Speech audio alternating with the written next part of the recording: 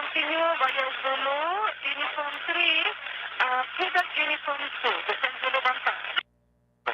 Zulu, uniform 3, Quebec uniform 2, descend Zulu 1 time.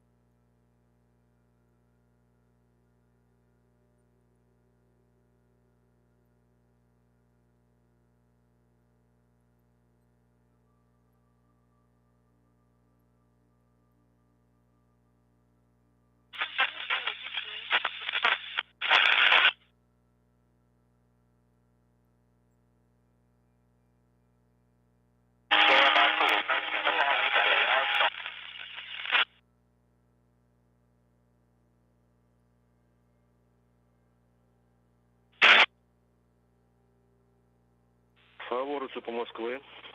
Favore, MCC Moscow.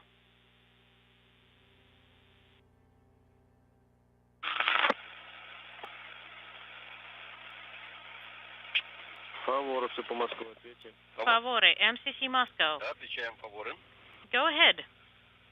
Фаворы, давайте Favore. внимание Кентавра, медпоясовская. Please report on the medical Выполняли harnesses and Centavros and the suits. We have the Centavros, the medical harnesses, the everything on. Both FEs are in SA, and we're working for page 32. And what about the salt and water supplements? We got them all. All right. You have in SA, you should have 2 books for descent and of nominal situations, right? Correct. And everything else is in BO, correct? Affirmative. All right. And after that frame, could you please, on the page, could you please report? We verified the seat latches. We are removing the cap for the SA purification cartridge.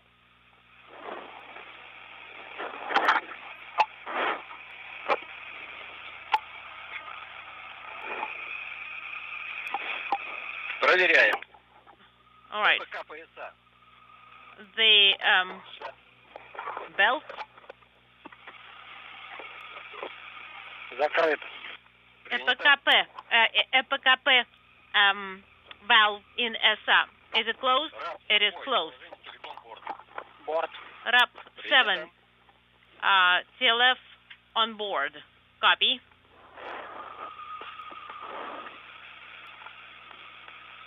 ПКО Кентавр, скафандры одеты. We have the medical belts, Kentavre, and suits on.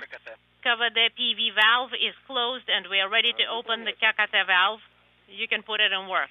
Принято. Открываю ККТ. Opening KKT valve. ККТ открыт. KKT is open. Перевожу КСД. I'm putting KSD BO in the electrical control mode.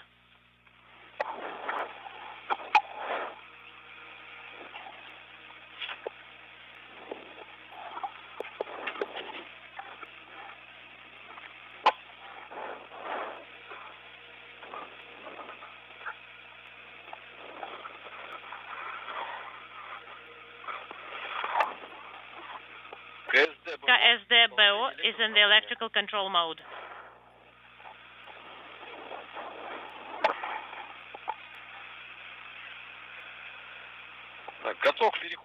I am ready to translate to the descent module SA and work with the switches there. And I am going to be unavailable for a second. I need to redo the extension cord. So, Alexei, please report. So I am putting all the switches in the off position on the BRUB. We are turning off the transmit.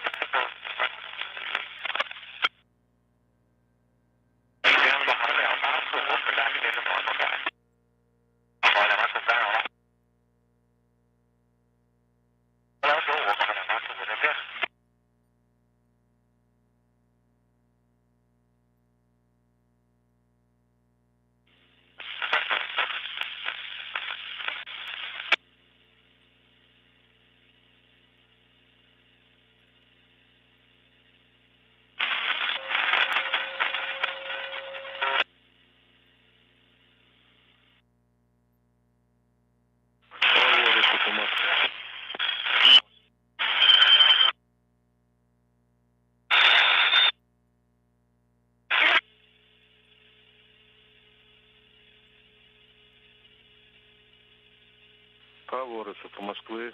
Favore, MCC Moscow.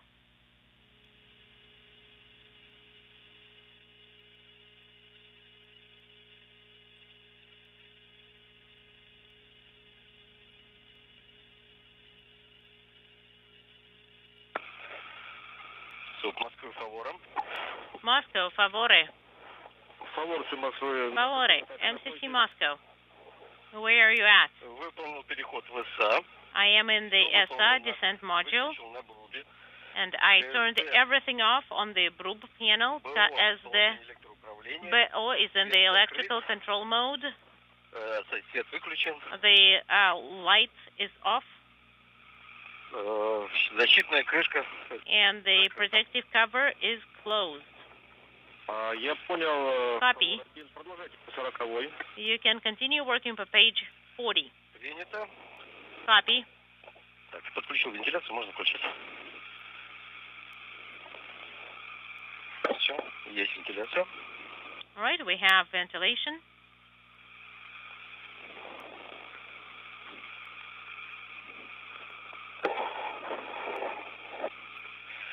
Так, по 40-й. Включаем блоки очистки. All right, for page 40, we are turning on the atmospheric purification units, primary and the backup. Резервно. Принято. Copy.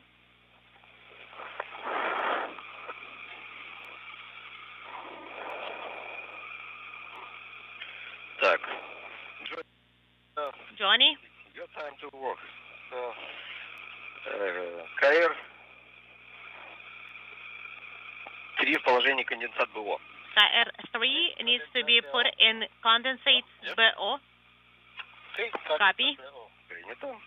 Copy. You can start pumping. 2 minutes? Yes. 2 minutes? Okay. Affirmative.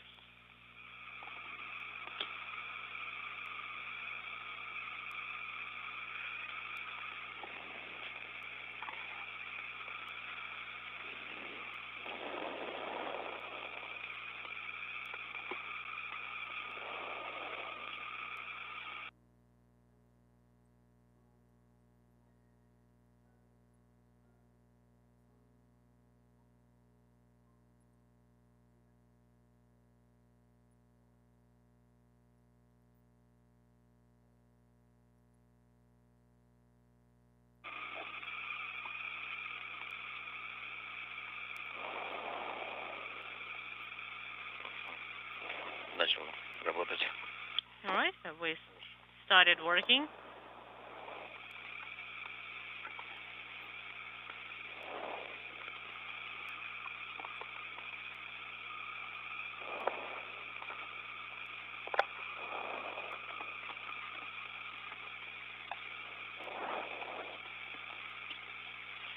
Минута прошла. 1 minute is up.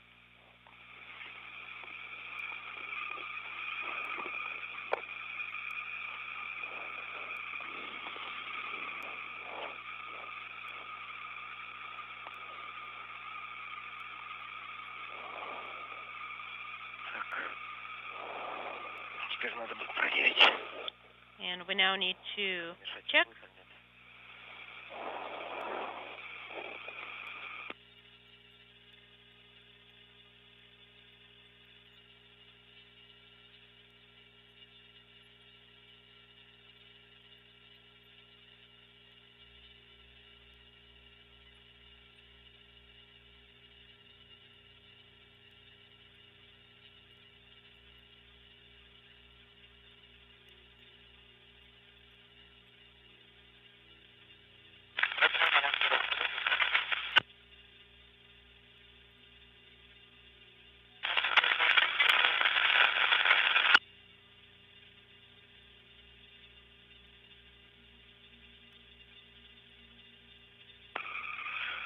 ЦУП Москвы. Moscow, Favore.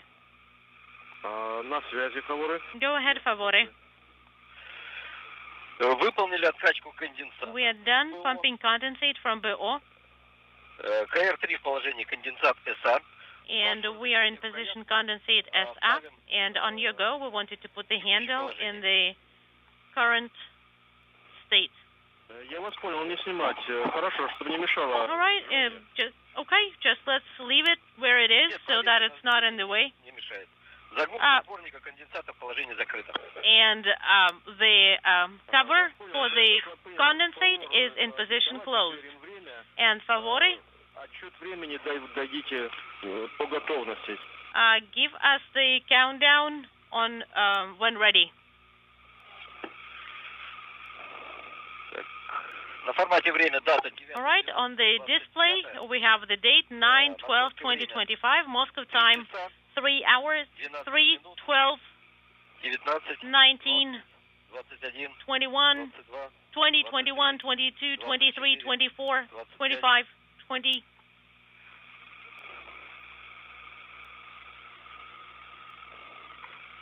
Что по времени скажете? What'd you say, Moscow?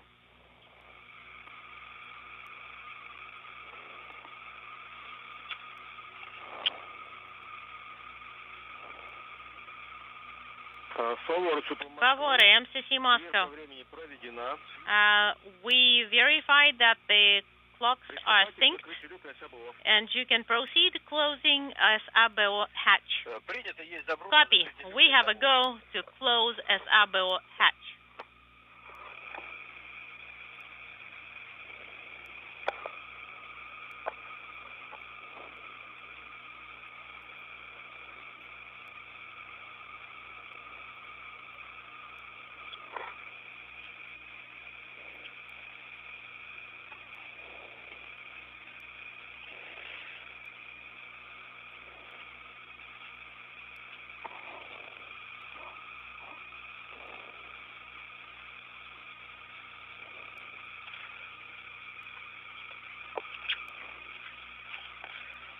Поверхности протерты, чистые.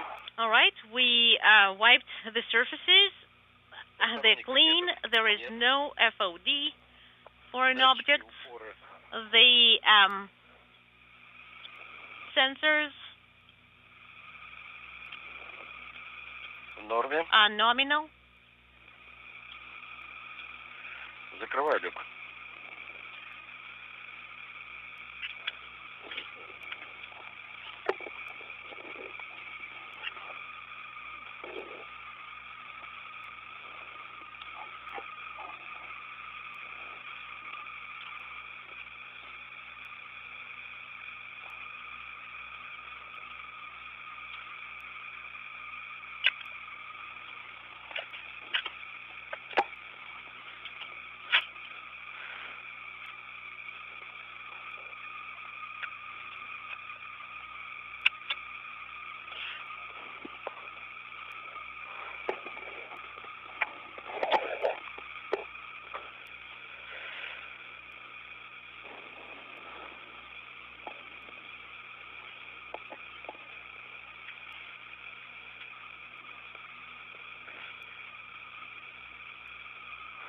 Транспарант люк САБО ТС-7 не горит. КВД САБО в положении закрыто.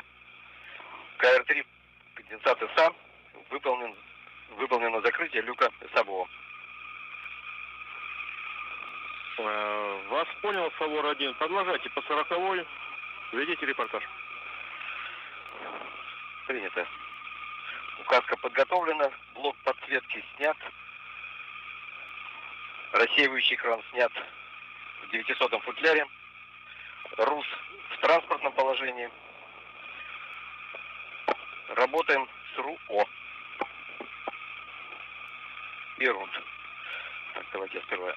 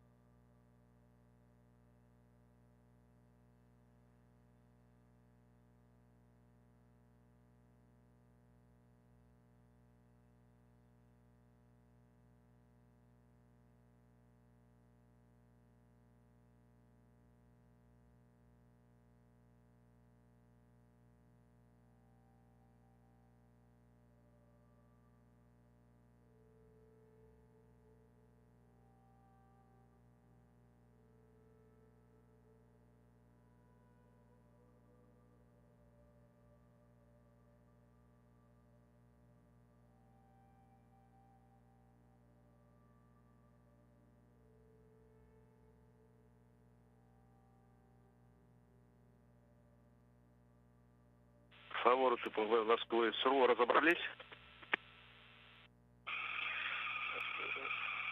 Третий вопрос. А с РУ разобрались, в рабочее перевели положение? С РУДом как? Нет, в процессе пока. Пока пристегиваюсь.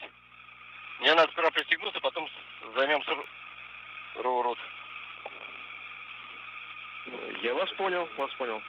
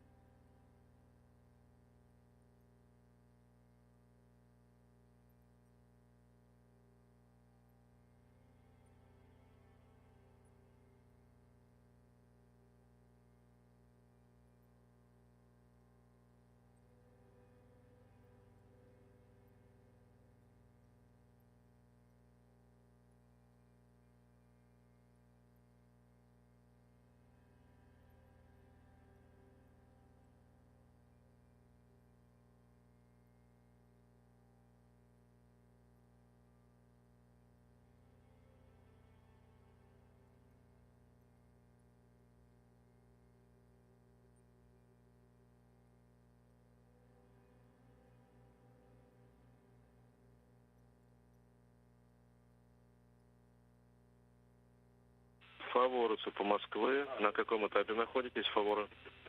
Favore, MCC Moscow. Where are you at in the procedure?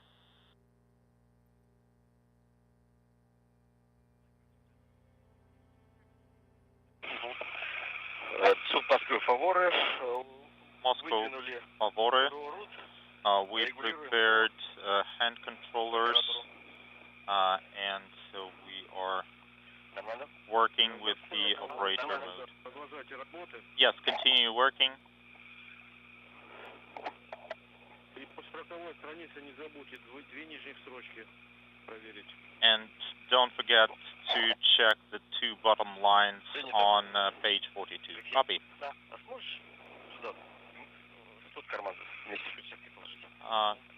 Can you put this in that pocket along with the glove? Okay.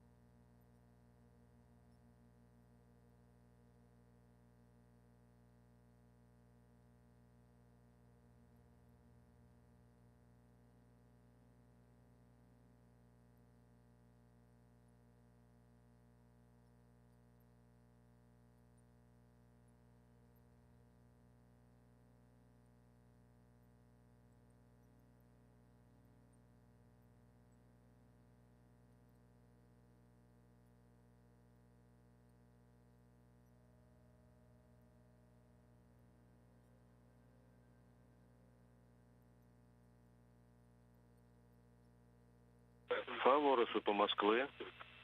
Favore, Moscow.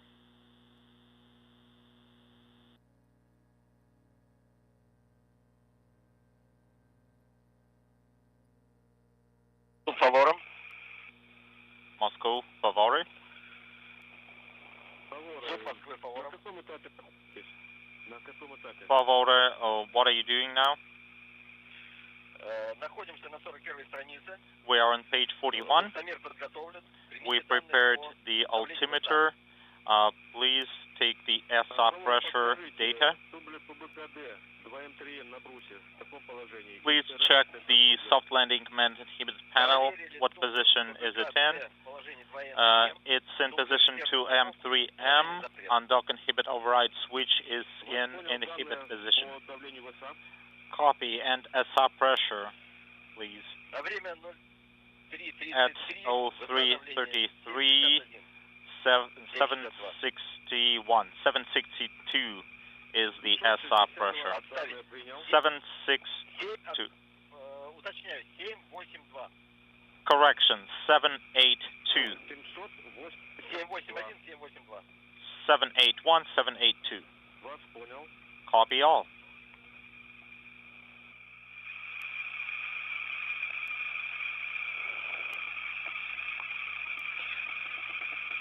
Часы на скафандре. We put the watch on the suit. Слушаем. Yes, go ahead. Давайте, пока не надели перчатки, проверим, сверим данные на спуск. While you are not in your gloves, let's compare data for the descent. Copy, we're on page 47.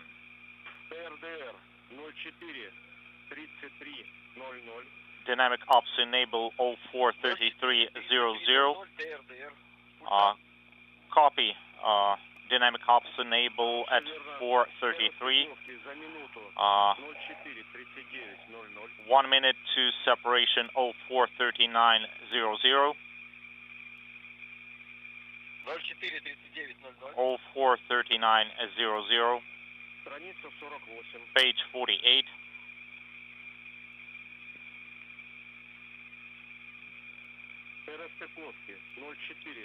Separation time 044000. 044000 is the separation time, and hooks open command sending, and separation plus 330 is 044330. 044330. That's separation. Также пометьте команду V17, страница 46, не выдавать. Okay, please don't send command B17 on page 46.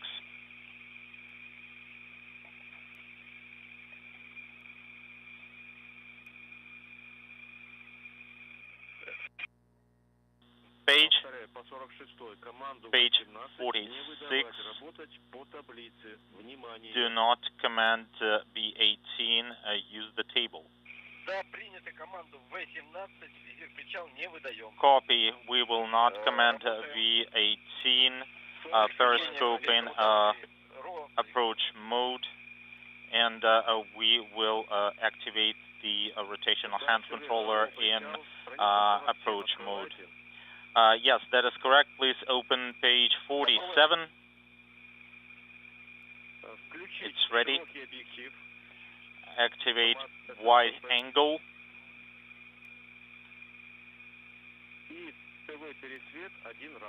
And use AGC mode once. Copy wide angle lens and AGC mode once. Let's go to page 54.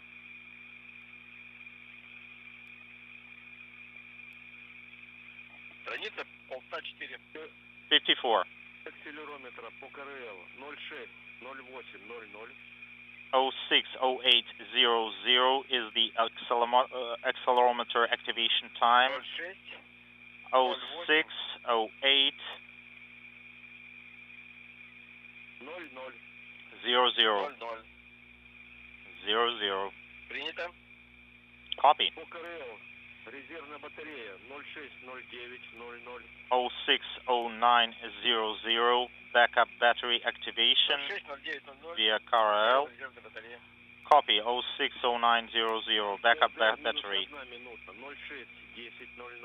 061000, dynamic ops actuation -1 minute.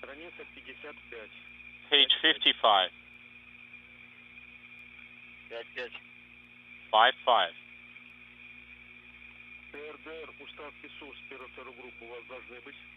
And you should have SUS settings for groups 1 and 2. Yes, we have them.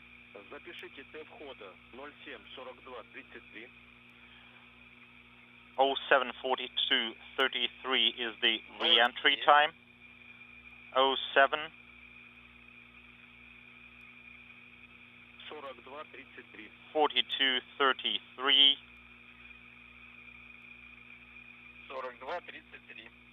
42:33. Дата 09:12:25. Date 09/12/25.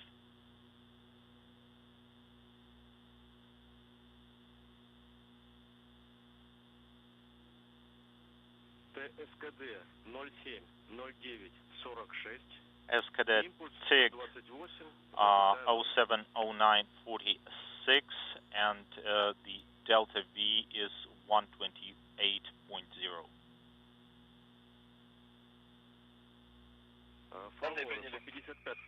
Copy. Did you write down the data for 55? That's correct. Group 1, 1266. Group 2, 0220. 07:42 is the re-entry time. Current date 09/12/25. SCADET TIG 07:09:46, and delta V is 128. Continue in page 56. Запреты КВ у вас должно быть 06:55. 06:55:00. You should have infrared horizon sensor inhibit. We confirm that. 06:55. Работаете. За 10 минут до СКД 06:59:46. Запишите. 06:59:46 is 10 minutes to SCADET TIG. You have time 8 minutes prior to TIG. That's 07:01:46. Confirm that. 07:01:46. 8 minutes prior to SCADET TIG. SCADET TIG minus 1 minute. 07:08:46. That is correct. Page 57.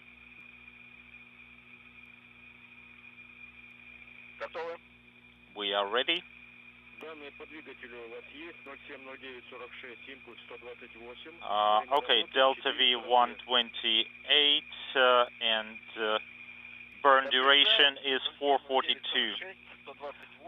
Copy. SCADET TIG 07:09:46, delta V 128, and then write down 07:10:46. 07:10:16. That's SCADET TIG plus 30. That's correct. So let's go to 59. Данные по двигателю ТСКД 07:09:46, ГК 07:14:28. And we have engine cutoff at 07:14:28, SCADET TIG 07:09:46, 07:09:46, engine cutoff 07:14:28. That's correct. Let's go to page 61.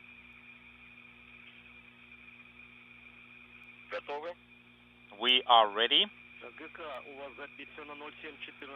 You have engine cutoff at 07:14. 07:14:38 is engine cutoff plus 10. Engine cutoff plus 10. 07:14:38. 38. Все верно. That Страница is 62. correct. Page 62.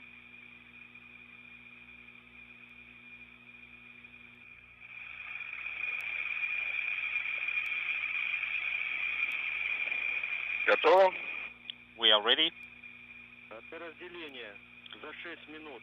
6 minutes prior to separation, 07:32:04.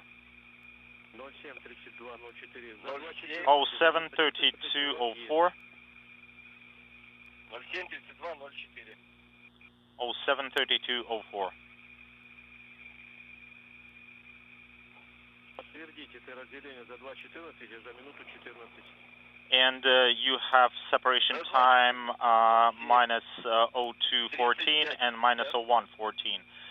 Yes, minus 02:14, 07:35:50, and separation minus 1 minute 14 seconds, 07:36:50. That is correct. Let's go to page 63. We are at 63. 63 страница, продиктуйте. Please read it aloud.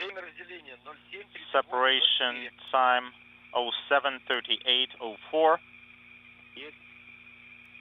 Yes. STD time 07:40:40.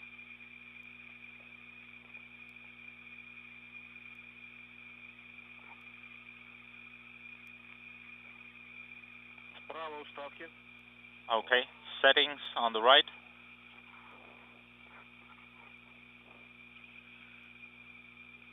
Уставки, имеется в виду по 63, да? You mean on 63, right? 63, все верно, да. 63, that's correct. При входа уставки СУС. Так. Re-entry time and SUS settings. Время входа 07:42:33. 07:42:33 is the re-entry time. Уставки СУС. SUS settings 01266 for group 1, group 2 0220. Все верно. Страница 64. That is correct. Please give me re-entry time on page 64. Время входа 07.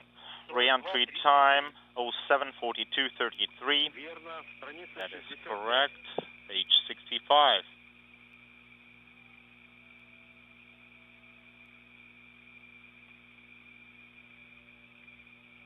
ОСП за минуту минус Main should 8:31. deploy minus 1 minute 07:48:31.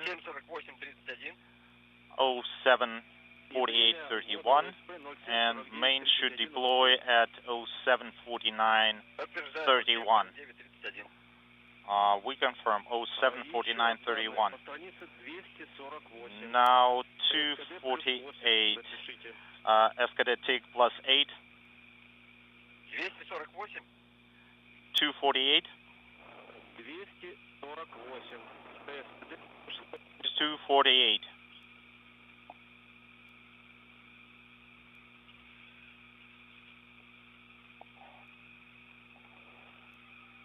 Так, ТСКД плюс 8.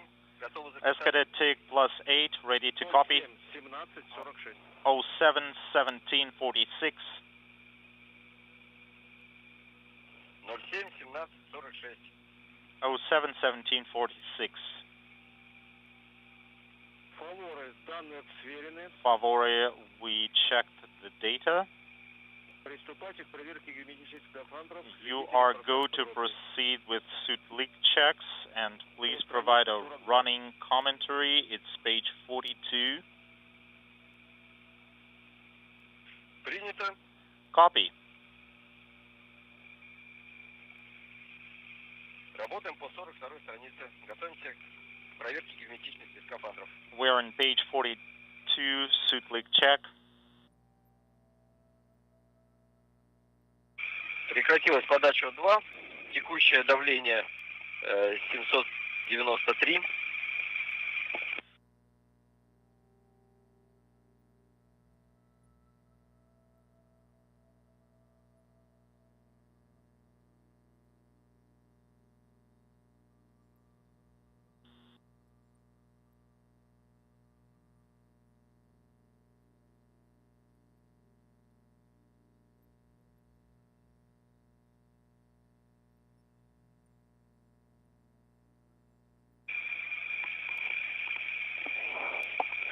Работаем по 42-й странице. We are in page 42.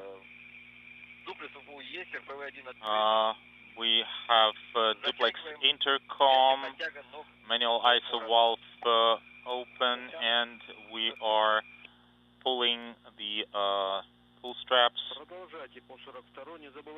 Continue in page 42. Don't forget about kneecaps and Valsalva.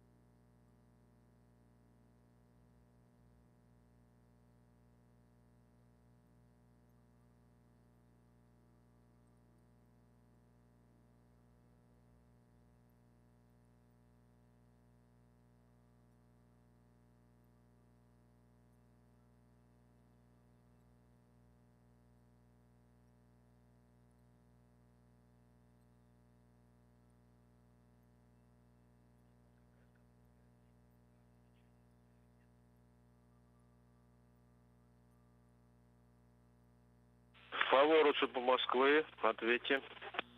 Favore, Moscow.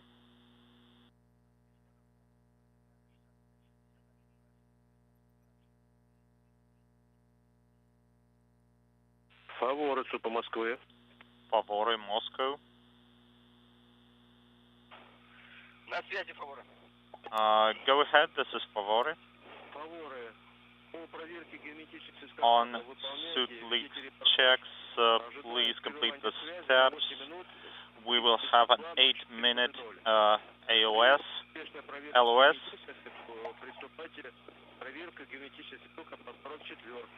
And if you're complete with suit leak checks by then, please proceed with hatch leak check. What time is the LOS? Inaudible, but please provide running commentary anyway. 0554 принят. 0554, copy. 0552, забывайте, 0433, можно выдать РДР. Unintelligible. 0442 РДР, да? 0442 is the enable dynamic office command. And before that, you need to check suits for leaks and do the hatch leak check. Copy.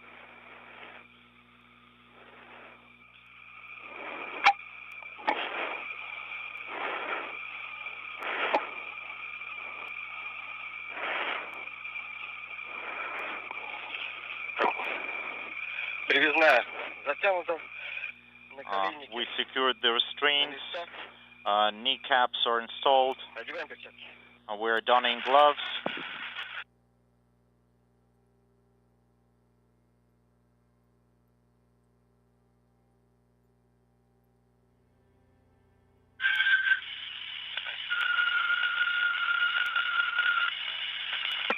Принято.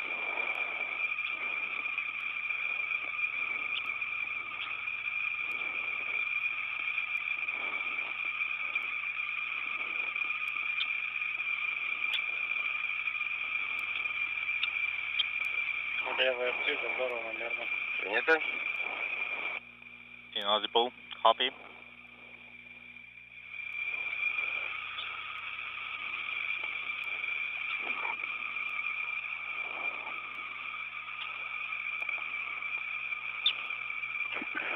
Включай. Feedback get. 3 щелчка. Принято. Done gloves, 3 clicks, copy.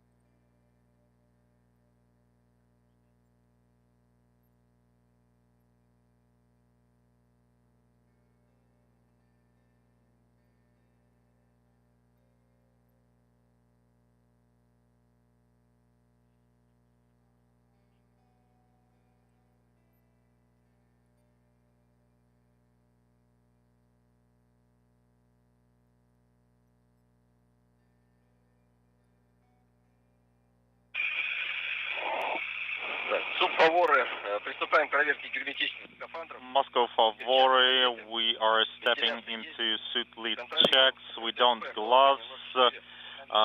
We have ventilation. Pressure regulator is in position 04. We're closing visors and monitoring ventilation. Left is closed. Copy. Закрыт, 2 щелчка. Closed, 2 clicks.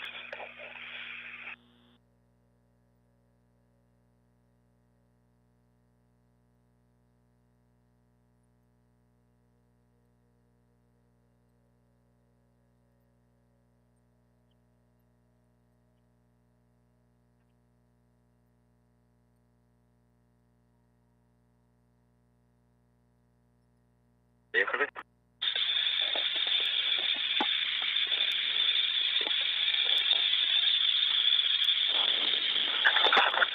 Первый есть рост. Right. 005 for the first one, 005.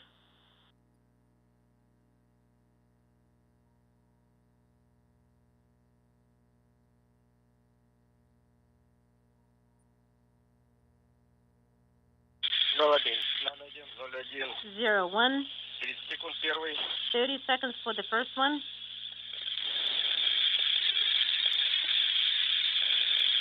0:35.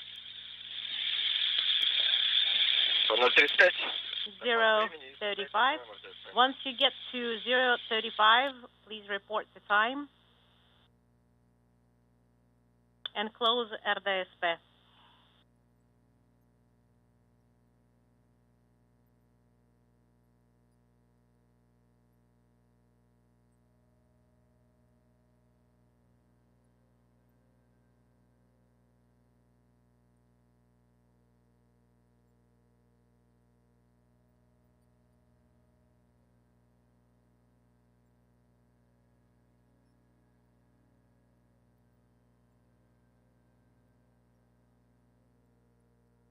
Вот 5.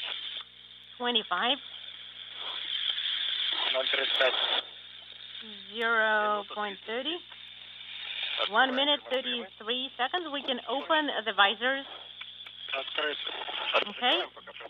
The visors are open and you can close the epicap valve. Copy.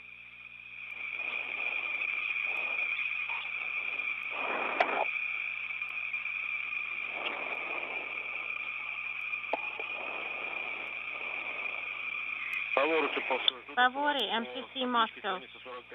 For page 43. Так, докладываем. All right, reporting. Время наполнения.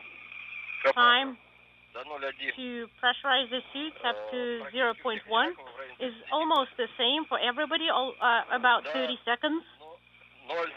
For 0.35 for suit 1, Минута 1 minute 18. 18 seconds. For the second one, 1 minute 33. And for the third one, 1 minute 25. The visors are open. And the pressure regulator is at 0.4. And the pressure in descent module is Давление 827. 827.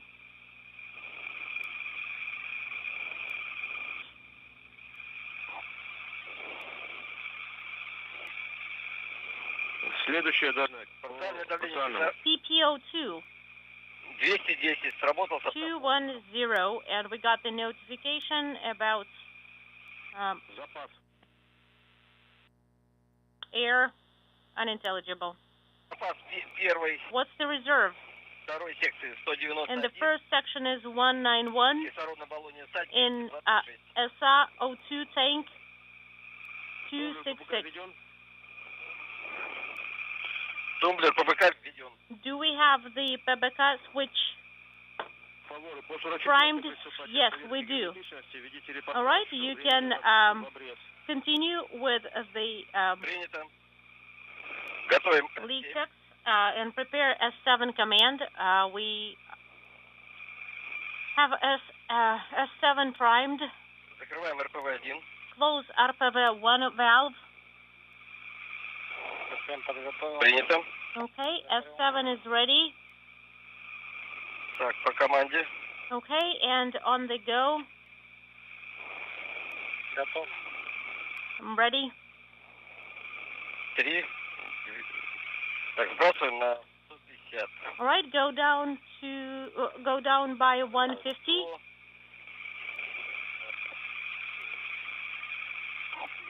600.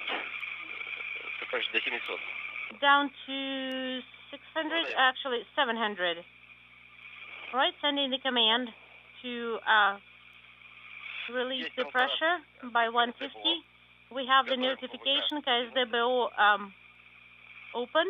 We are prepping OVK 11 command. Выдаем. All right, sending the command.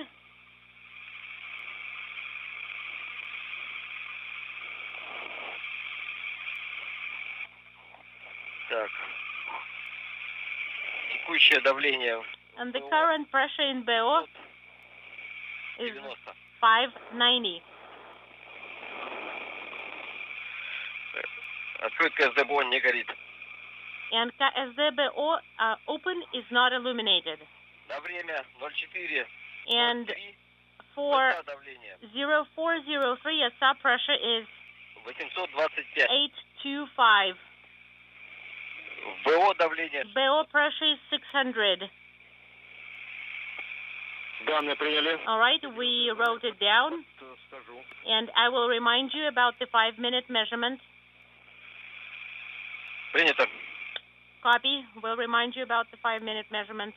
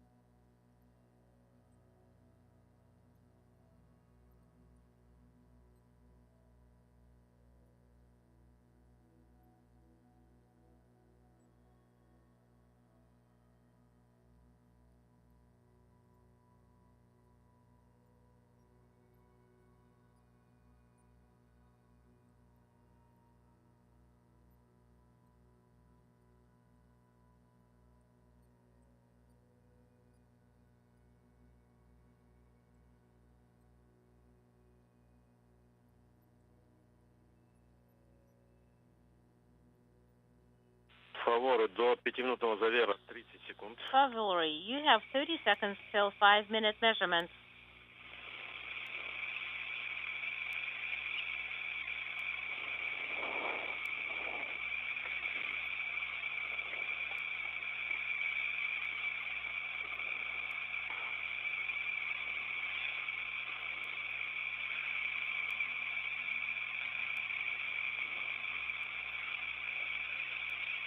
Favore, примите данные. Favore, we've got the measurement ready Время 04:08. for 04, Высота давления 08. 820. SA pressure is 827. BO pressure is 605. Вас понял. Copy. Замер запрошу. And I will request the 10-minute measurement Принято. in a little bit. Copy.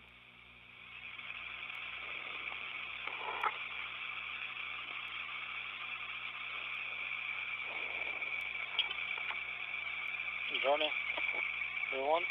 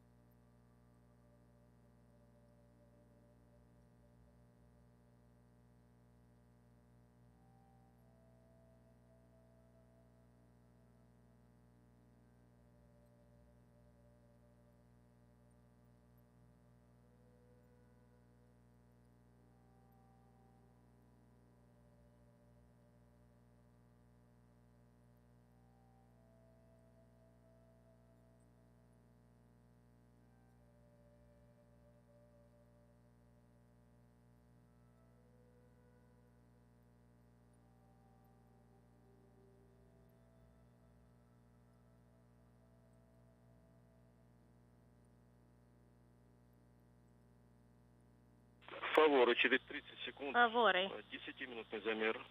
We will need a 10-minute measurement in 30 seconds.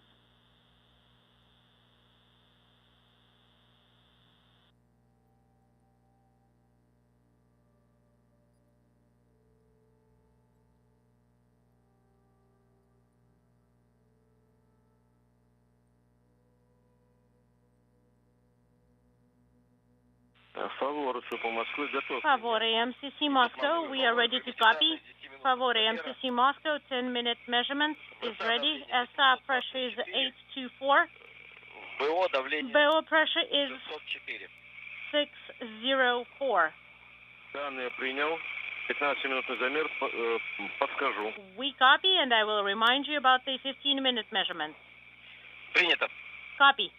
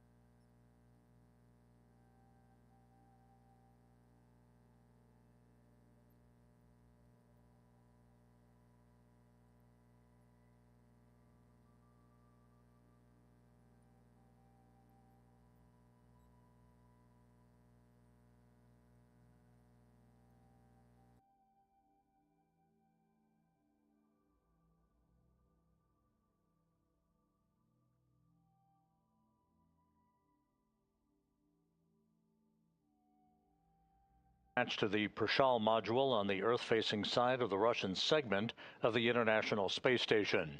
On board that spacecraft, 3 crew members of the Expedition 73 crew, NASA's Johnny Kim, and Roscosmos cosmonauts Sergei Ryzhikov and Alexei Zubritsky, all suited up, ready to undock from the complex about 25 minutes from now to begin the ride home and the completion of a 245-day mission. Good evening from Mission Control in Houston and the International Space Station Flight Control Room. Everything is in readiness for the departure of Kim, Ryzhikov, and Zubritsky. They climbed aboard their Soyuz spacecraft a few hours ago, donned their Sokol launch and entry suits, conducted leak checks on their side of the Soyuz Prishal docking interface, as well as leak checks of their Sokol launch and entry suits. And as we said, everything is in readiness for the actual physical separation of the Soyuz from Prishal at 7:41 and 30 seconds p.m. Central Time, 8:41 and 30 seconds p.m. Eastern Time. Their destination is a very chilly steppe of Kazakhstan, southeast of the town of Zhezkazgan, about 91 miles south of Zhezkazgan, for a Tuesday morning touchdown at 10:03 and 55 seconds a.m. Kazakhstan time, which will be 11:03:55 here in Houston, 12:03 and 55 seconds a.m. Eastern time, just after midnight Eastern time on Tuesday morning. That parachute-assisted landing will be met by a team of Roscosmos, Rosaviatsia, RSC Energia, and NASA personnel who are embedded in the search and recovery forces, who will be making their way to the landing site very shortly. We'll have more on the landing and recovery operations for these 3 crew members in just a few moments.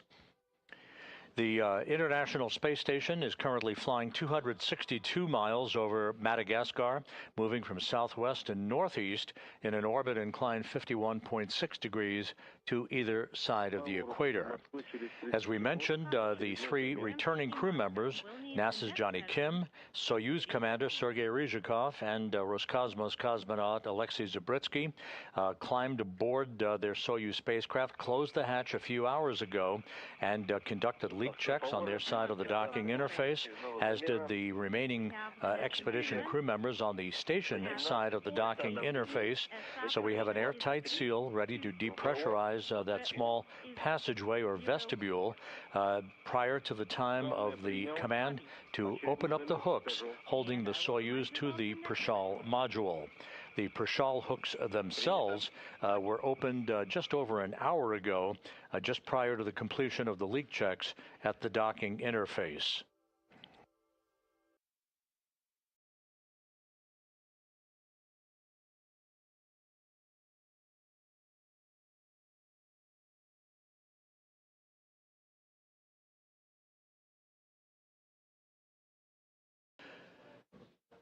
A few hours ago, the departing crew members gathered one final time with their space station counterparts to offer a few final words that signaled the beginning of the end of their time on orbit.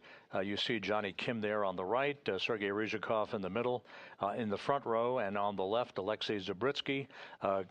They were joined by the crew members who are remaining aboard the International Space Station. The new station commander, Mike Fink, he's in the back row, second from the left, joined by NASA astronauts Zena Cardman and Chris Williams, Kimiya Yui from the Japan Aerospace Exploration Agency, and three Roscosmos cosmonauts, Sergei Kud-Sverchkov, Sergei Mikheyev, and Oleg Platonov.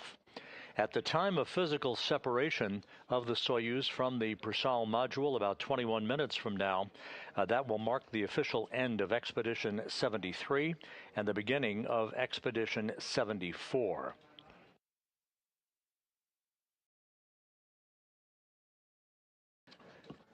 And here, again, several hours ago, you see the crew members waving goodbye one final time before entering the Soyuz MS-27 spacecraft. There on the right is NASA's Mike Fink, who is the new space station commander and will be for the remainder of his mission on board the complex. Once the hatches swung closed, Sergei Kud-Sverchkov, one of the newer arrivals on board the International Space Station, conducted leak checks on the station side of the docking interface. At the time of landing for the Soyuz spacecraft a few hours from now, Kim, Zabritsky, and Ryzhikov will have completed 245 days in space and aboard the space station itself, 3,920 orbits of the Earth, a mission of some 104 million statute miles. By the way, that's the equivalent of about 208 round trips to the moon. For Johnny Kim and Alexei Zabritsky, this was their first flight into space. For Ryzhikov, his 245 days on this mission will have brought a total of 603 days in space for him on his 3 flights. That puts him 13th on the all-time endurance list. This trio of space travelers saw the arrival of 9 visiting vehicles and the departure of 6 visiting vehicles. Ryzhikov and Zabritsky conducted a pair of spacewalks during their time on orbit, totaling 13 hours and 3 minutes.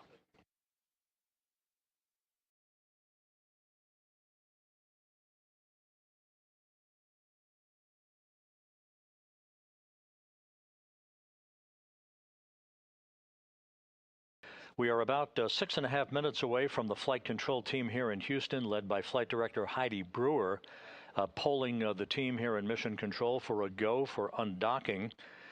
The sequence of events after that call for an undocking command to be issued at 7:40 p.m. Central Time, 8:40 p.m. Eastern Time. That basically initiates the opening of the hooks on the Soyuz side of the docking interface with the Prishal module.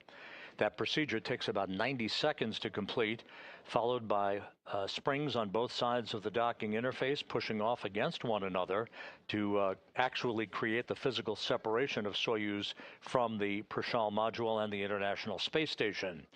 At that point, Expedition 73 goes into the history books. Expedition 74 formally begins. There's a crew portrait of the 7 crew members who will remain aboard the International Space Station. At the top, Mike Fink, Zena Cardman, Kimiya Yui, and Oleg Platonov. At the bottom, Sergei Kud-Sverchkov, Chris Williams of NASA, and Sergei Mikheyev. The undocking itself is scheduled at 7:41 and 30 seconds p.m. Central Time, 8:41 and 30 seconds p.m. Eastern Time. There will be a pair of separation burns, small firings of the Soyuz thrusters, the first being 8 seconds in duration, the second about 15 seconds in duration, to create the opening rate between the Soyuz and the station. It will travel to a safe distance away from the station, about 41 kilometers away from the station, for the big burn. That'll be the deorbit burn that is scheduled at 10:09 and 46 seconds p.m. Central Time, 11:09 and 46 seconds p.m. Eastern Time. That burn, which is basically a braking maneuver, it's a retrograde burn of 4 minutes and 42 seconds in duration to slow the Soyuz down by 128 meters per second, allowing it to basically fall out of orbit on its high-speed entry back into the Earth's atmosphere. Some 24 minutes after the deorbit burn, the pyrotechnics will be initiated to separate the 3 sections of the Soyuz spacecraft. The upper section, as you see in this diagram, is the orbital module. Right after the deorbit burn, that orbital module will be depressurized to vacuum in advance of the module separation itself. The 3 crew members are strapped into their respective seats in the descent module. That's the center section of the 3-section Soyuz spacecraft, with Zubritsky in the left seat, Sergei Ryzhikov as the Soyuz commander in the center seat, and Johnny Kim in the right seat. The call sign that you'll be hearing from Russian flight controllers at the Russian Mission Control Center in Korolyov will reference favore, or favor, in the English spelling of the term. That is the name of a mountain range in Russia that Ryzhikov chose as the call sign for his Soyuz vehicle. Again, the separation of the 3 sections of the Soyuz scheduled at 10:38 and 4 seconds p.m. Central Time, 11:38 and 4 seconds p.m. Eastern Time. Just about 3 minutes after that, the Soyuz, the descent module, that center section, traveling with its heat shield in the direction of travel, will reach the upper traces of the Earth's atmosphere, some 420,000 feet above the Earth, traveling quite fast. That will occur at 10:41 p.m. Central, 11:41 p.m. Eastern Time. At that point, just about a minute and a half later, plasma will begin to build up. That's the result of the heat that will build up around the Soyuz spacecraft that reaches some 2,500 degrees Fahrenheit. The heat shield, of course, will be repelling that heat as the Soyuz barrels its way toward the landing site on the steppe of Kazakhstan.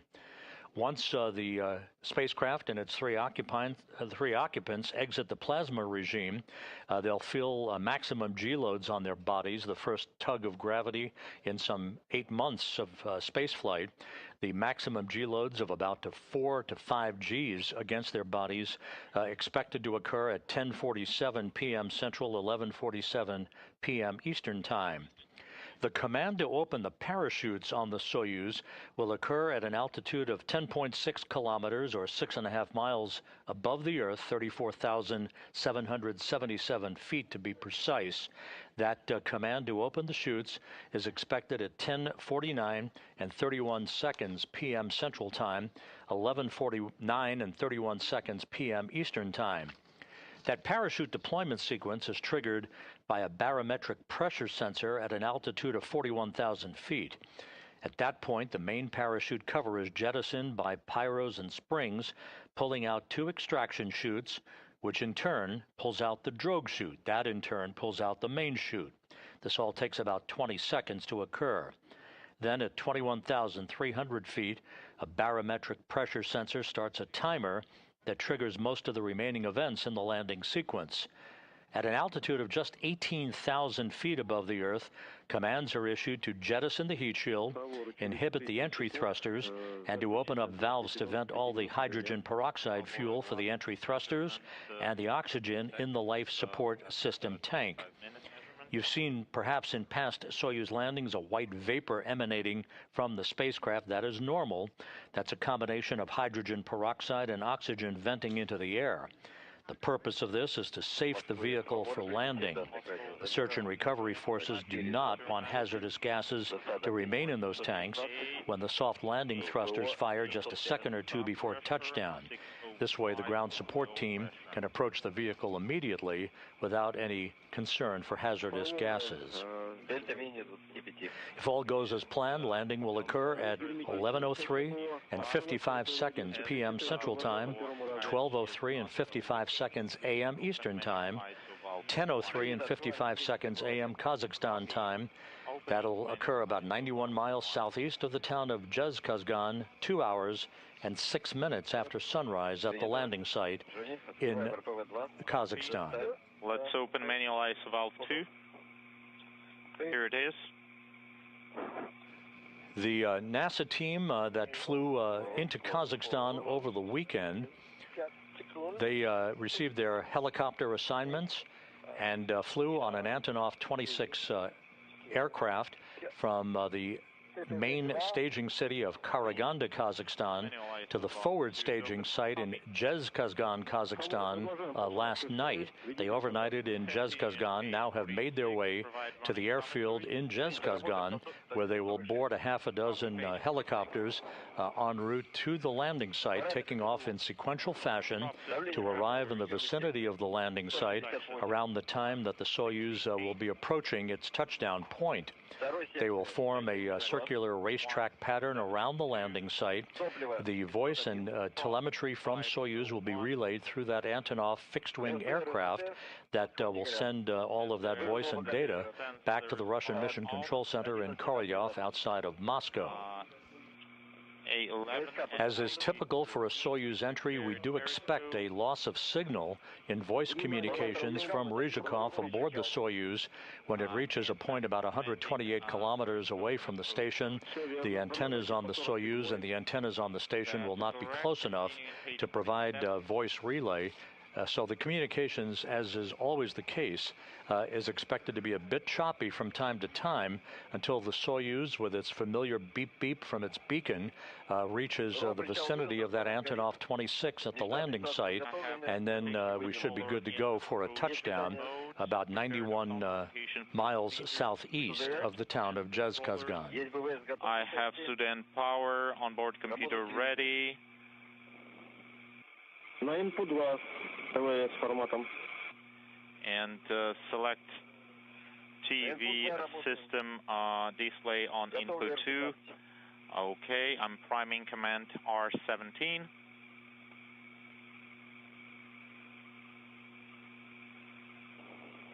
Подготовил, выдаю. The command is ready.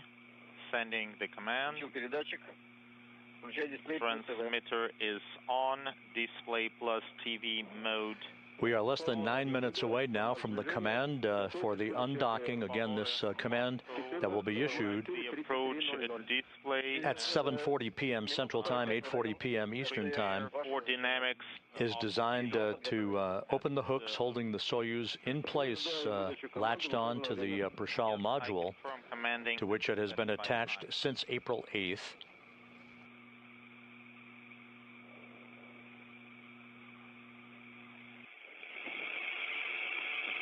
It'll take 90 seconds for the hooks to fully open, initiating springs on both sides of the docking interface to push off against one another, and then we'll have physical separation.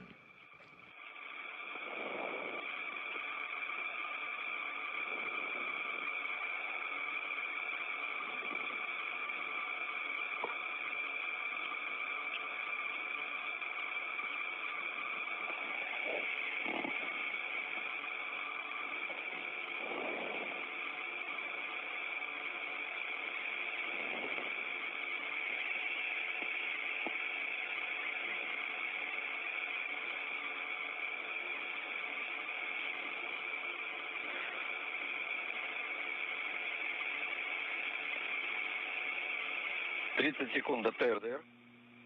30 seconds to dynamic ops enable command. That's correct. 20. 20.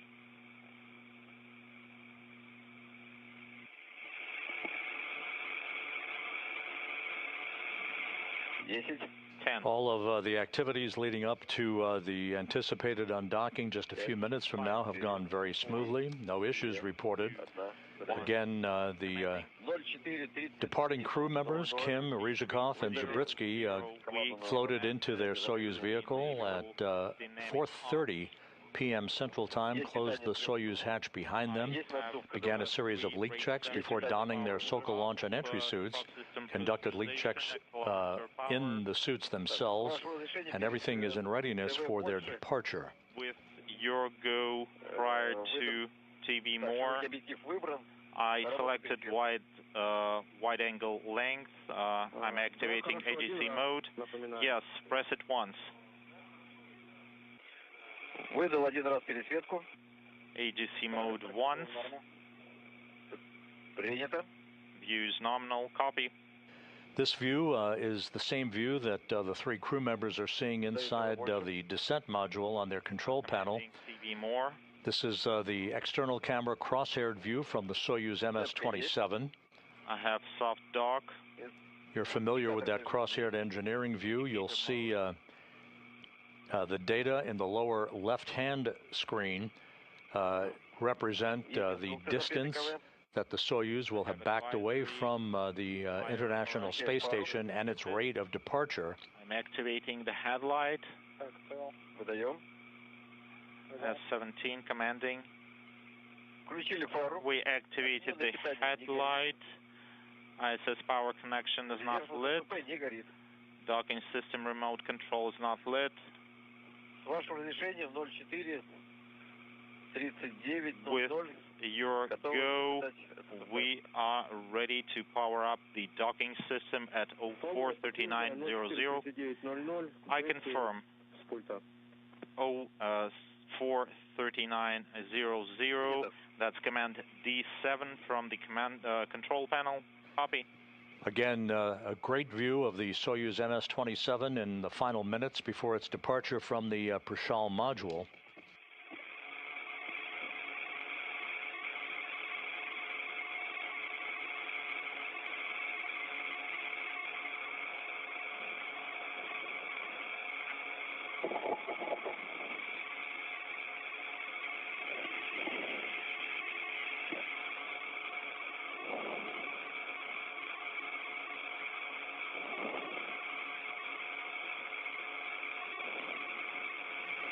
Less than 4.5 minutes now before the command is issued for the undocking.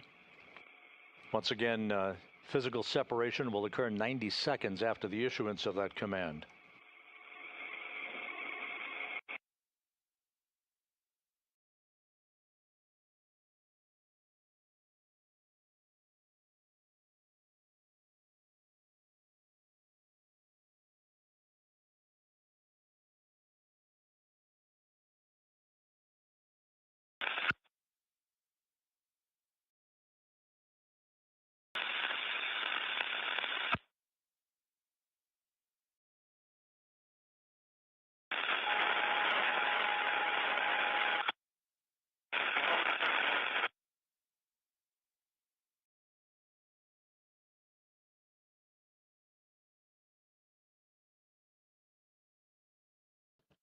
Just to reset some of the upcoming events, the undocking command is scheduled just over 3 minutes from now at 7:40 p.m. Central Time. 90 seconds later, physical separation. 3 minutes after physical separation is the first of 2 separation burns of the Soyuz thrusters. This will be an 8-second burn to increase its departure rate by 0.53 meters per second. The second separation burn occurs about 1 minute and 20 seconds after that, a 15-second burn to further increase the opening rate by 1.61 meters per second.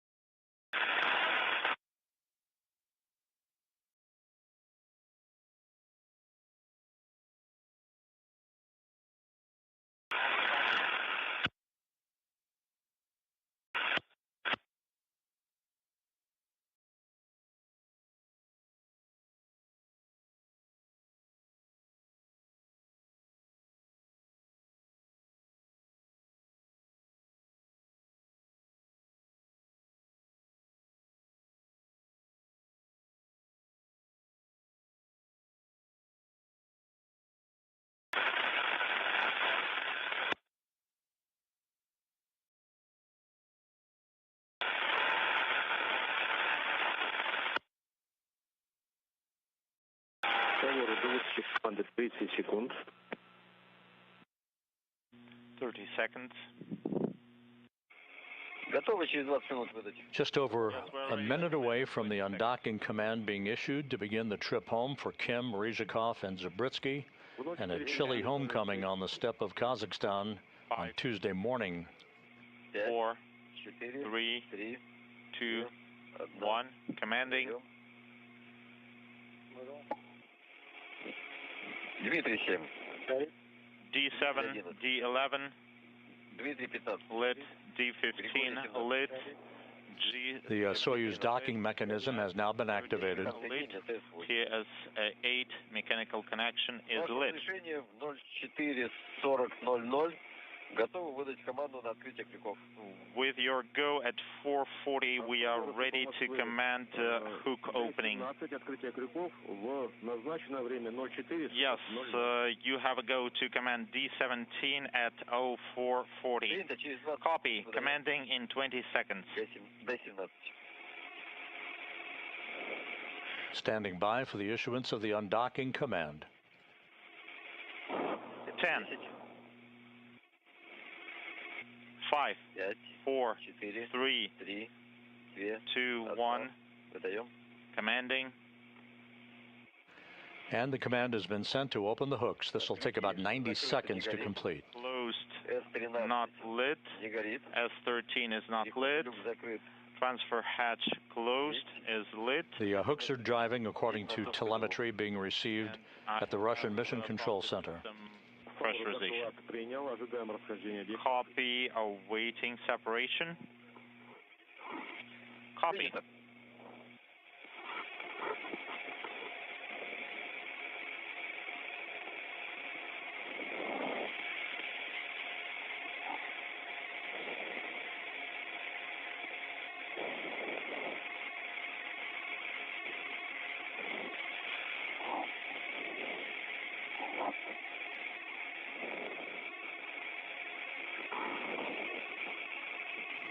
About 30 seconds away from physical separation.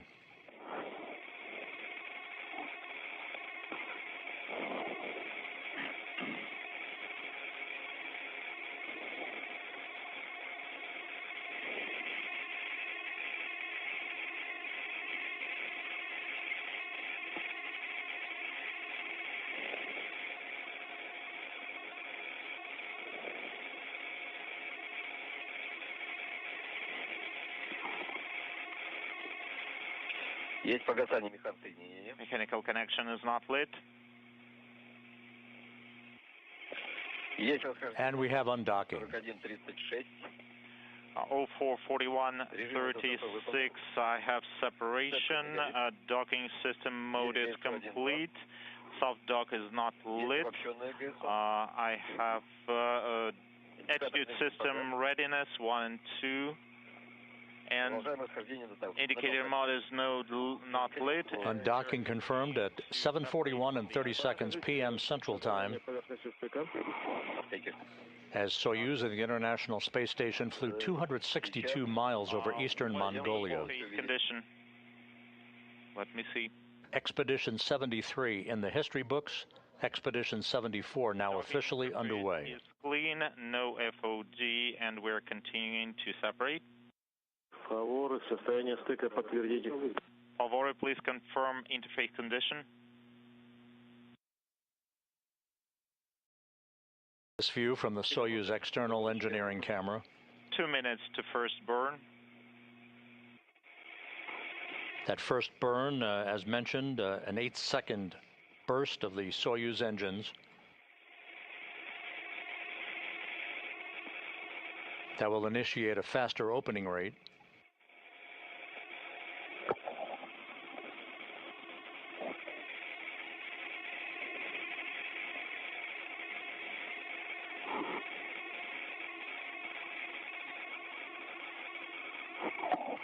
Johnny Kim, Sergei Ryzhikov, and Alexei Zabritsky on the way home.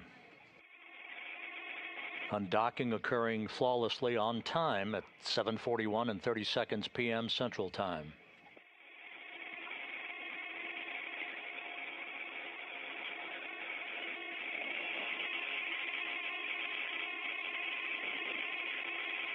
Через минуту ожидаем включения ДПО. In 1 minute, we'll have depot burn. Up until the undocking, for the first time in history, every single docking port at the International Space Station had been occupied. Now there is an open parking place.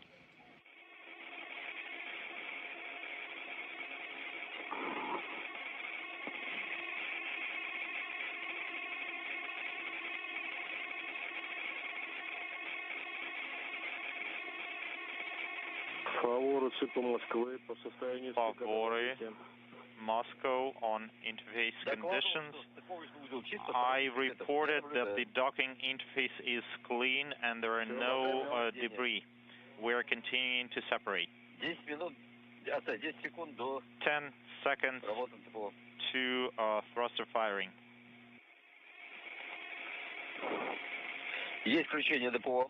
I have thruster firing. And the first of the two separation burns being conducted. 8 seconds, burn complete. And it was a nominal burn, 8 seconds in duration. We have attitude. The second burn of 15 seconds in duration, about 1 minute and 20 seconds from now.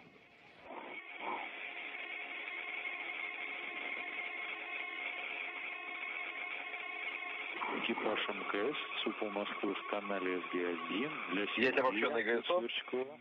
I have attitude readiness and we are waiting for the Soyuz reported to be stable, flying over southeastern Russia.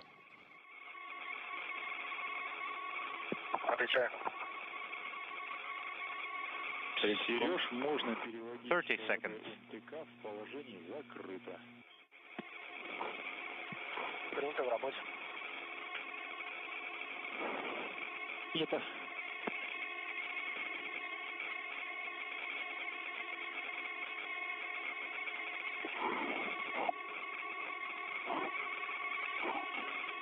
Standing by for the second separation burn. And the burn is underway. Firing for the second burn. 7 seconds. 10.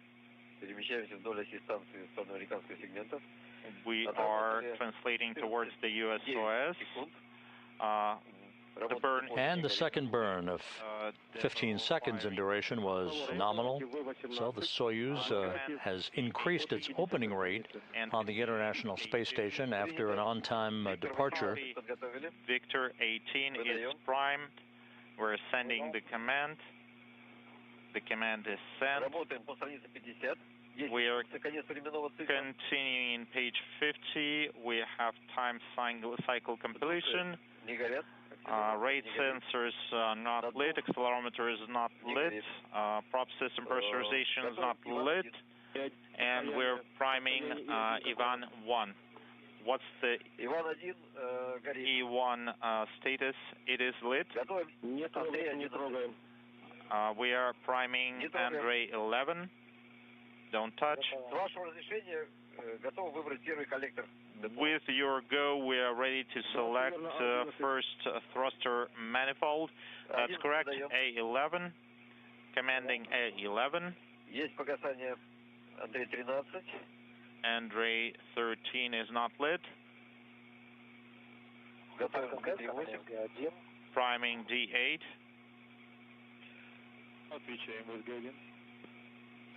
As the Soyuz MS-27 moves further and further away from the space station, the search and recovery forces, called Rosaviatsa, with NASA personnel embedded in the recovery team, will soon be making their way to the airfield in Zhezkazgan, the forward staging area for tonight's landing and recovery of the crew. To go off the big screen. Yes, command rotation controller in attitude control mode. Copy.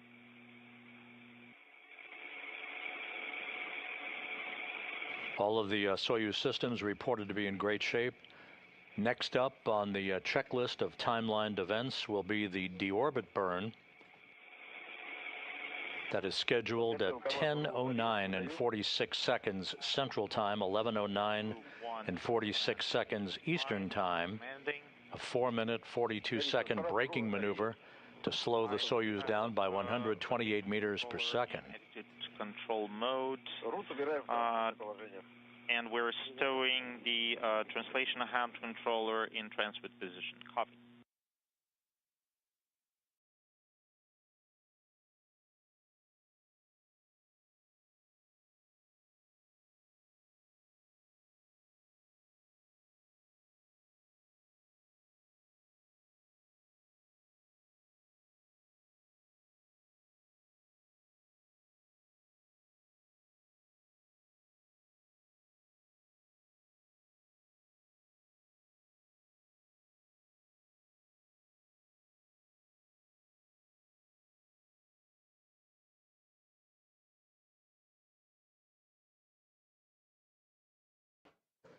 A good view of the Soyuz near the limb of the Earth as it flies from northwest to southeast, now crossing the Kamchatka Peninsula. On board, NASA's Johnny Kim and Roscosmos cosmonauts Sergei Ryzhikov and Alexei Zabritsky.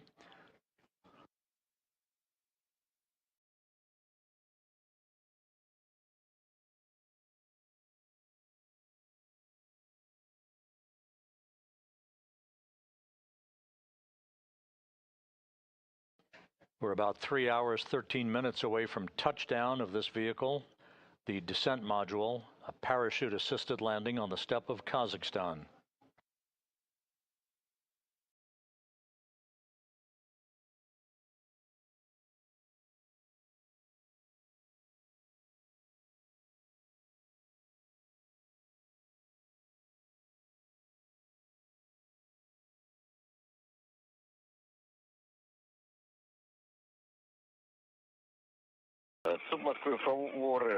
Moscow, Favory, spherical tank pressure 167, second section 171, 491 is the prop pressure, and with your go on ready to deactivate video.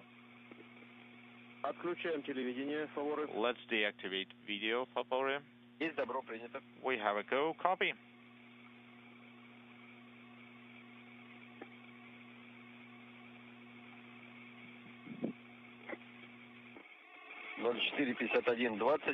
Отключил телевидение. I deactivated video at 04:51:20.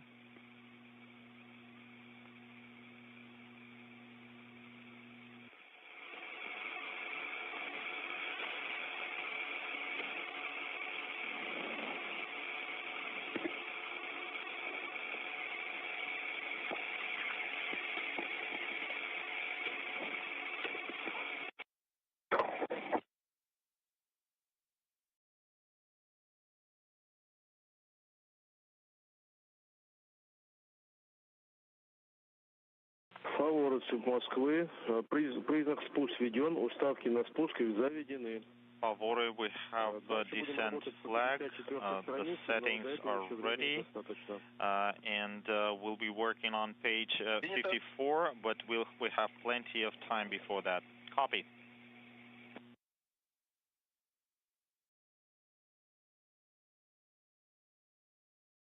This is Mission Control Houston. If you're just joining us, you're looking at the Soyuz MS-27 spacecraft, having undocked from the International Space Station about 13 minutes ago at 7:41 and 30 seconds p.m. Central Time, 8:41 and 30 seconds p.m. Eastern Time, as Soyuz and the International Space Station flew 262 miles over eastern Mongolia. Aboard the Soyuz, NASA's Johnny Kim and Roscosmos cosmonauts Sergei Ryzhikov and Alexei Zabritsky are in the home stretch of a 245-day mission in which they will have traveled almost 104 million miles. Their destination is the chilly steppe of Kazakhstan, some 91 miles to the southeast of the town of Zhezkazgan, where the Rosaviatsa search and recovery forces will be awaiting their arrival. After touchdown, the main event will be to extract the crew, place them in comfortable chairs by their capsule so that they can have a few minutes in an effort to try to regain some equilibrium after 8 months of weightlessness. They will be brought in those chairs into a nearby inflatable medical tent where they will remove their SOCA launch and entry suits, get into more comfortable clothing, receive initial medical exams, and then be brought into 3 nearby helicopters, Russian Mi-8 helicopters, one for each crew member, to be flown back to the prime staging city in Karaganda, Kazakhstan, which is northeast of the landing site. Kim will board a NASA plane to fly back to Houston. Ryzhikov and Zabritsky will board a Gagarin Cosmonaut Training Center aircraft to fly back to their training base and their home in Star City, Russia, outside of Moscow.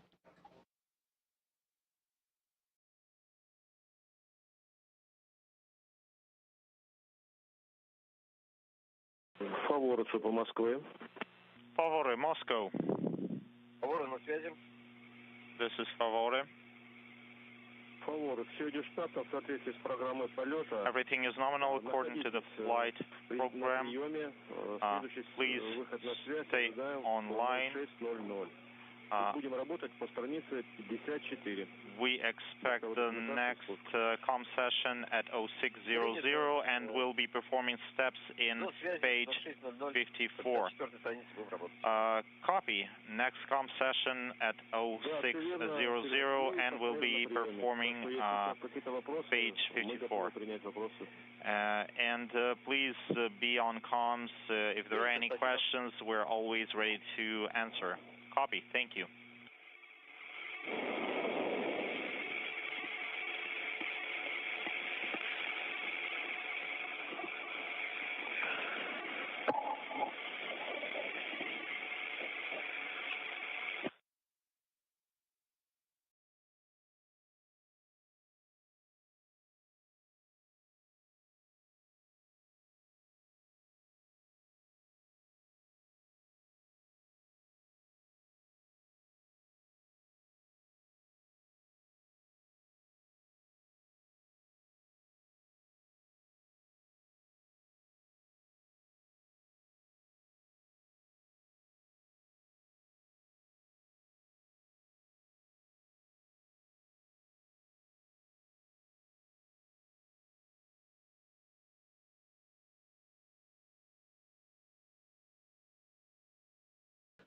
This is Mission Control Houston. The Russian flight controllers in Korolyov outside of Moscow continuing to have a dialogue with Soyuz commander Sergei Ryzhikov aboard the Soyuz MS-27, along with Johnny Kim seated to his right, and with Alexei Zabritsky seated to Ryzhikov's left in the center section of the Soyuz, the descent module.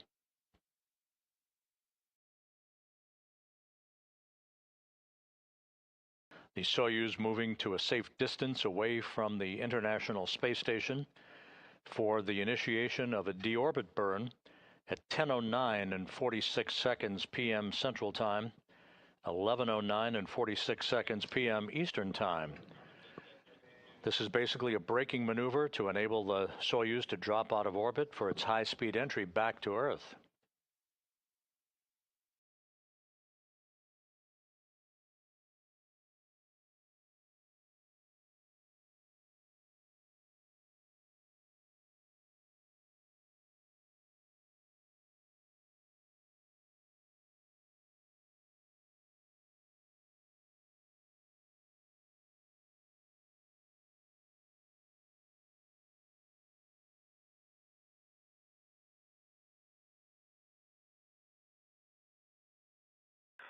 Москвы, ВГ-1 по радиограмме 65-55.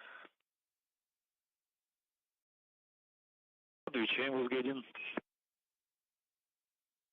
Миш выполнил съемку стыковочного узла.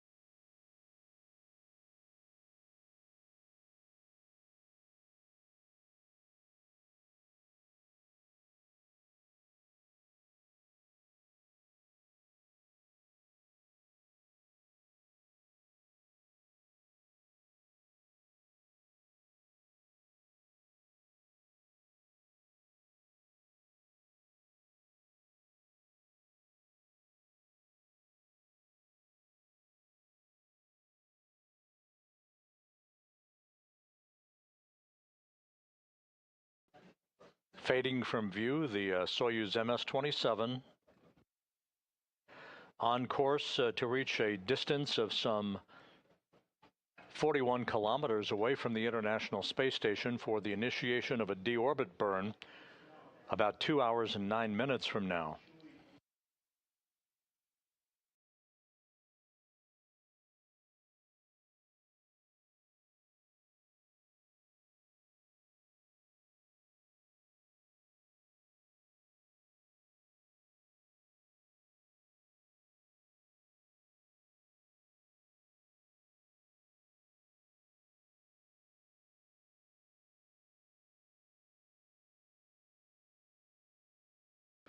The three crew members aboard the Soyuz, Kim, Ryzhikov, and Zabritsky, launched from the Baikonur Cosmodrome back on April 8th. It was a two-orbit rendezvous, which is typical now for crewed Soyuz missions. They reached the station just over 3 hours after their liftoff, docking to that Prishal module, the same docking port that they departed from about 22 minutes ago.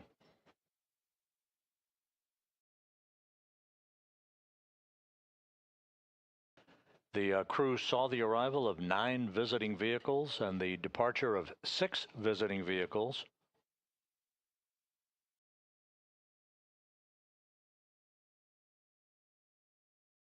And while on board, Kim, Ryzhikov, and Zabritsky were part of the commemoration of the 25th anniversary of a permanent human occupancy on the International Space Station, as well as the arrival of the new Japan Aerospace Exploration Agency cargo ship, the HTVX-1.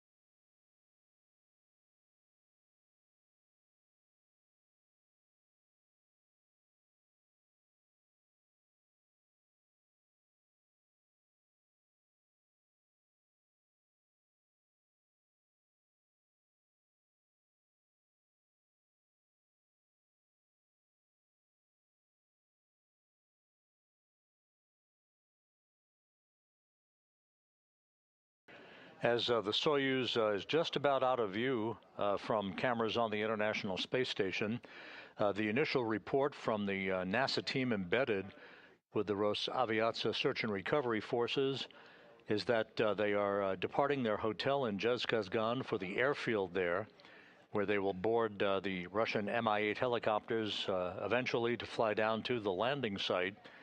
Right now, the temperature in Zhezkazgan is 20 degrees Fahrenheit with light snow.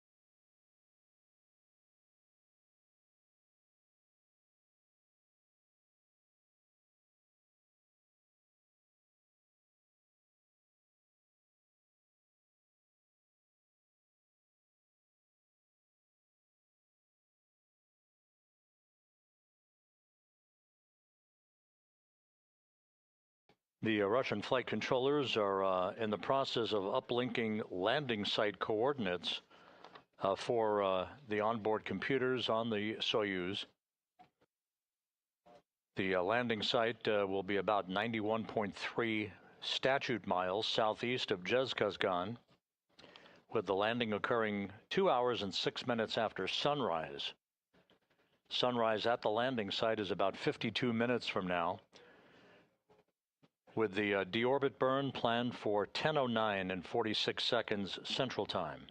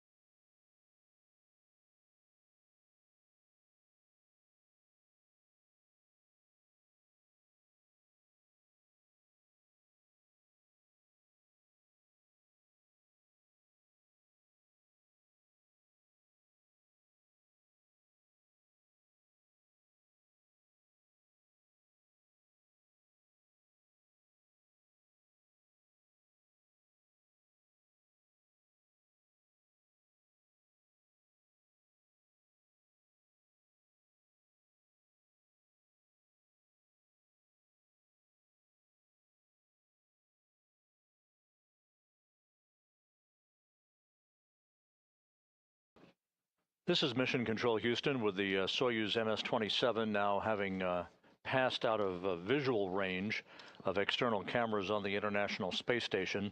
We have an animation that will depict the next several activities leading up to the touchdown of the vehicle on the steppe of Kazakhstan. As we just saw, the whole entry process begins with the undocking of the Soyuz.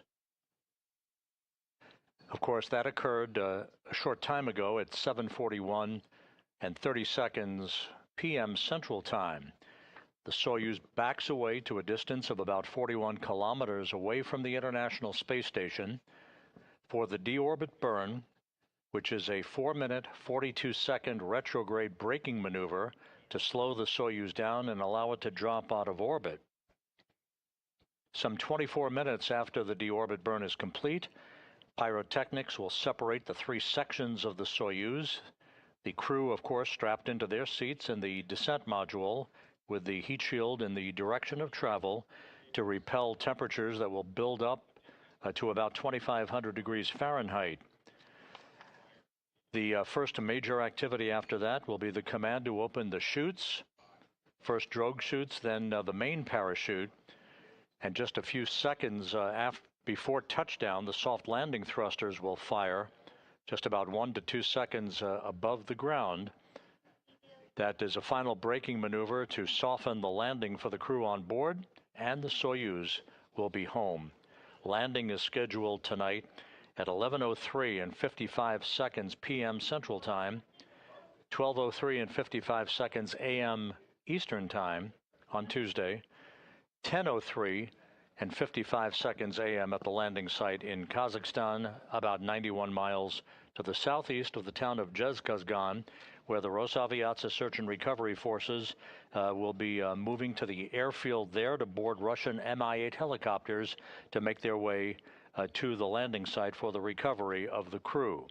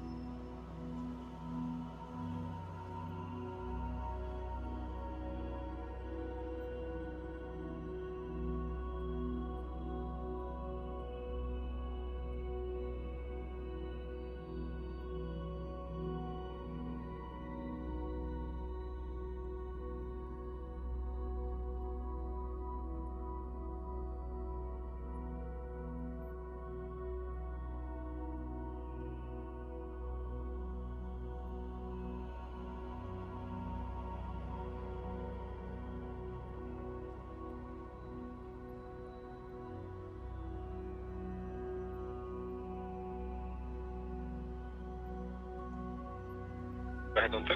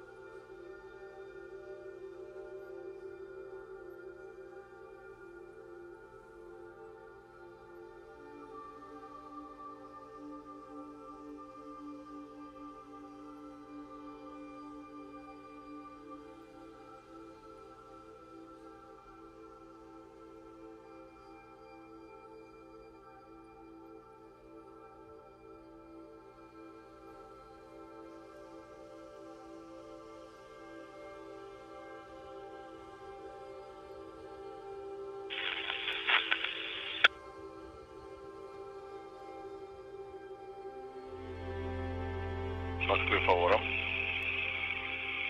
Moscow, favore.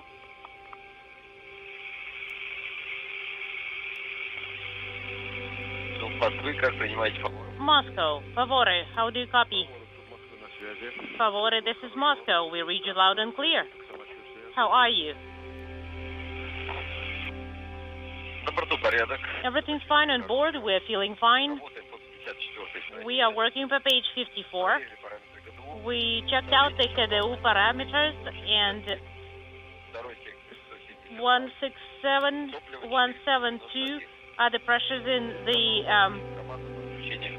tanks, and then 401 is the prop level. По 55-й странице подготовка к работе. And then we are ready to Принято. send the prep the as their command. Copy. We will prep the A5 command. We have A5 prepared and LEDs illuminated. As the off is not illuminated, we selected the first manifold for KDU, and Vizir Prichal or approach is not illuminated. OVK is prepped. That's for the descent flag. And we are standing by for the accelerometer activation. Copy.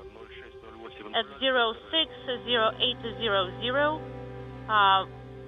that's the time via command radio link.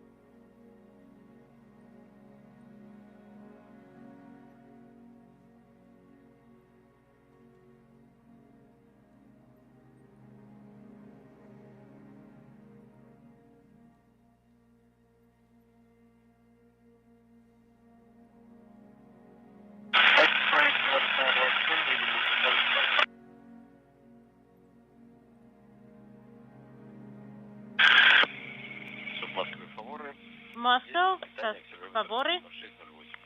0608 is the time of accelerometer activation. And we have TVS ready. Copy. And we confirm KDU repress, and descent flag is already TS4, has been primed quite some time ago. Copy. Stand by. Standing by.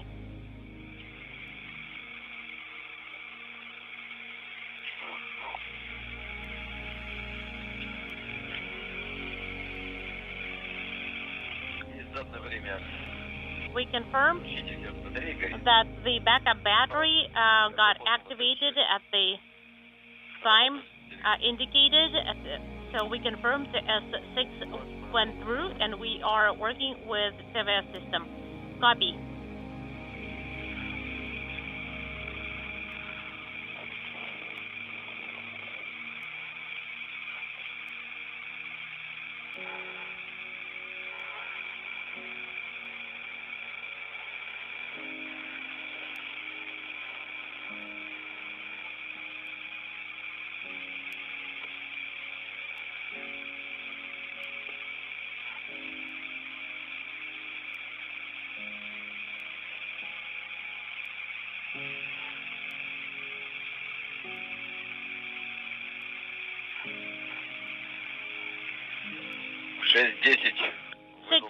Ten is when I sent the relay command, and the indicator is illuminated. Картинку получаем, фаворы. We are receiving the video, favore. Copy.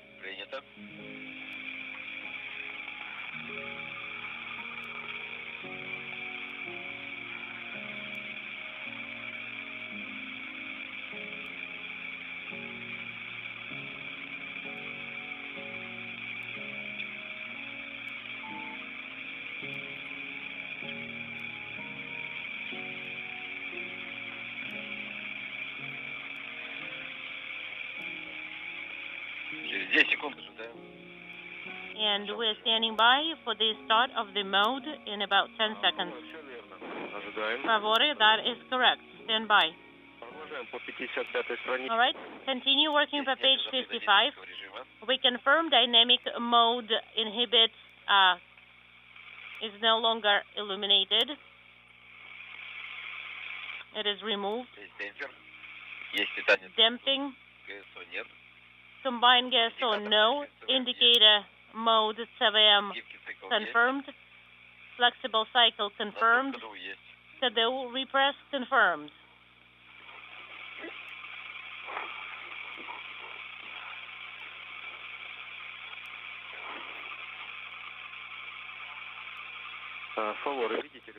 Favore, please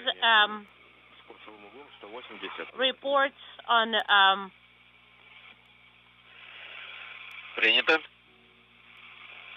attitude build. Copy.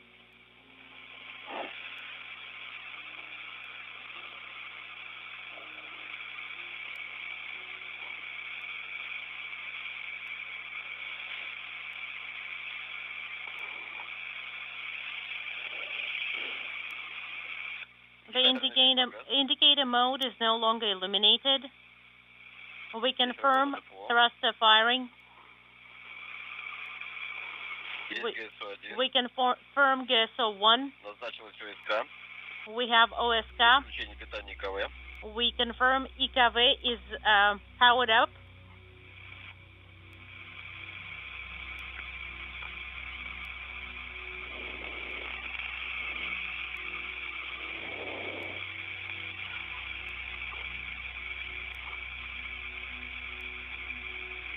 We confirm infrared horizon sensor is on.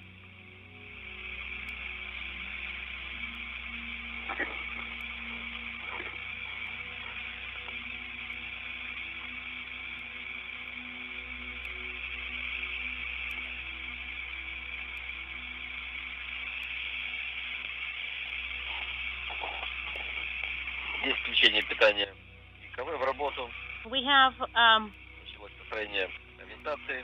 IKV infrared horizon sensor, and we confirm vertical build. Анализ ангажа 0,7. For the pitch, we have 0.7.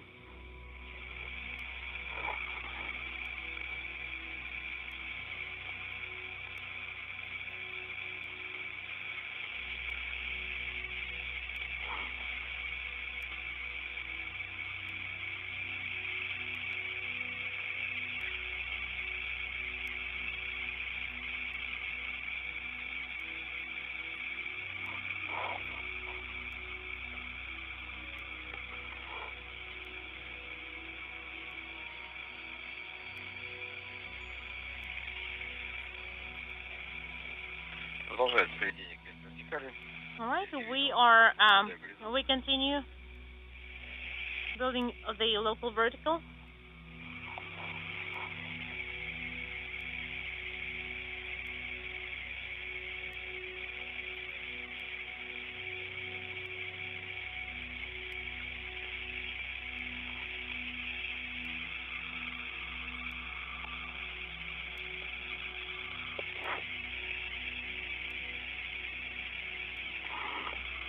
До включения двигателя 55 минут. We have 55 minutes till thruster activation.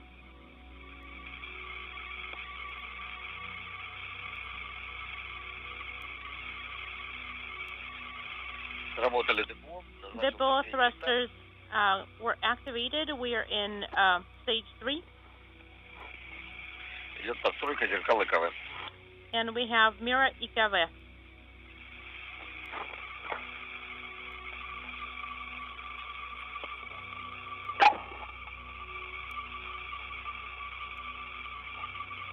Favore, MCC Moscow.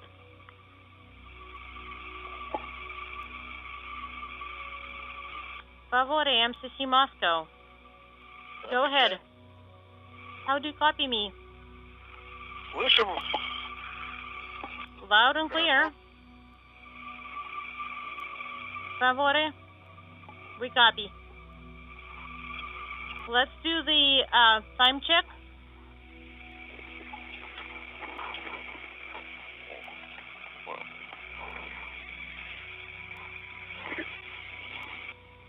Время 06, 15, 04, 05, 06, 07, 08. That's great. So we're done. Favore. Copy. принято.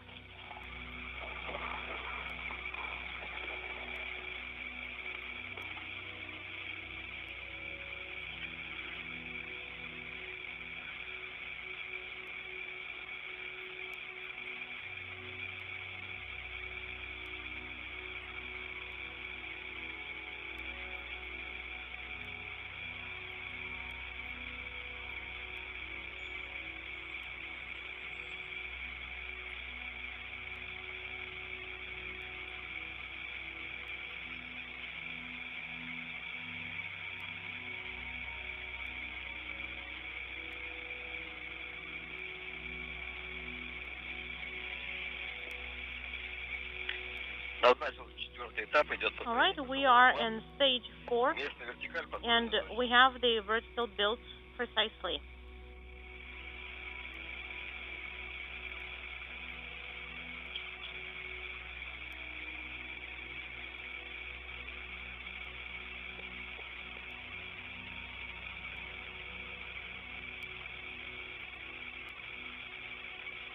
Фаворы, доклад принял, четвертый этап.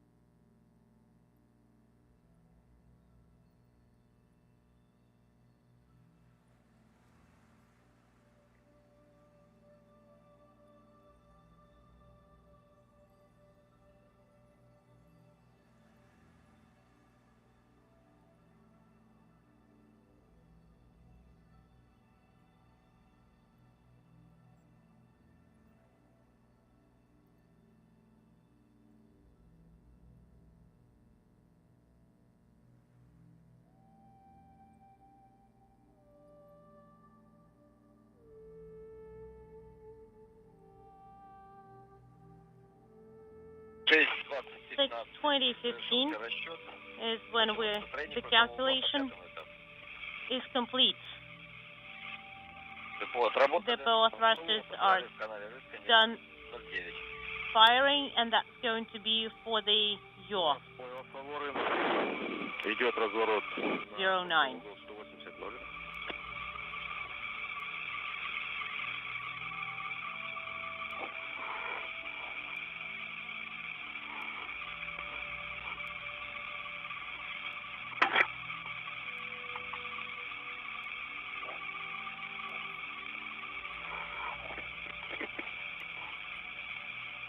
Так это не Благовещенск под нами интересно.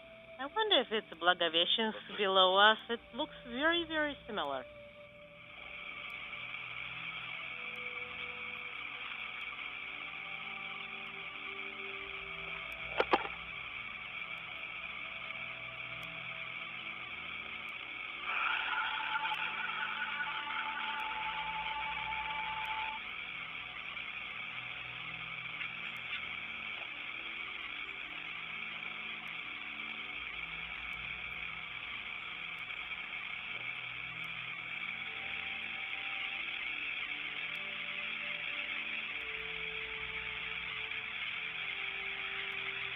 Завершается разворот по рысканию. The yaw maneuver is about to be complete. Работает депо, уменьшается угловая скорость. Our angular rates are decreasing. 6/21/57, we have the attitude GSO, and we confirm visually unintelligible. Вас понял, приступайте по контролю уставок по шагу 5, страница 55. Принято, приступаем к контролю ставок. Copy. You can start monitoring the settings.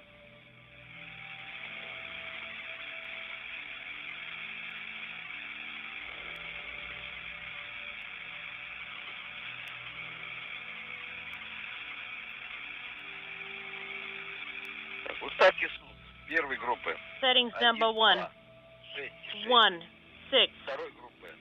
For set 2, 0, 2, 2, 0. Время входа. T re-entry 07, 42, 33. Уставки соответствуют. The settings are correct. Тормозной импульс The retrograde maneuver is 128, 079.7.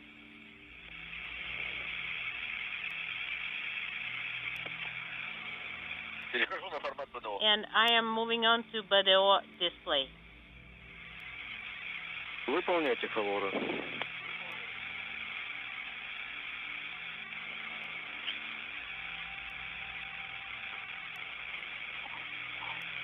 Контролируем на формате БДО. On the trajectory display, we are monitoring Дата включения unintelligible. 09, 12, 09, 12, 27. 07, Deactivation 46. TIG Время разделения 090 07, 30, 0948 6. 04. Время входа T re-entry 07. 07 42 33. Дельта В спусковое Delta V is 79 and 7. соответствует. Two settings are correct on the trajectory display, and I'm moving on to the PRVI display. Продолжайте формат ПРВИ ГЦ-1.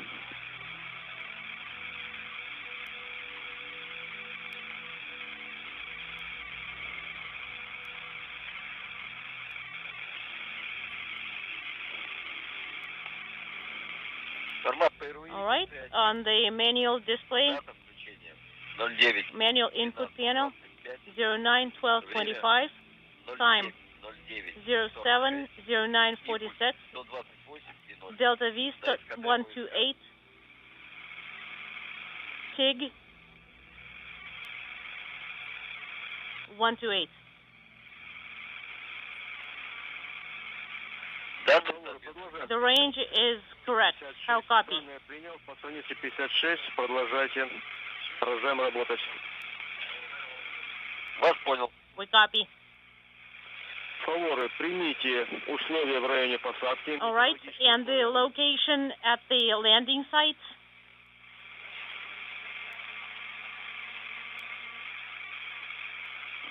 Готовы принять? All right, we are ready to copy. Кононенко на связи. This is Oleg Kononenko with you. Доброе утро. Greetings, Oleg. Доброе утро. Сергей. Sergey, Месте посадки 735. 735 is the atmospheric pressure at the landing site. Минус 6. 735. 735 is the pressure at the landing site. Температура минус 6. Temperature is -6. Минус 8. Ветер. And what about the wind? Ветер в точке посадки 5 метров. С порывом The wind 9. is 5 meters. Принято. Облачность 9 баллов. Спасибо. Средняя пробка We copy. 500 метров. Where the wind gusts up to 9 meters per second. На земле. We copy. And we'll be happy to see you on the ground. Copy.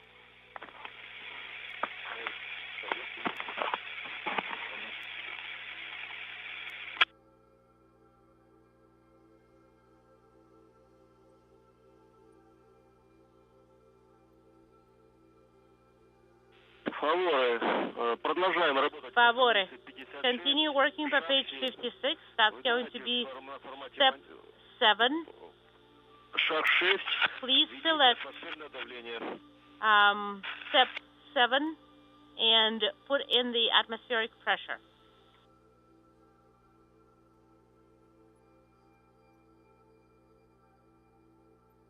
Фавор, если меня слышите, давление. Favore, if you copy, 735 is the pressure, and you need to use the prop display.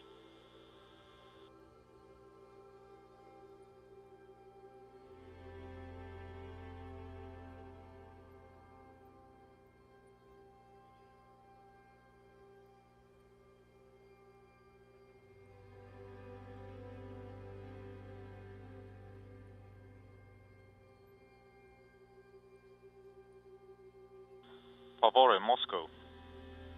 Отвечаем, фаворы. This is Favore.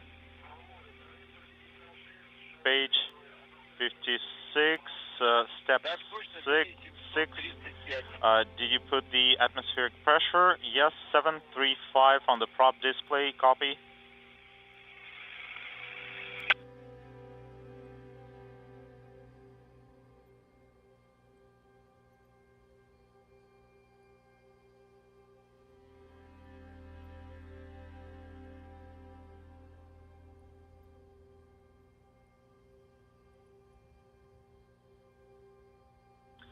Favore, open page 66 to record the check altitude. Copy in work.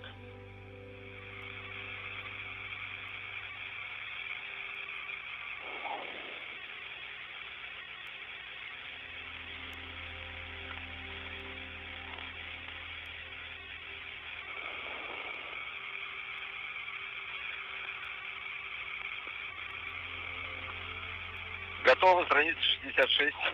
We are ready on page 66. 700. Контрольная высота 700, принято. Okay, copy the altitude 700.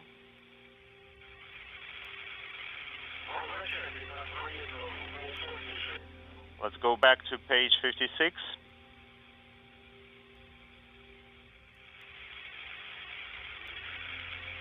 Работаем. In work.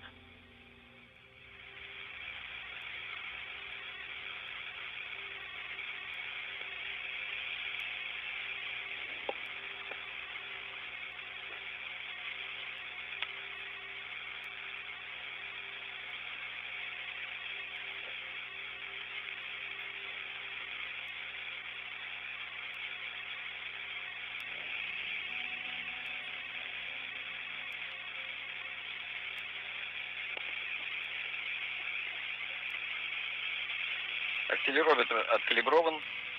Accelerometer is calibrated. Продолжаем поддержание ориентации. We continue to Good evening from Mission Control in Houston and the International Space Station Flight Control Room as we prepare for the landing of 3 crew members who departed the International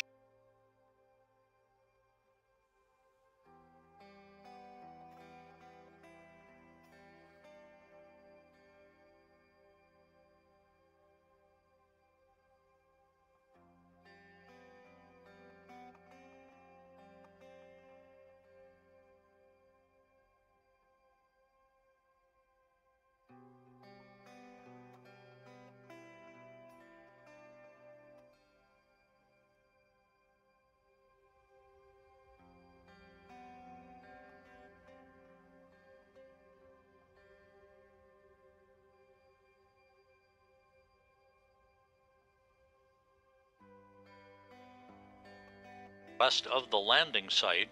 They will be timing their departure from Jezkazgan, the forward landing staging area, so that they are arriving in a racetrack pattern around the landing site itself to greet the Soyuz under its large orange and white main parachute as it descends for a touchdown.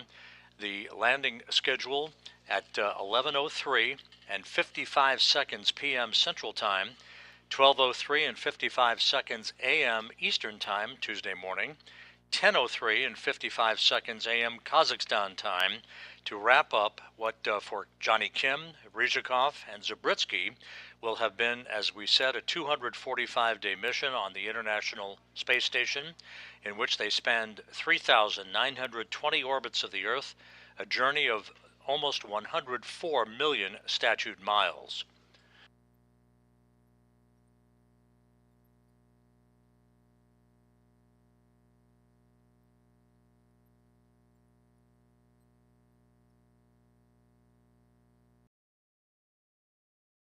$104 million statute miles.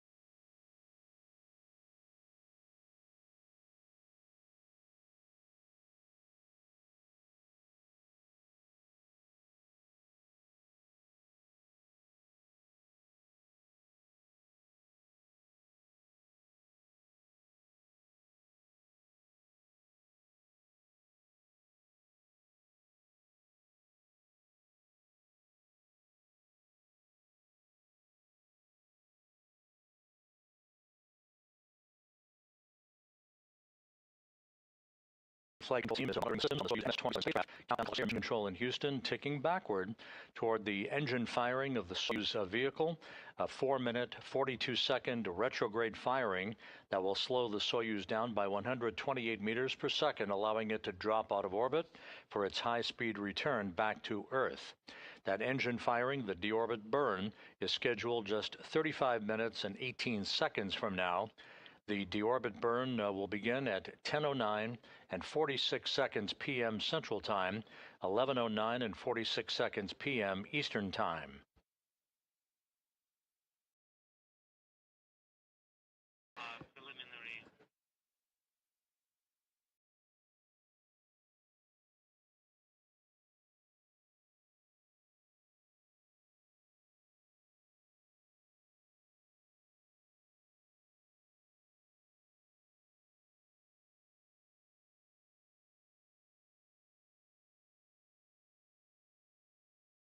Several hours ago, the departing crew members, NASA's Johnny Kim and Roscosmos cosmonauts Alexei Zabritsky and Sergei Ryzhikov, had an opportunity to say some farewell words from the Zvezda service module, surrounded by their remaining crew members who are still on board the International Space Station, led by NASA astronaut Mike Fink, the new station commander, along with NASA astronauts Zena Cardman and Chris Williams, Kimiya Yui of the Japan Aerospace Exploration Agency, and Roscosmos cosmonauts Sergei Kud-Sverchkov, Sergei Mikheyev, and Oleg Platonov.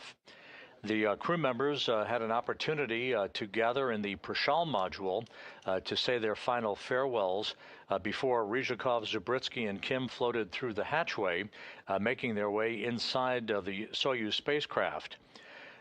Once they entered the Soyuz spacecraft, the hatch was closed at about 4:30 p.m. Central Time on the Soyuz side, as Kim, Ryzhikov, and Zabritsky began their procedures to conduct leak checks on that side of the docking interface between Soyuz and the Prashal module on the Earth-facing side of the Russian segment of the International Space Station.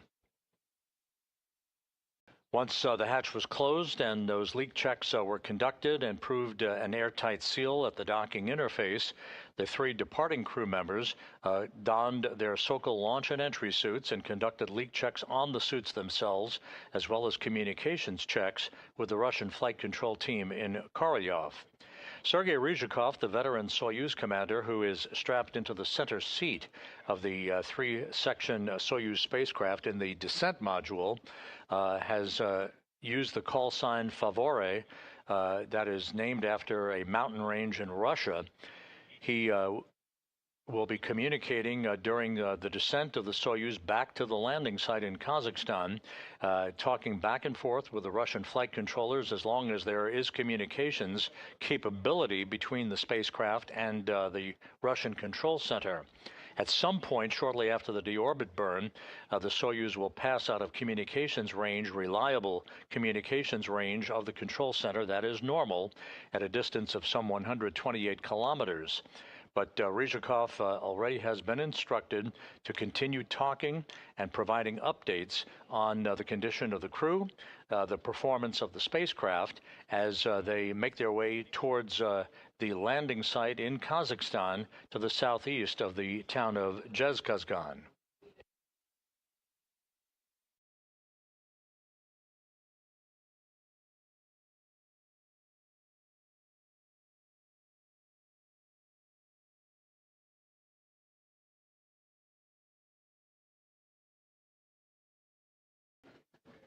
Kim, Ryzhikov, and Zabritsky, upon touchdown, will have completed 245 days in space, 3,920 orbits of the Earth, a mission spanning 104 million statute miles. Of course, this wraps up the first flight into space for both Kim and Zabritsky. For Ryzhikov, he is concluding his third flight into space and a total of 603 days away from the planet, good for 13th place on the all-time endurance list.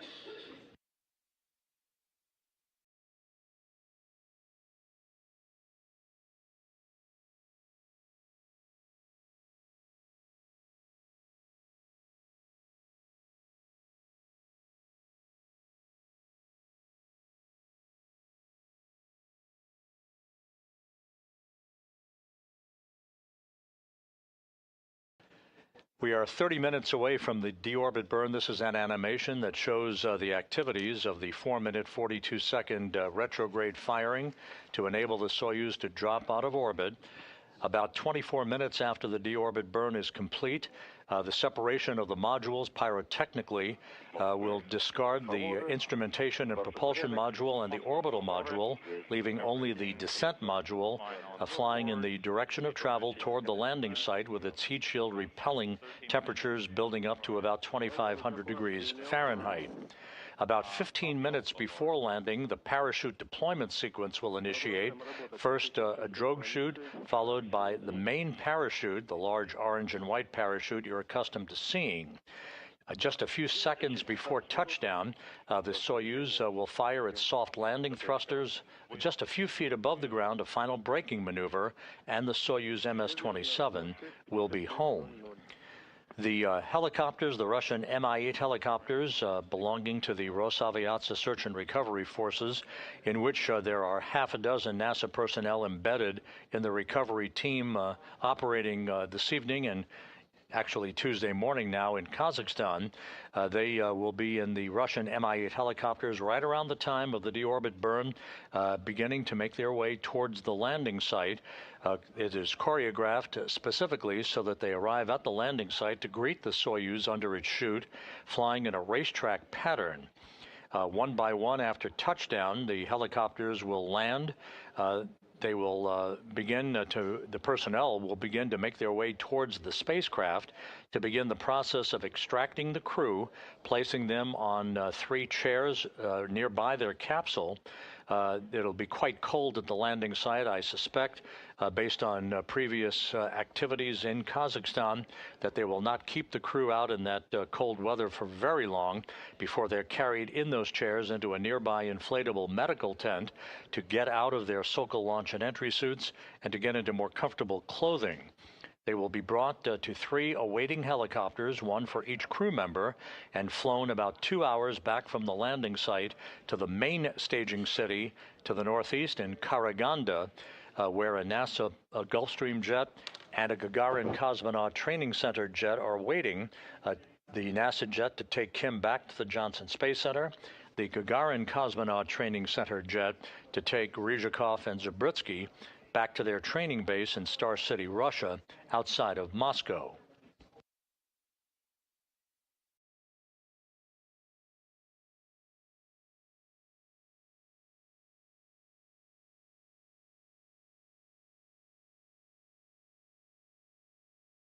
With the undocking of the Soyuz,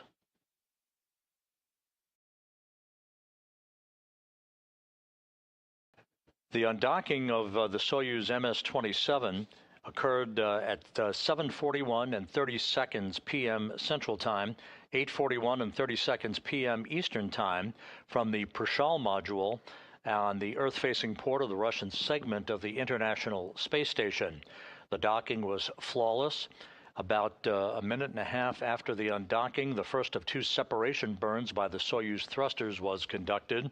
First an 8-second burn, followed about a minute and a half later by a 15-second burn that accelerated the Soyuz separation rate away from the International Space Station, ultimately placing it at a distance of about 41 kilometers away from the station where it currently resides as we stand by for the initiation of the deorbit burn just 26.5 minutes from now. Again, the undocking occurring at 7:41 and 30 seconds p.m. Central Time, 8:41 and 30 seconds p.m. Eastern Time, as the Soyuz and the International Space Station flew 262 statute miles over eastern Mongolia. At the time of undocking, Expedition 73, the increment 73 on the International Space Station, for which Ryzhikov was commander for most of its time, that came to an end officially. And Expedition 74 began. There's the crew now on board the station. On the upper left-hand corner, the new station commander, NASA's Mike Fink, joined in the top row by NASA's Zena Cardman, Kimiya Yui of the Japan Aerospace Exploration Agency, and Oleg Platonov of Roscosmos. Those 4 will be coming back to Earth in a couple of months on a SpaceX Dragon vehicle. And on the bottom, the newly arrived Soyuz crew of Soyuz MS-28, Roscosmos's Sergei Kud-Sverchkov, NASA's Chris Williams in the center, and Roscosmos's Sergei Mikheyev on the lower right-hand corner. So Expedition 74 now formally underway on the International Space Station.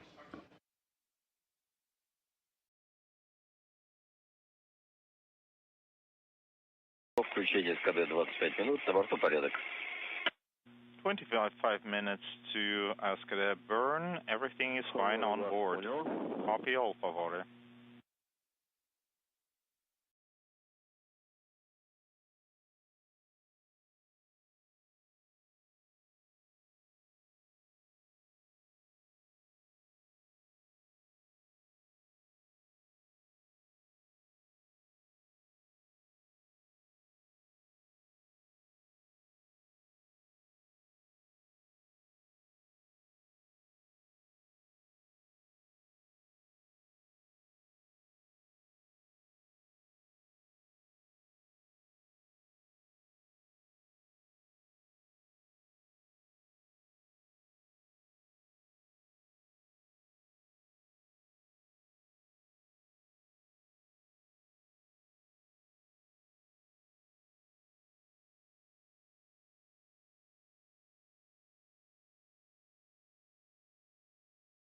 Once again, if you're just joining us, we are just about 23 minutes and 40 seconds away from the engine firing on the Soyuz vehicle, the deorbit burn that will begin the journey home from orbit for NASA's Johnny Kim and Roscosmos cosmonauts Sergei Ryzhikov and Alexei Zubritsky.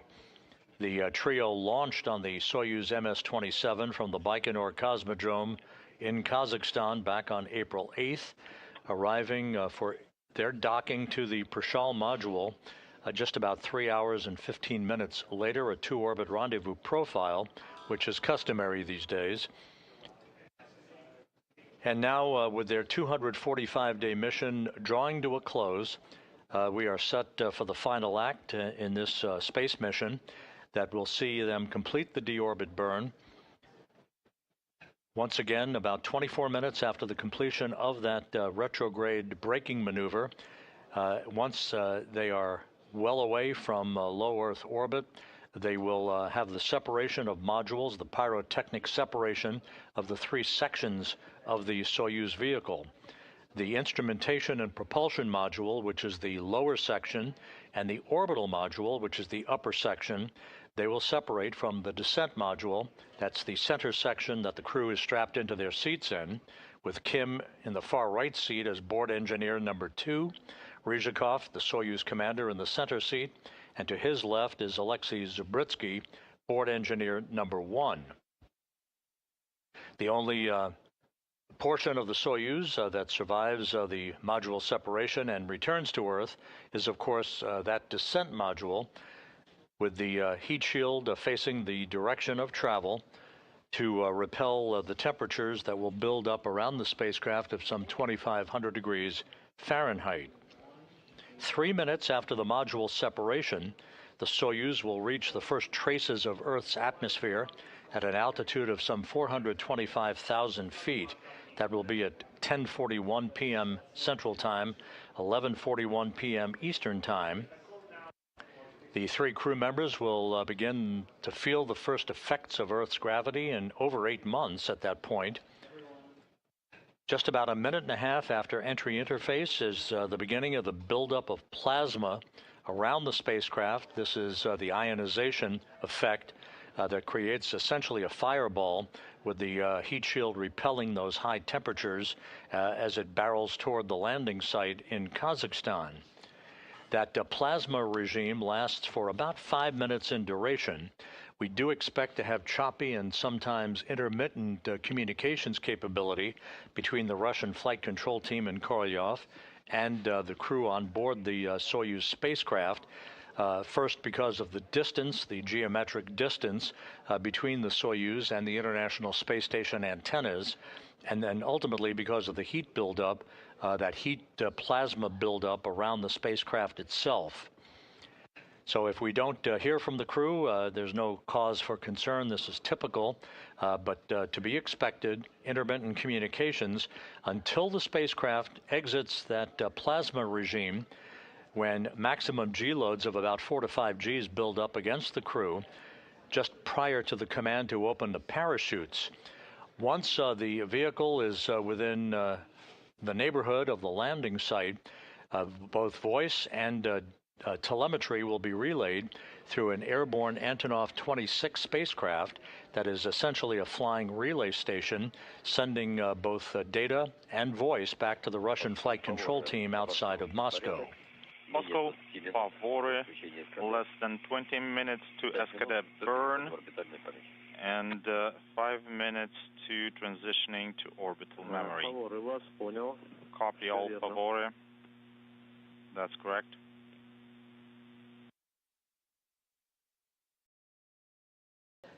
You will hear Ryzhikov calling out the duration of the deorbit burn for its 4 minutes and 42 seconds expected duration, plus chamber pressures.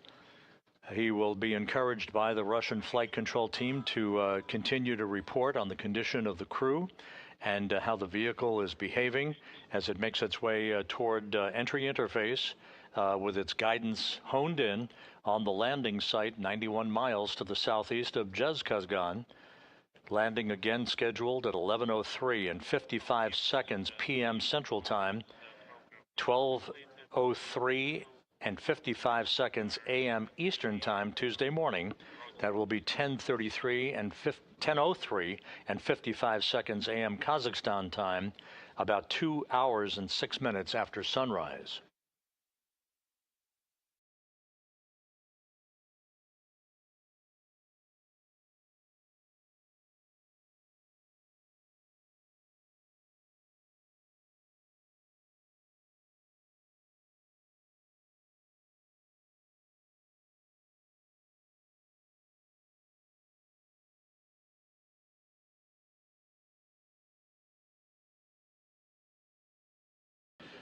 In our previous broadcast, I had an opportunity to explain that parachute deployment sequence that occurs about 15 minutes before touchdown. It's probably worthwhile, while we have a moment here, to recap that once again. For the Soyuz spacecraft, the parachute deployment sequence is triggered by a barometric pressure sensor at an altitude of 41,000 feet.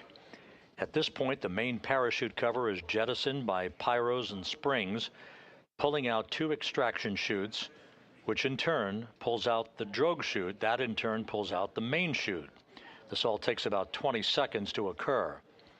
Then, at an altitude of 21,300 feet, another barometric pressure sensor starts a timer, triggering most of the remaining events in the landing sequence. At an altitude of just 18,000 feet, commands are issued to jettison the heat shield, inhibit the entry thrusters, and to open valves to vent all the hydrogen peroxide fuel for the entry thrusters and oxygen in the life support system tank. On previous Soyuz landings, when we've had clear visibility, you've seen a white vapor emanating from the Soyuz spacecraft. That is normal. I'm not sure we'll see it tonight because of the overcast skies at the landing site. But that white vapor is a combination of hydrogen peroxide and oxygen venting into the air.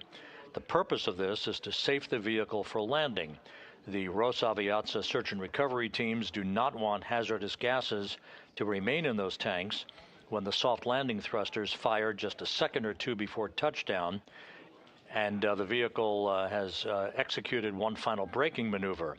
This way, the ground support team can approach the vehicle immediately after touchdown without any hazardous materials to contend with as they began the process of extracting the crew from the descent module itself.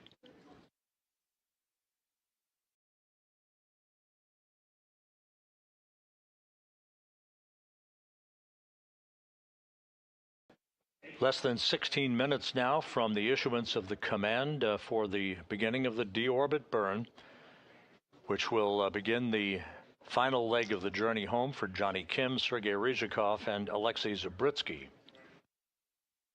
Ryzhikov and Zabritsky had an opportunity to conduct 2 spacewalks during Expedition 73, totaling 13 hours and 3 minutes. We have Kim spent his 8 months on orbit heavily into scientific research on the station. These 3, along with their crewmates, had an opportunity also to commemorate the 25th anniversary of a permanent human occupancy on board the International Space Station that began on November 2nd, 2000, with the arrival on board of Expedition 1, the commander then, Bill Shepard, along with Roscosmos cosmonauts Sergei Krikalev and Yuri Gidzenko.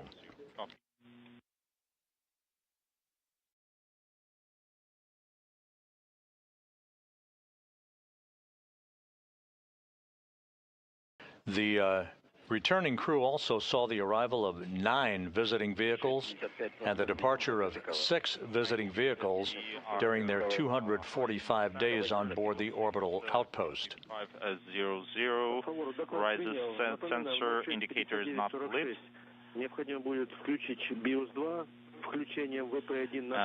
You will need to activate BIOS 2 at 06:59:46.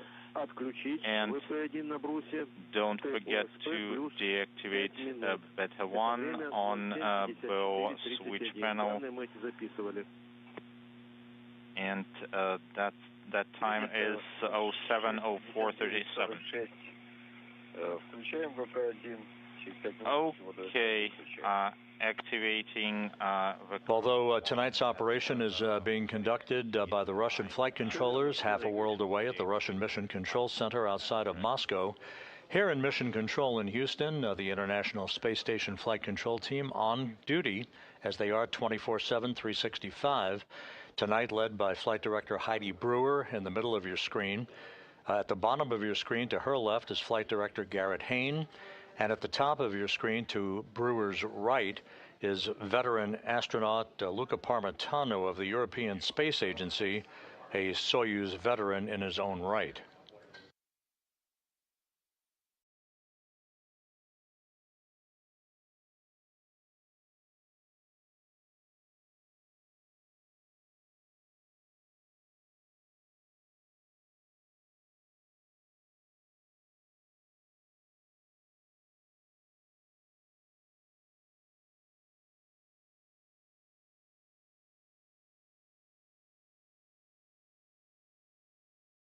The Russian flight control team reports that all of the Soyuz systems are in excellent shape. As we are just about 12.5 minutes away from the initiation of that deorbit burn, once again, this is a retrograde braking maneuver of 4 minutes and 42 seconds in duration to slow the Soyuz down by 128 meters per second, allowing it to drop out of orbit for its 54-minute ride back into the Earth's atmosphere and a parachute-assisted landing on the steppe of Kazakhstan, 91 miles to the southeast of the forward staging city of Zhezkazgan. Light snow reported in the area, temperatures around 21 degrees Fahrenheit.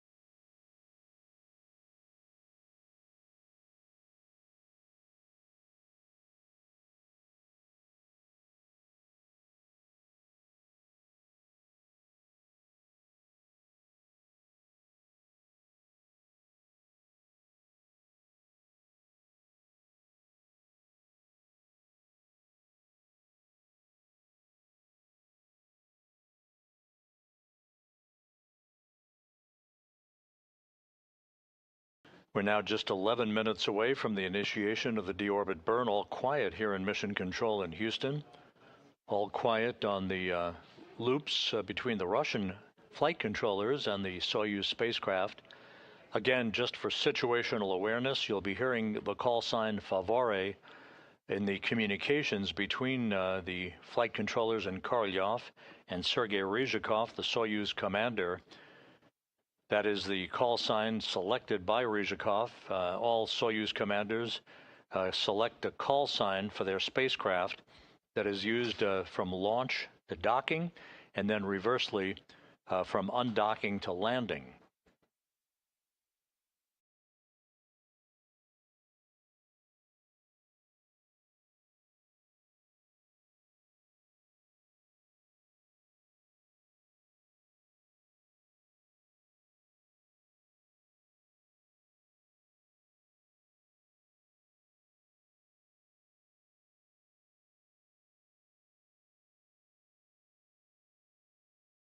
Moscow Favore at 06:59:46.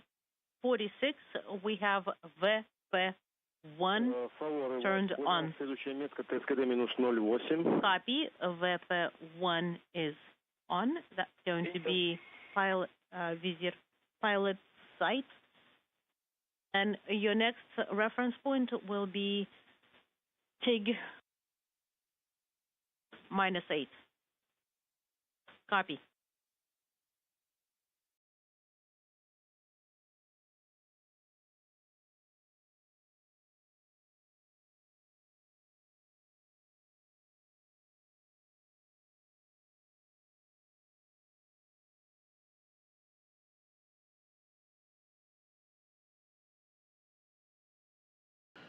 At the landing site this evening, There are 6 Russian Mi-8 helicopters that will be airborne from the airfield in Zhezkazgan right around the time of the deorbit burn, some 9 minutes from now, to be joined by an Antonov 26 fixed-wing aircraft. That is the flying command and control center that will relay telemetry and voice from the Soyuz back to the Russian Mission Control Center as the Soyuz approaches the landing site.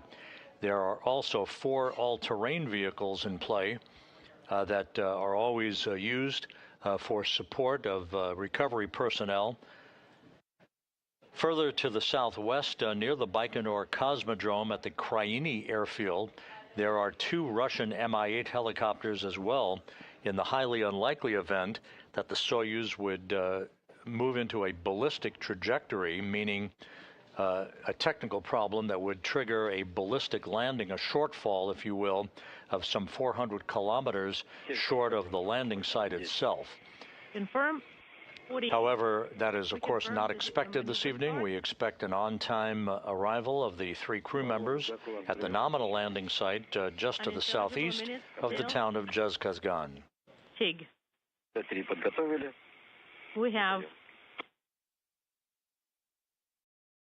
We have A3 ready, and we are sending the command. All right, TSABO is off.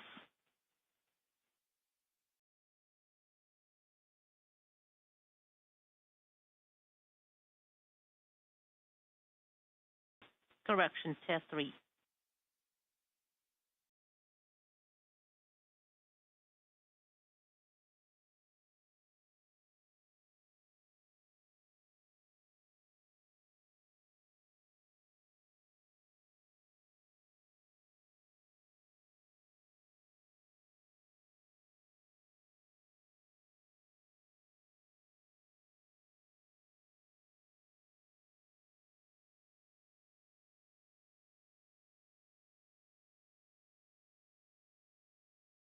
Favore, MCC Moscow.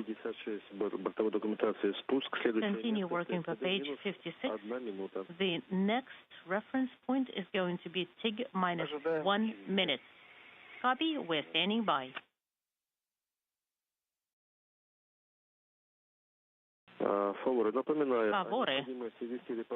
just as an FYI, even if we do not respond, please provide a running commentary. Copy.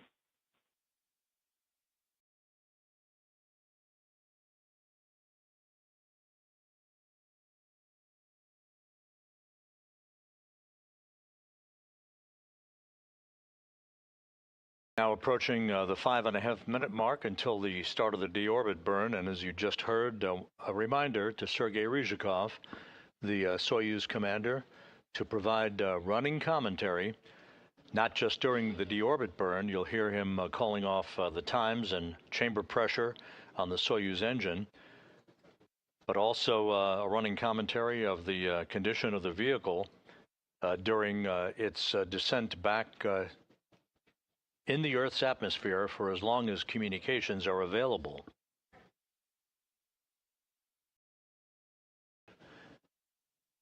About 10 seconds after the completion of the deorbit burn, the upper section of the Soyuz, that's the bulbous orbital module section, will be automatically depressurized to vacuum. That sets the stage for the separation of the 3 sections of the Soyuz. That is scheduled at 10:38 and 4 seconds p.m. Central Time, 11:38 and 4 seconds p.m. Eastern Time.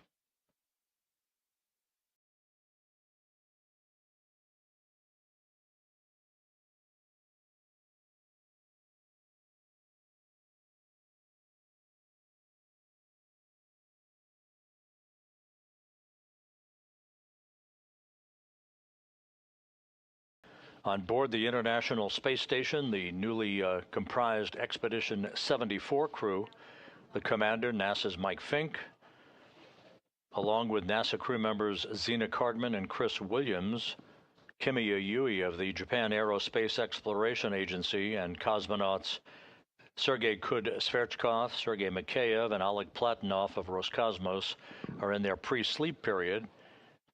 They have been following the communications of the departure of their three colleagues, Kim, Ryzhikov, and Zabritsky, following them toward their landing in Kazakhstan that is scheduled at 11:03 and 55 seconds p.m. Central Time.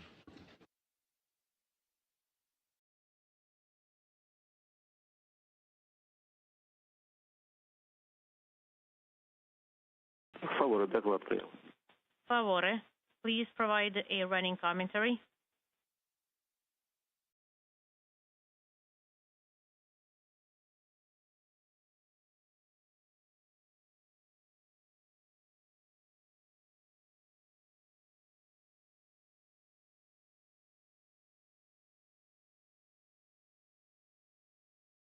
Now just 3 minutes away from the start of the deorbit burn.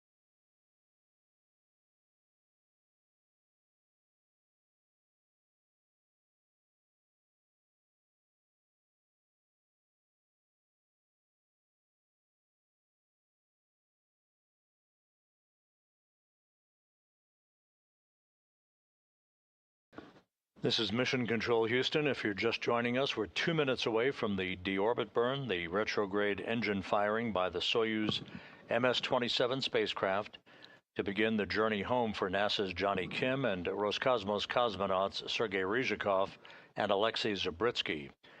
Everything is in readiness for the start of the burn that will last 4 minutes and 42 seconds in duration.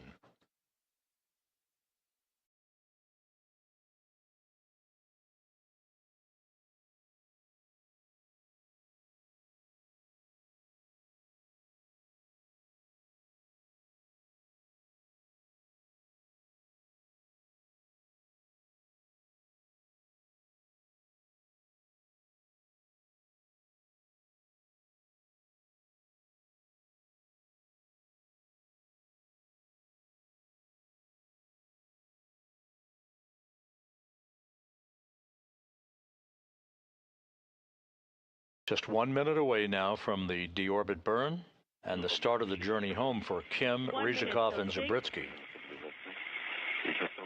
The stabilization mode command has been prepped. We're standing by. And we're sending the G3 command. SKD cover. The Soyuz engine cover has been opened. BIOS confirmed. 35 seconds from the start of the burn. For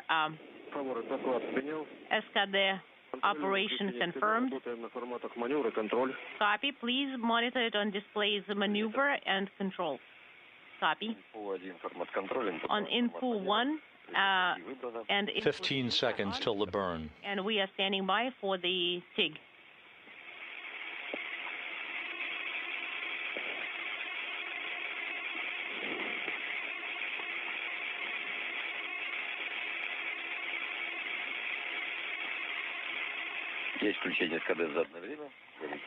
TIG activation confirmed. And the deorbit burn is confirmed and underway. 4.3 in 10 seconds.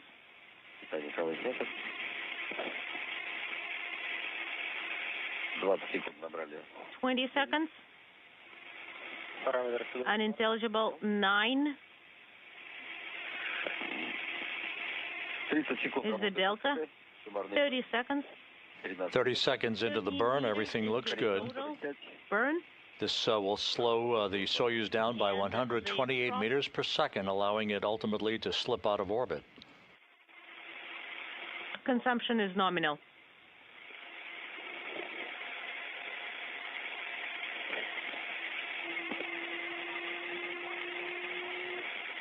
1 minute now into the 4-minute, 42-second burn.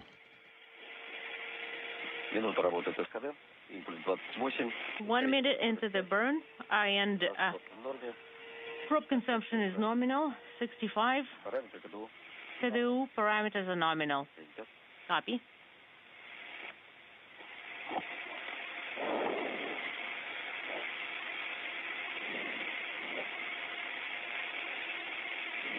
"90 seconds into the burn, everything looking good. 1 minute, 30 seconds. Burn is 40, and acceleration is 0.45. Probe consumption is nominal. Continue monitoring.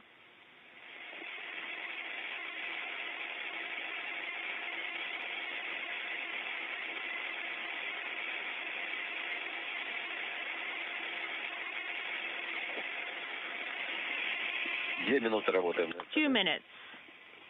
Into TIG, 0.46 is the delta V, 56, and 130 is for the prop consumption, and the parameters are all nominal. Now halfway through the burn, chamber pressure, fuel consumption, all looking good.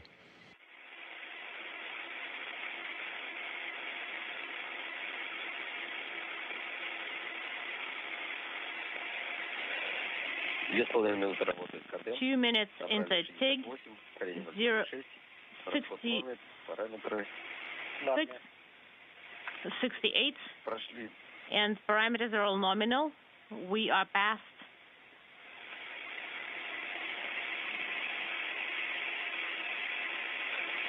Проходим дельта В спусковой 1. All right, we are past delta V. 3 минуты. Passing 3 minutes into the burn, about another minute and 42 seconds left. 82 meters. Параметры. Parameters are all nominal. Prop consumption is also nominal. At Jezkazgan, the forward landing staging site, the Rosaviatsa search and recovery helicopters, the Russian Mi-8s, have their rotors spinning, ready to take off in sequential fashion for the landing site. It's about a 30-minute ride. For the burn, 0.46 is a delta V, and prop consumption is 230. 1 minute left in the burn. Менее минуты до ГК. All right, we have less than 1 minute till GK command, main engine cutoff command.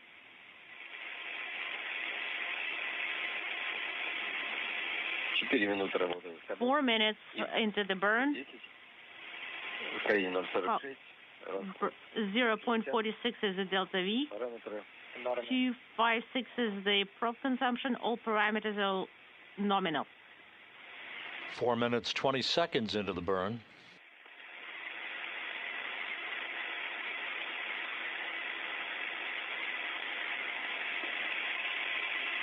Ожидаем ГК через 10 минут. And we're standing by for the completion of the burn. Через 10 секунд отставить. We're standing by for the main engine cutoff command in 10 seconds. Есть выключение двигателя. Main engine cutoff command. And we have engine shutdown, a perfect deorbit burn. Is off as the bow is open. The proper change in velocity was achieved. So Johnny Kim, Sergei Ryzhikov, and Alexei Zabritsky are Pressure in bow heading home for a landing on the steppe of Kazakhstan. 190 is stable.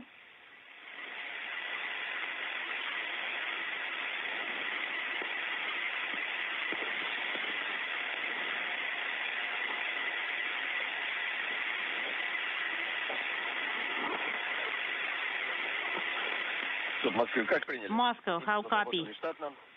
The burn was nominal. ГК вовремя. Main engine cut off on time. Favore, we copy all. Get ready for the separation. Work per page 62.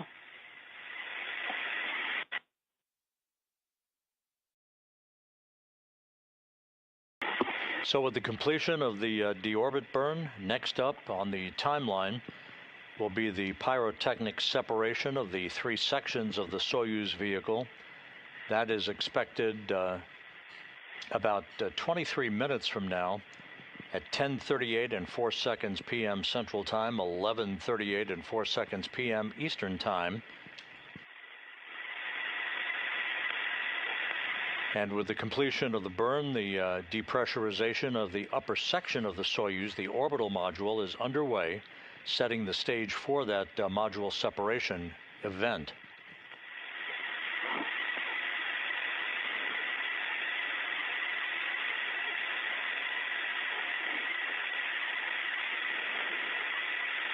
Разделение по ГЦ есть?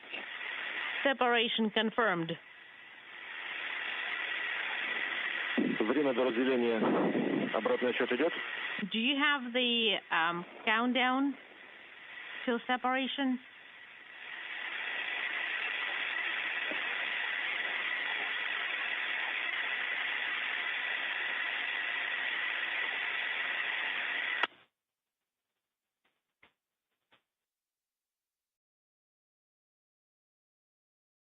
We're about 9 minutes away from the point at which the Soyuz will be right on the edge of choppy communications with the Russian flight control team that you see there in this balcony view from the Russian control center outside of Moscow.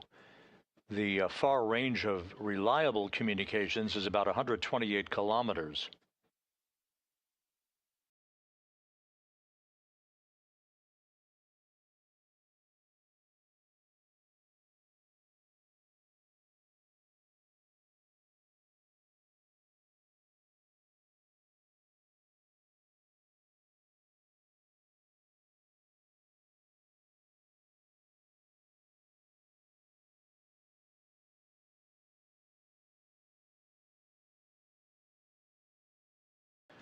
The Rosaviatsia search and recovery forces will be airborne momentarily from the Zhezkazgan airfield in Russian Mi-8 helicopters for about a 30-minute transit to the landing site, arriving in sequential fashion in a racetrack oval-shaped pattern around the landing site itself, awaiting the arrival of the Soyuz under its large orange and white main parachute.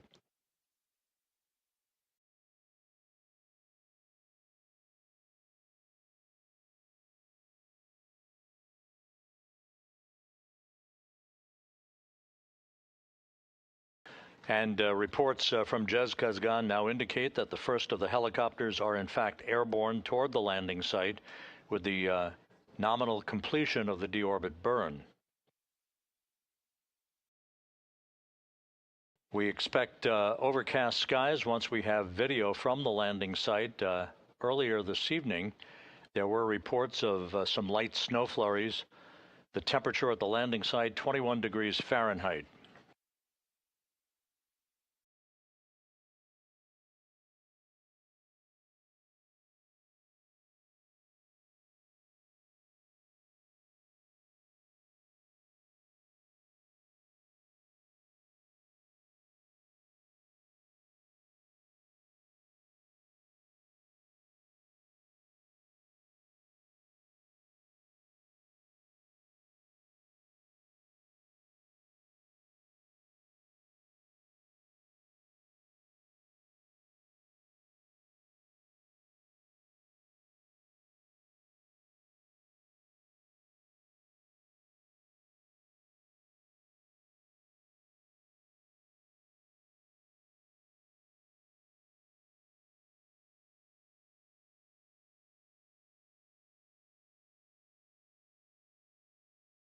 We're about 43 minutes away from our expected landing time of 11:03 and 55 seconds p.m. Central Time.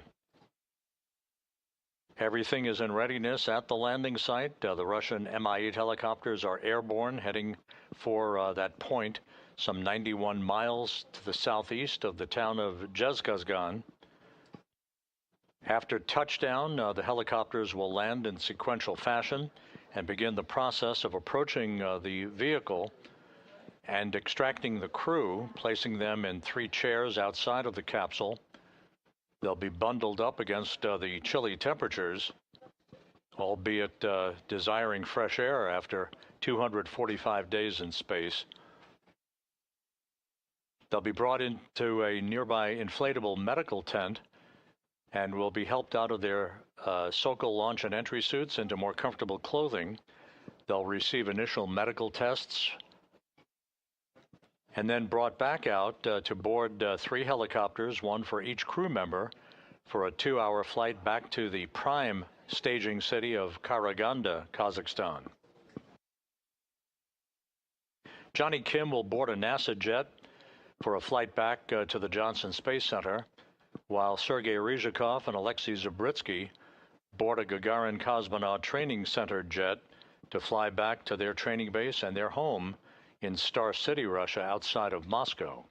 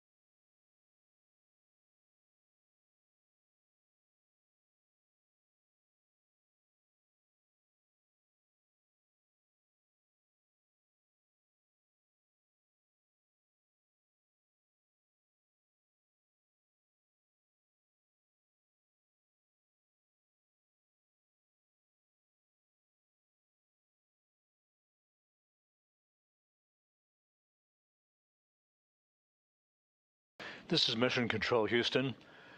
We are beyond the point of the deorbit burn that was nominal, a 4-minute, 42-second retrograde braking maneuver, enabling the Soyuz to begin its trek out of low Earth orbit back through the Earth's atmosphere toward its landing site 91 miles to the southeast of the town of Zhezkazgan. We're about 39 minutes away from our anticipated touchdown of the Soyuz, bringing Johnny Kim, Sergei Ryzhikov, and Alexei Zabritsky home after 245 days in space and a journey of almost 104 million statute miles. That is the equivalent of about 208 round trips to the moon.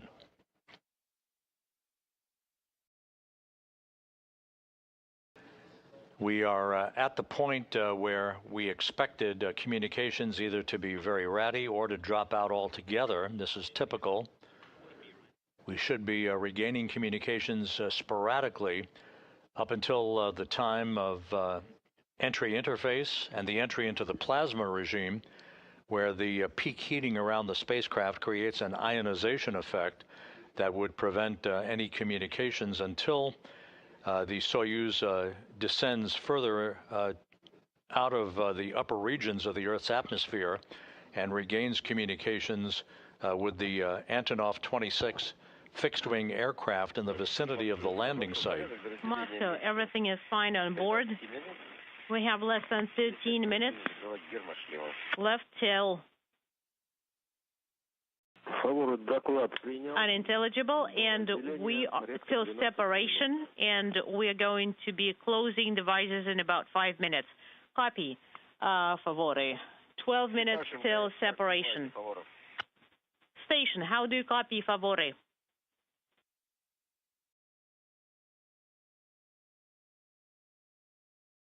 Отвечаю фавором. Go ahead, favore. Сергей, ну у нас все в порядке. Sergey, we are doing fine on board. We're done with the burn. Суд нам не отвечает, видимо, уже. Moscow is not responding, so probably we're just not getting through. Could you please let them know that everything's fine on board? And thank you so much, guys, for your hospitality. We are doing good. And we'll let the mission control know. МКС ШУПа Москвы для Сергея Рыжикова. Слышали их доклад. Импульс отработали до разделения. MCC Moscow confirms that we did copy your last message and that there will be about 12 minutes till separation.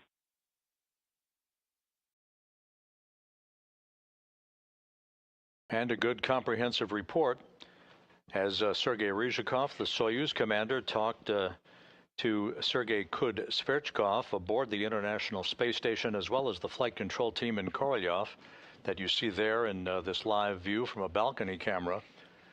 The report from Ryzhikov indicates that the crew is in great shape, feeling well, and that all of the Soyuz systems are in good shape, as we are about 11 minutes away from the expected time of the module separation, the pyrotechnic separation of the three sections of the Soyuz, enabling the descent module, in which the crew is strapped into their respective seats, to be facing the direction of travel, with the heat shield repelling the buildup of heat and plasma as the Soyuz makes its way through the denser portion of the Earth's atmosphere, heading for its landing site. We are expecting touchdown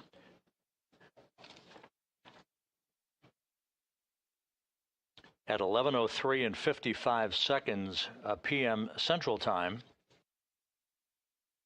some 36 minutes from now.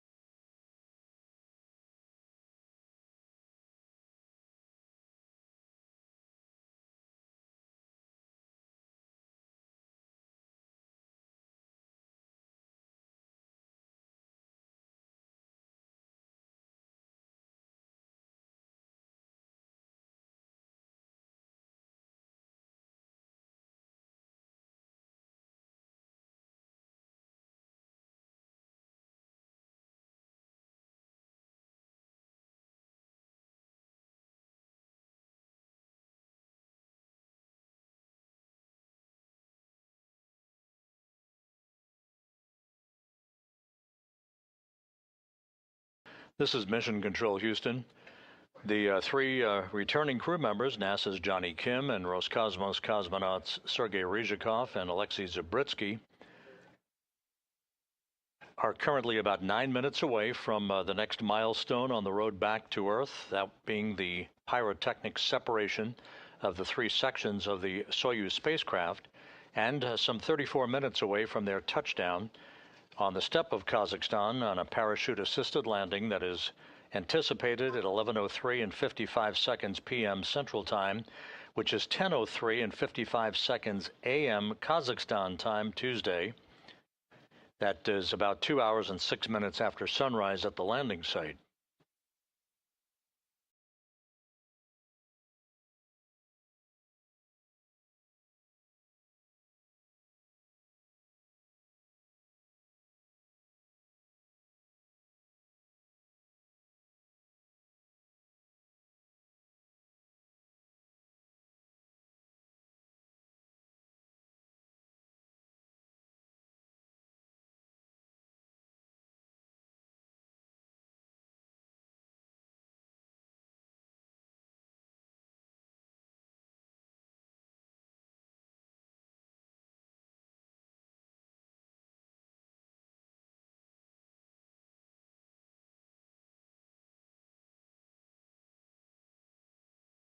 the departure of the Soyuz vehicle, with the undocking occurring at 7:41 and 30 seconds p.m. Central Time this evening. The Expedition 74 increment got underway officially under the command of NASA's Mike Fink, joined on board by NASA's Zena Cardman and Chris Williams, Kimi Yui of the Japan Aerospace Exploration Agency, and Roscosmos cosmonauts Sergei Kud-Sverchkov, Sergei Mikheyev, and Oleg Platonov.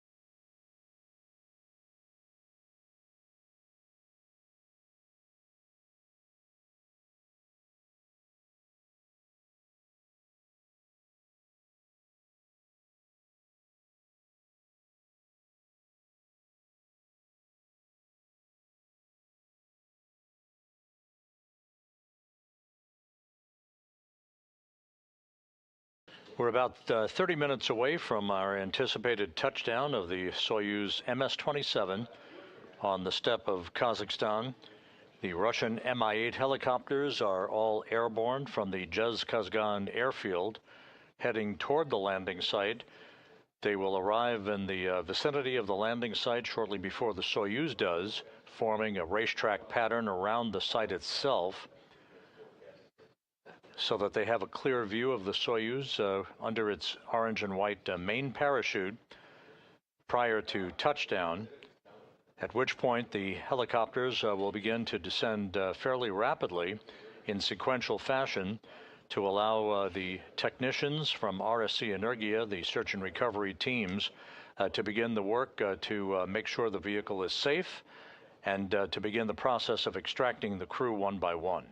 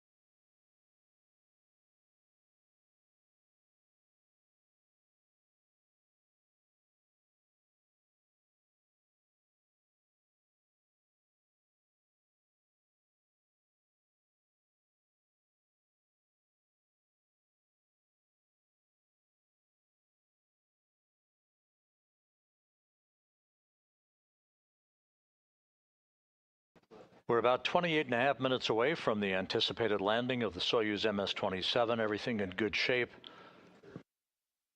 Some 3 minutes away from the module separation. That'll be the next milestone that we'll be waiting to receive telemetry on.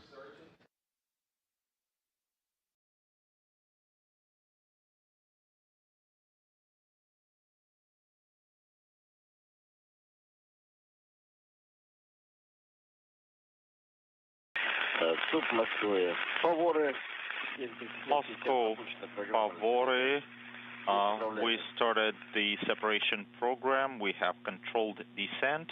We have automatic controlled descent mode. Copy all, Favore. Everything is fine on board.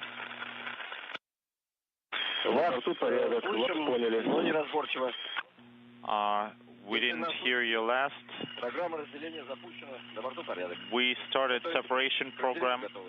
We are ready for separation and everything is fine on board. Copy all. Continue providing running commentary.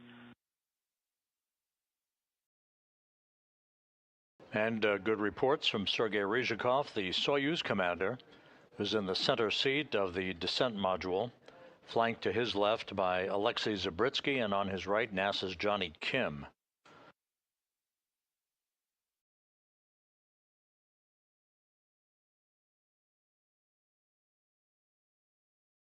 About 1 minute away from module separation.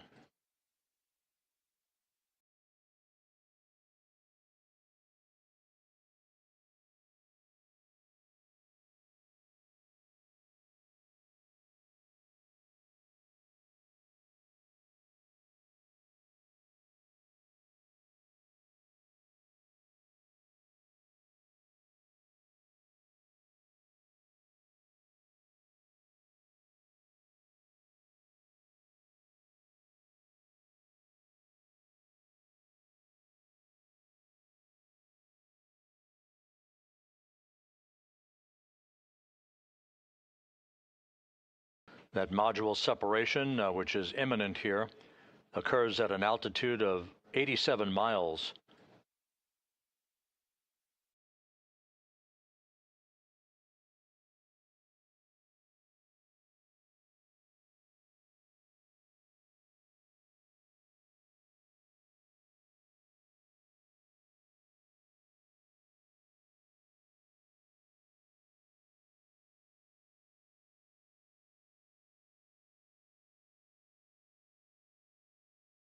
And telemetry received in the Russian Mission Control Center indicates a good module separation.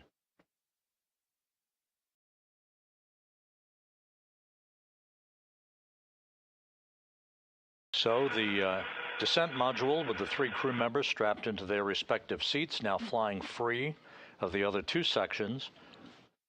The heat shield on the descent module with the crew inside facing the direction of travel, as we are less than 3 minutes away from the vehicle and the crew reaching the first traces of the Earth's atmosphere.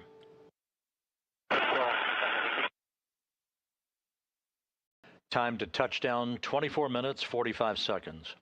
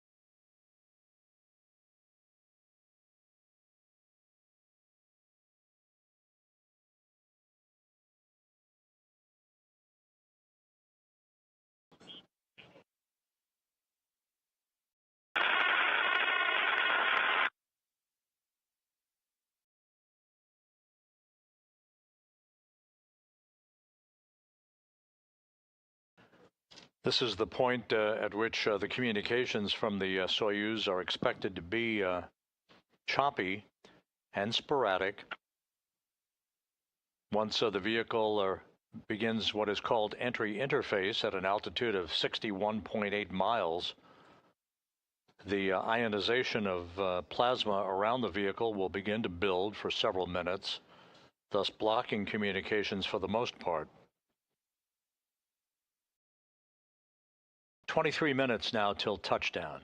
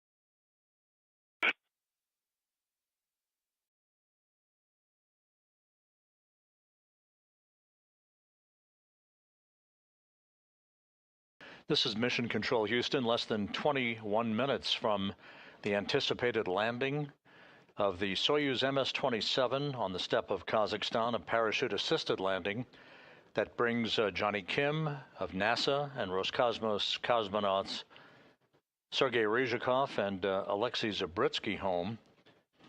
All of the events throughout the course of the afternoon and evening have gone perfectly. The entry interface has been reached. Temperatures beginning to build around the spacecraft. This is the area of peak heating on the descent module, with the heat shield obviously repelling that heat. The vehicle and the crew on board should be exiting that plasma regime in about 3.5 minutes. Meanwhile, a half a dozen Rosaviatsa Russian Mi-8 helicopters, including NASA personnel embedded with the search and recovery team, are in transit to the landing site, should be arriving shortly to take up their positions in a racetrack pattern around the landing site, awaiting the arrival of the Soyuz under its large orange and white parachute.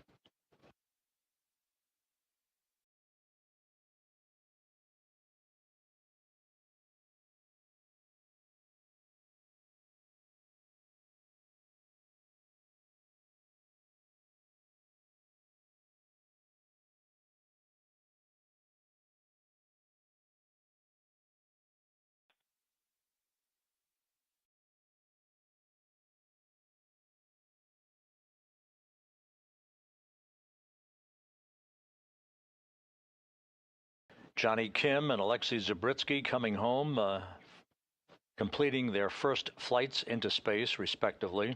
245 days in space, 3,920 orbits of the Earth, a journey of almost 104 million statute miles. For Sergei Ryzhikov, this is the completion of his third flight into space and a total of 603 days away from the planet, good for 13th on the all-time endurance list.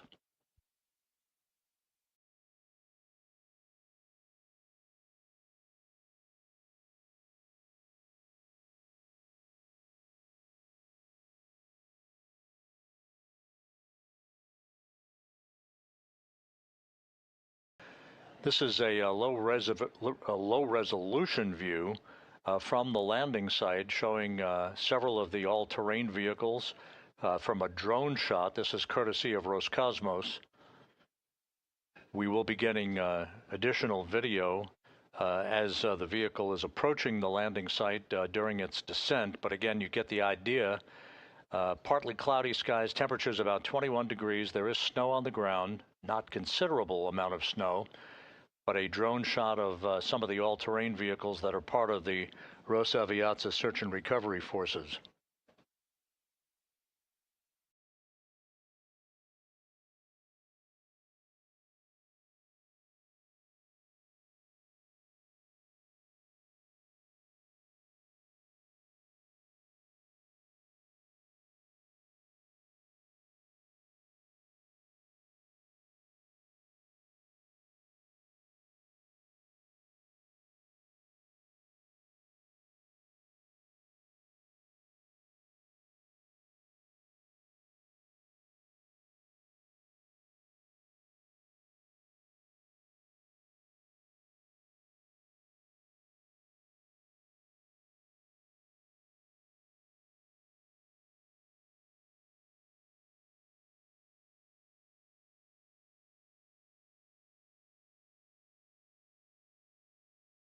We're at the point of the entry where maximum G loads of about 4 to 5 Gs beginning to build up on the crew. They're about 20 miles in altitude. Their entry guidance on board taking them to the landing site. Favoria, you're breaking up. We passed re-entry, passed plasma, unintelligible. Интеграл текущий 320. Integral is 13.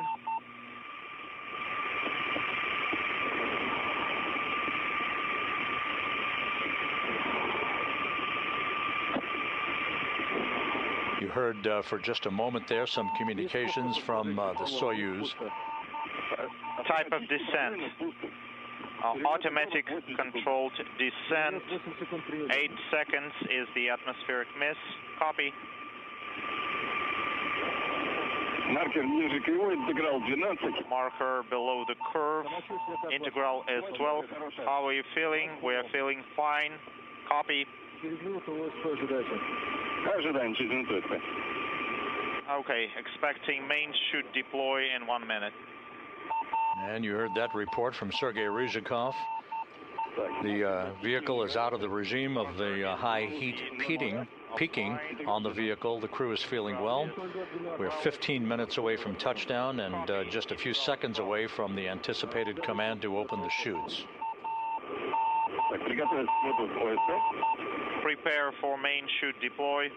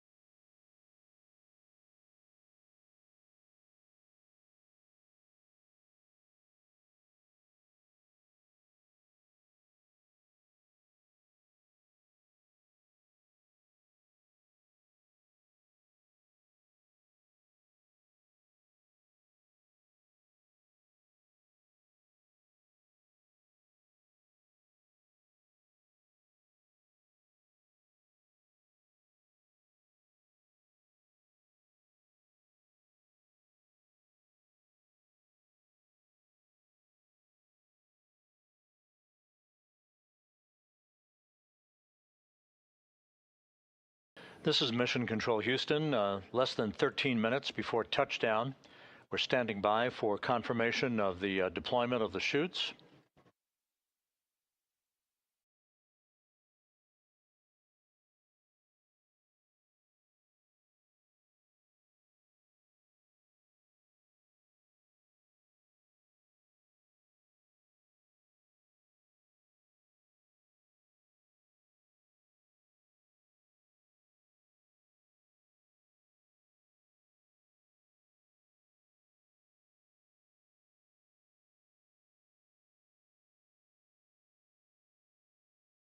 All of the descent events for the Soyuz and its 3 crew members have gone normally.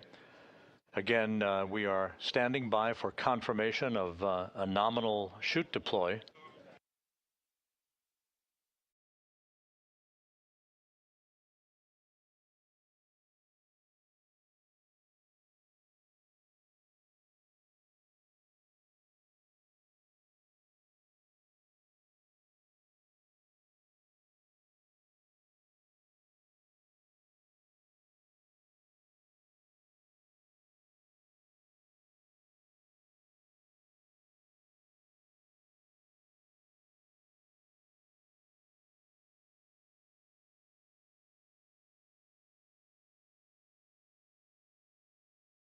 The parachutes should have deployed by now, and we are expecting confirmation of that momentarily. The communications, as expected, somewhat sporadic between the Soyuz and the Antonov 26 at the landing site, that is the Flying Command and Relay Station, sending back communications and telemetry to the flight control team that you see there in the Russian Mission Control Center.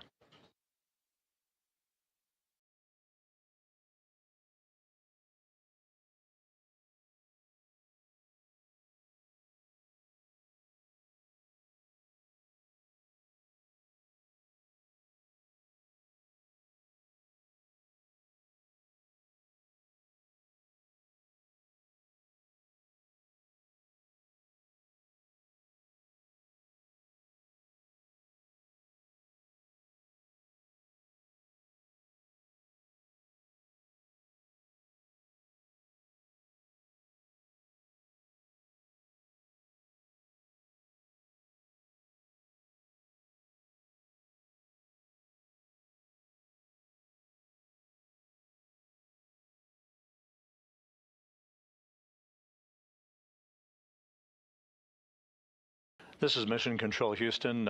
We have received information from the Russian Control Center that the Antonov 26 at the landing site has visual confirmation of the Soyuz under its large orange and white main chute. We're still awaiting video from the landing site, but we do know that the Soyuz is now descending under its parachute, 9.5 minutes until touchdown.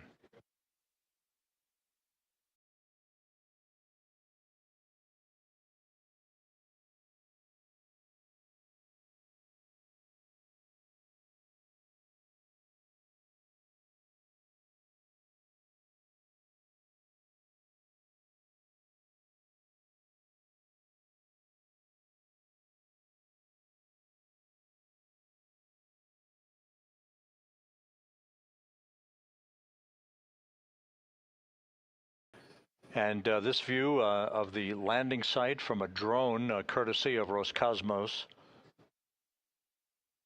as it pans the area of the landing site.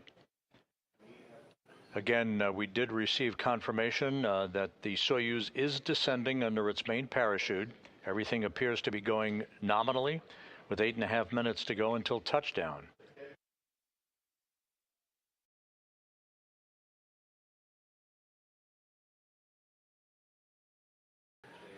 The temperature at the landing site is about 21 degrees, and now we're getting our first view of the Soyuz. Hazy, cloudy skies, but you can see the chute.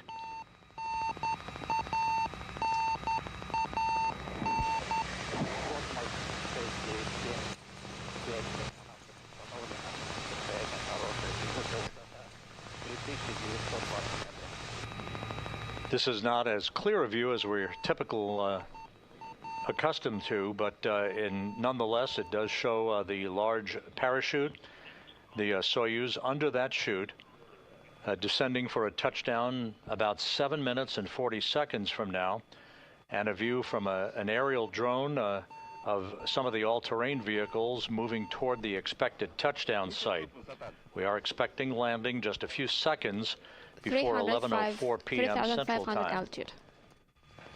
Once again, the skies cleared somewhat to allow us these views. Some snow on the ground, temperatures around 21 degrees Fahrenheit, but everything is in good shape as the Soyuz heads for an on-time landing to bring Johnny Kim, Sergei Ryzhikov, and Alexei Zabritsky back to Earth after 245 days in space. 7 minutes till touchdown.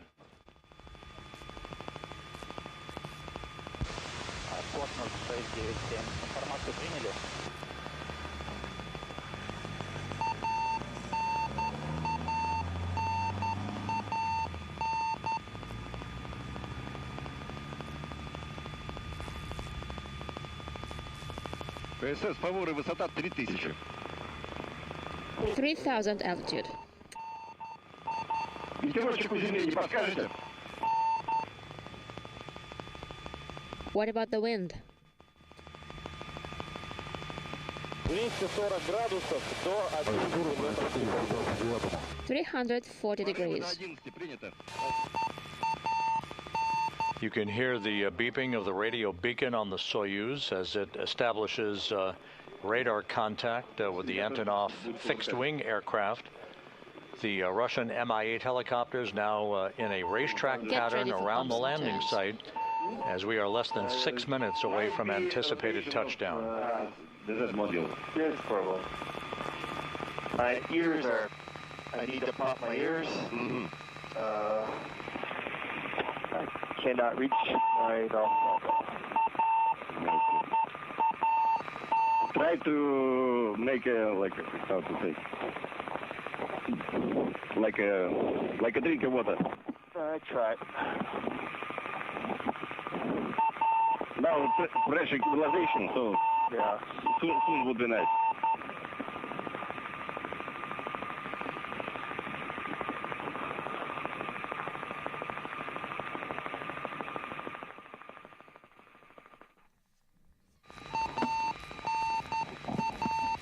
Now just 5 minutes away from touchdown. Again, this view of one of the all-terrain vehicles, part of the complement of vehicles supporting the recovery of the Soyuz MS-27 crew, just minutes away from touchdown.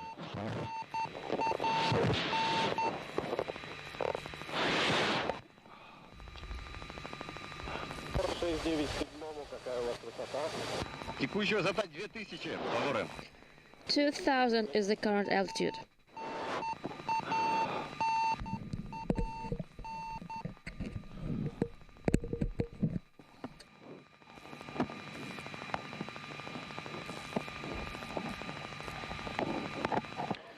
The Soyuz about 2 kilometers above the ground.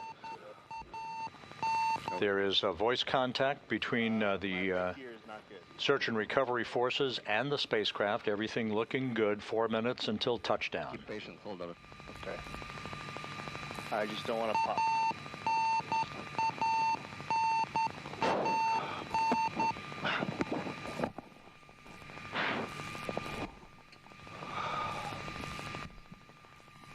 Так, еще раз подтянемся. Еще раз проверим на коленнички.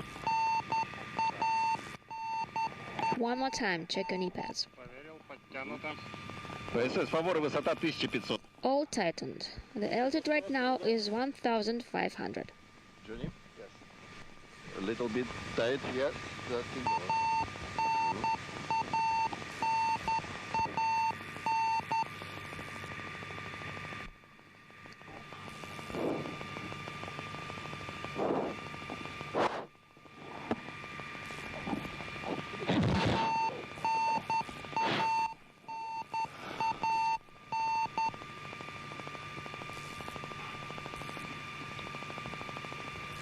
Several views being provided by Roscosmos. This again a drone video of two of the all-terrain vehicles moving into position near the expected touchdown point. It's cloudy. I don't see you just yet. What's altitude? Close to 1,000. Copy. So about 1,000 meters above the ground now, according to the report from Sergei Ryzhikov. The Russian Mi-8 helicopters are in position, flying over the landing site, as is the Antonov 26 fixed-wing Check aircraft. the prop, please.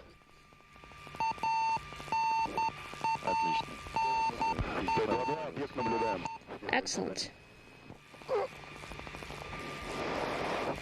ПСС фаворы, высота 800, кислород стравился.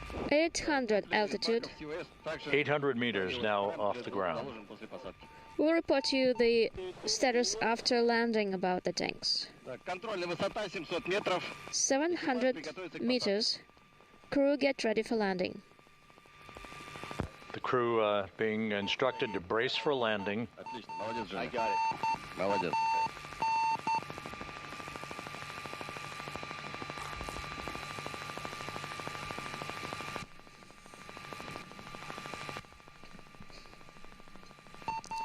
метров. 500 meters. Руки скрестили. Hand on body. And don't talking. Keep mouth closed.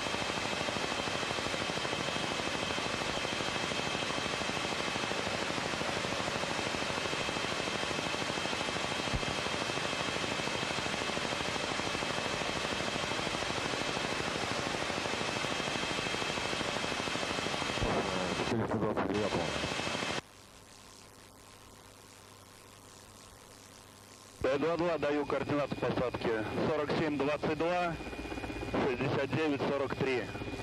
The coordinates of the landing are as follows: 47, 22, 69, 43. Так, приняли борта. Did you copy?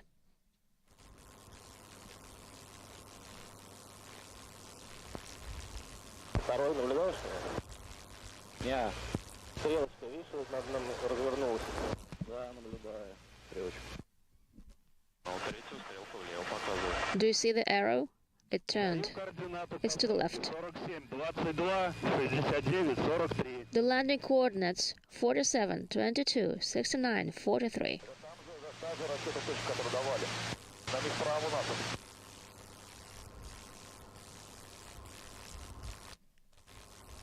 Наблюдаю, прочу вправо. I see it. I turn to the right.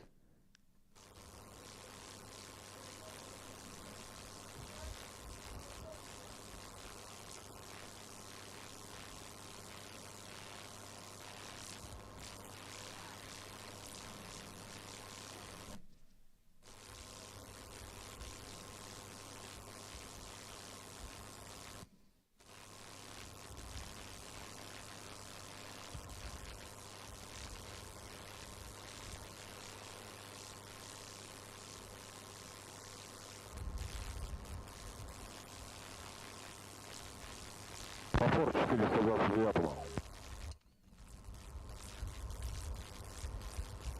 Фавор экипажу поискового самолета. Tabor 429. На приеме. To the rescue aircraft. Второй ты где? Догоняю. Second to one.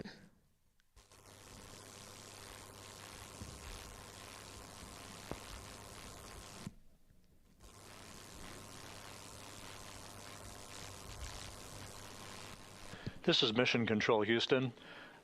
Although we did not see the landing itself, the search and recovery forces called out landing coordinates. And from that, we have informed the flight director here in Mission Control that the Soyuz MS-27 has in fact landed. 522, close by. The approximate landing time, 11:03 and 30 seconds p.m. Central Time, 12:03 and 30 seconds a.m. Eastern Time, 10:03 and 30 seconds a.m. at the landing site. So we'll call it a landing. To 429. And now the search and recovery forces and the Russian Mi-8 helicopters will be moving into position to begin the extraction of the crew once they've ascertained that the vehicle has no hazardous gases. Once again, Soyuz MS-27 has landed. It was a nominal entry. The unofficial landing time, 11:03 and 30 seconds p.m. Central Time, 12:03 and 30 seconds a.m. Eastern Time.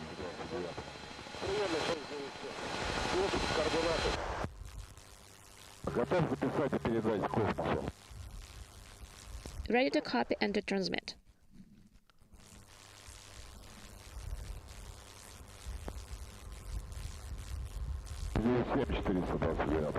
На приеме 697.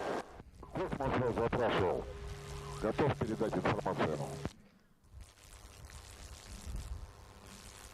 697 is here. Ready to copy. Nothing to transmit just yet. I have the coordinates that you have relayed. Космос 429.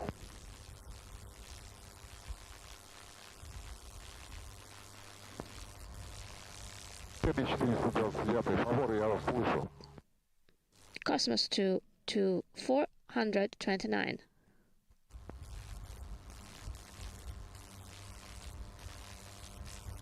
I don't hear you. So Johnny Kim, Sergei Ryzhikov, and Alexei Zabritsky are home for the holidays after 245 days in space, having landed 91 miles to the southeast of the town of Zhezkazgan, and there you see on the front screen of the Russian Mission Control Center in Korolyov the Russian words Jest Posadka. They've landed. All of the evening's events, from hatch closure to undocking to the deorbit burn, all of the entry activities and landing went by the book to bring to an end this 245-day mission spanning almost 104 million statute miles.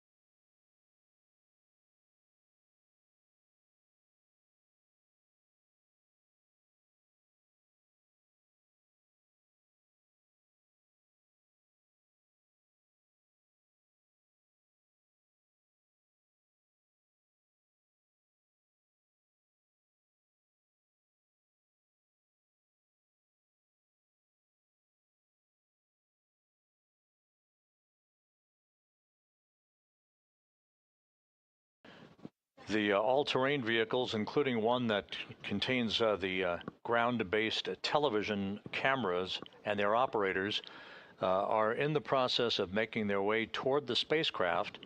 Hopefully within a few minutes, so they'll reestablish that television view with the search and recovery teams surrounding the capsule, beginning the work to extract the vehicle. The crew inside the vehicle in the descent module, Johnny Kim strapped into the right seat of the descent module in the middle seat. Sergei Ryzhikov, the Soyuz commander, and in the left seat, Alexei Zabritsky, having completed their 245-day mission with a landing at 11:03 and 30 seconds p.m. Central Time, 12:03 and 30 seconds a.m. Eastern Time on Tuesday morning.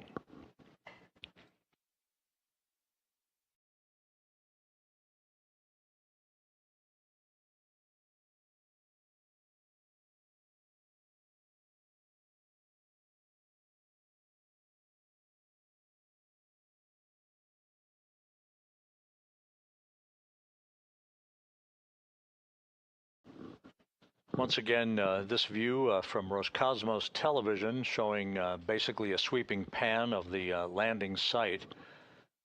We did not see the touchdown itself because of the cloudy conditions, but the search and recovery forces did confirm the landing coordinates and confirmed an approximate landing time of 11:03 and 30 seconds p.m. Central Time, 12:03 and 30 seconds a.m. Eastern Time. And there you see some of the Russian Mi-8 helicopters that are flying and descending in sequential fashion to assist in the recovery of the 3 crew members.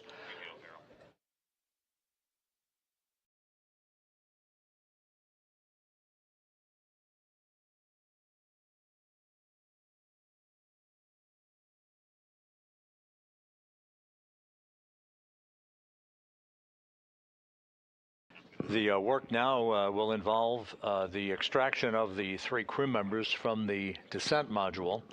They'll be placed in chairs right by the capsule to allow themselves a few minutes of regaining their land legs and equilibrium. They then will be brought in each of their chairs into a nearby inflatable medical tent to remove their Sokol launch and entry suits, get into more comfortable clothing, and then in turn be brought back to 3 awaiting helicopters, 1 for each crew member, that will take them on a 2-hour flight back to the staging city in Karaganda to the northeast. Johnny Kim will board a NASA plane bound back to the Johnson Space Center in Houston, while Ryzhikov and Zabritsky board a Gagarin Cosmonaut Training Center aircraft for a flight back to their training base in Star City, Russia, outside of Moscow.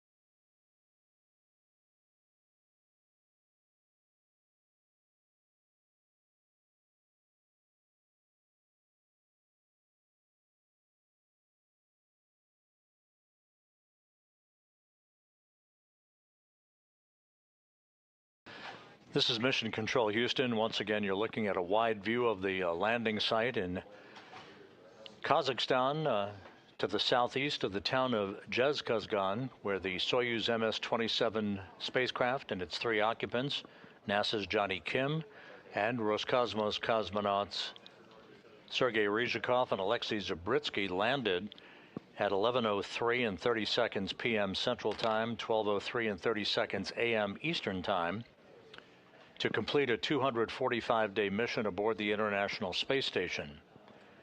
All of the entry and landing activities went perfectly.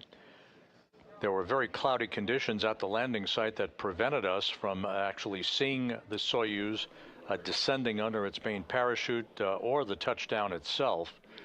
But the verbal words from the search and recovery forces flying overhead indicated that they had voice contact as well as visual contact of the Soyuz under the chutes, and confirmed the touchdown coordinates that indicated that the touchdown occurred as planned at 11:03 p.m. Central Time, 12:03 a.m. Eastern Time on Tuesday. That would have been 10:03 a.m. at the landing site.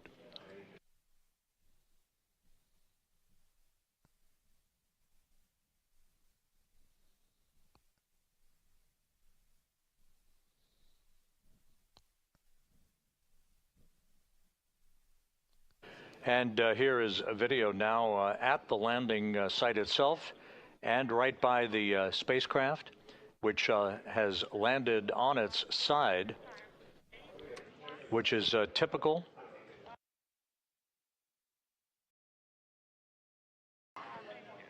So the search and recovery forces are there. They will be now working to begin the process of extracting the crew one by one and placing them in chairs nearby, and then bringing them into an inflatable medical tent.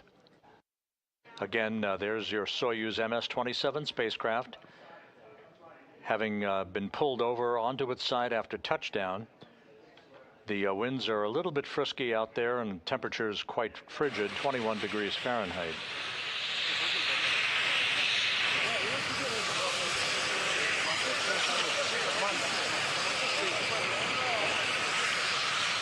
То есть, и мы видим, что там кресло заведено штатно. Ну, то есть...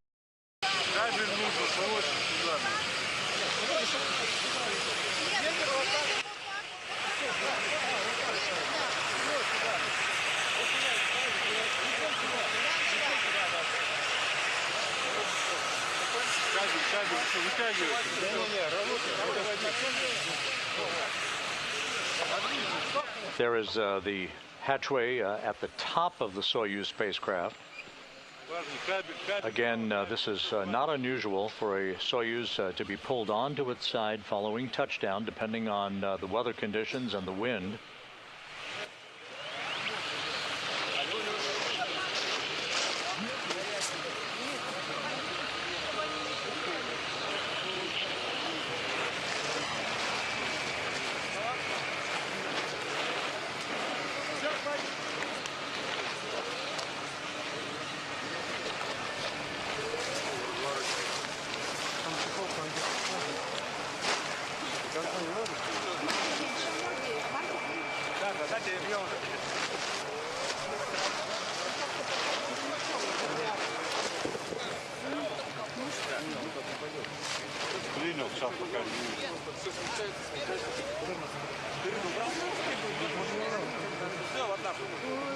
So, under overcast skies with snow flurries and temperatures around 21 degrees Fahrenheit, the 3 crew members who flew on Expedition 73 are home. They undocked that Soyuz spacecraft from the Prishal module on the Earth-facing side of the Russian segment of the International Space Station at 7:41 p.m. Central Time, almost 4 hours ago, landing about 17.5 minutes ago at 11:03 p.m. Central Time, 12:03 a.m. Eastern Time.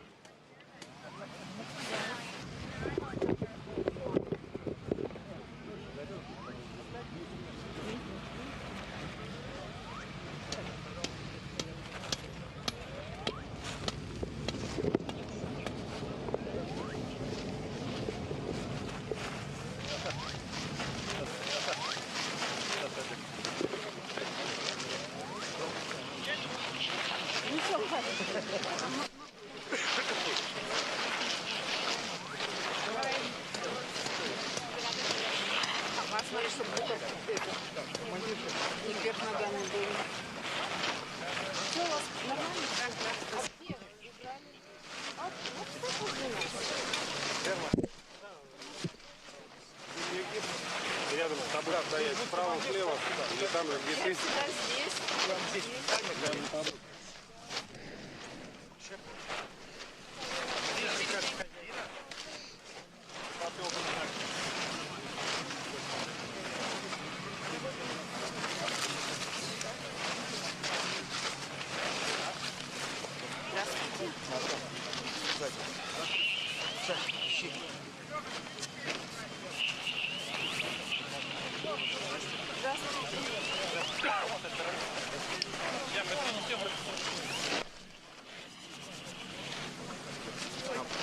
Ну, снимем ручки, давай обработаем. So members of the search and recovery forces are in the process of working the top hatch of the Soyuz spacecraft to begin the process of extracting the crew. Johnny Kim and Alexei Zabritsky home after their first flights into space, respectively, 245 days. Sergei Ryzhikov has just completed the third flight in his career and now has logged a total of 603 days in space. The top hatch is open, and members of the technician team peering in to receive flight data file books and to check on the initial condition of the crew before they begin the extraction of the crew members. The chairs that they'll bring the crew to for a few minutes to gain their land legs back, if you will, those have been set up on a tarpaulin just outside of the capsule. The crew probably won't spend very much time in those chairs because of the cold weather out there. They'll be bundled up before they're brought in to a nearby inflatable medical tent to remove their Sokol launch and entry suits, get into more comfortable clothing, and then receive initial medical testing before they're flown back in 3 individual helicopters, one for each crew member, to Karaganda, Kazakhstan, the staging site for today's landing.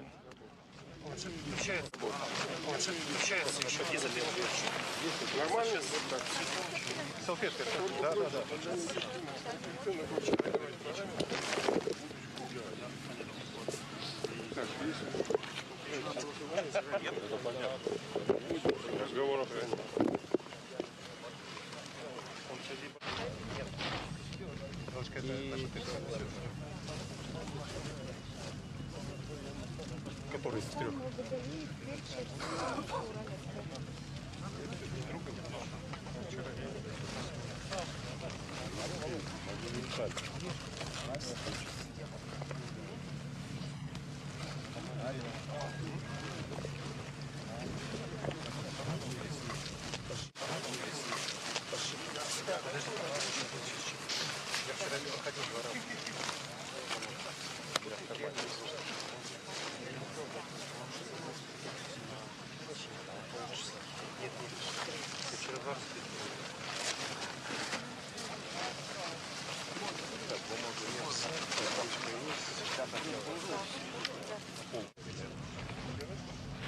Только это не озвучили.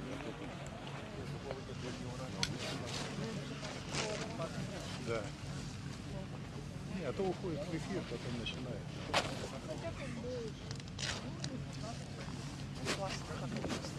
Ага, смотри.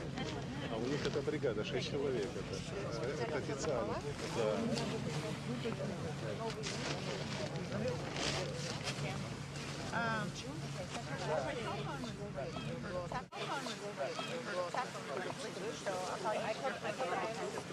One of the search and recovery technician team members, having crawled into the upper hatch of the Soyuz vehicle, removing some of the initial equipment from the crew, as well as some of the flight data file books that the crew used for reference during their descent back into the Earth's atmosphere and their parachute-assisted landing on the steppe of Kazakhstan. that occurred about 23 minutes ago.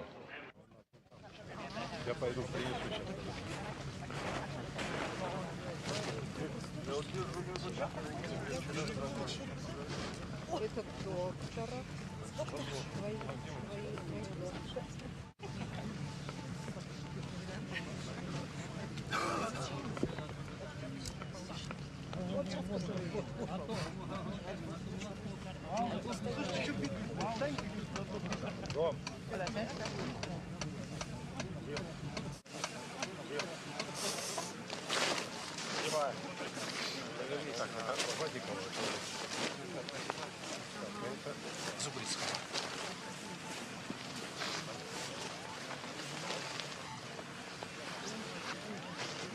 And we're expecting now the first of the crew members to be removed from the Soyuz. This should be Sergei Ryzhikov from the center seat of the Soyuz. Ну, всегда командир-то по центру. Его же никак не объедешь. Они туда пошли. Они уже пошли. У вас картинка есть? Командира.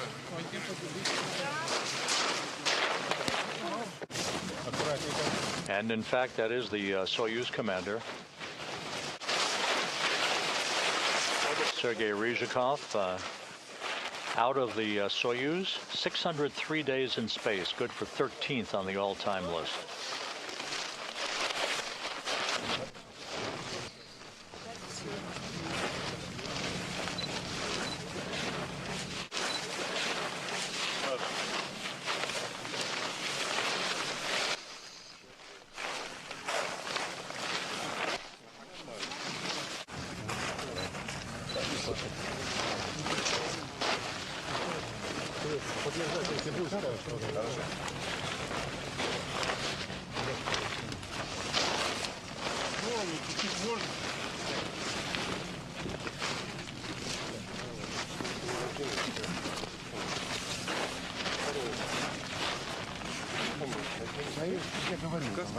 Нет, не надо. Этот не надо.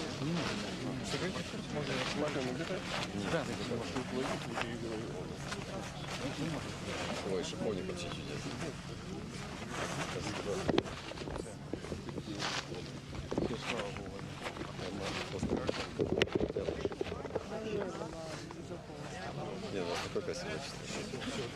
A good view of the Soyuz commander, Sergei Ryzhikov. The flight control team at the Russian Mission Control Center in Korolyov has confirmed the official landing time now at 11:03 and 33 seconds p.m. Central Time, 12:03 and 33 seconds a.m. Eastern Time. So that landing time that we had estimated earlier was just a couple of seconds off, but that is the landing time.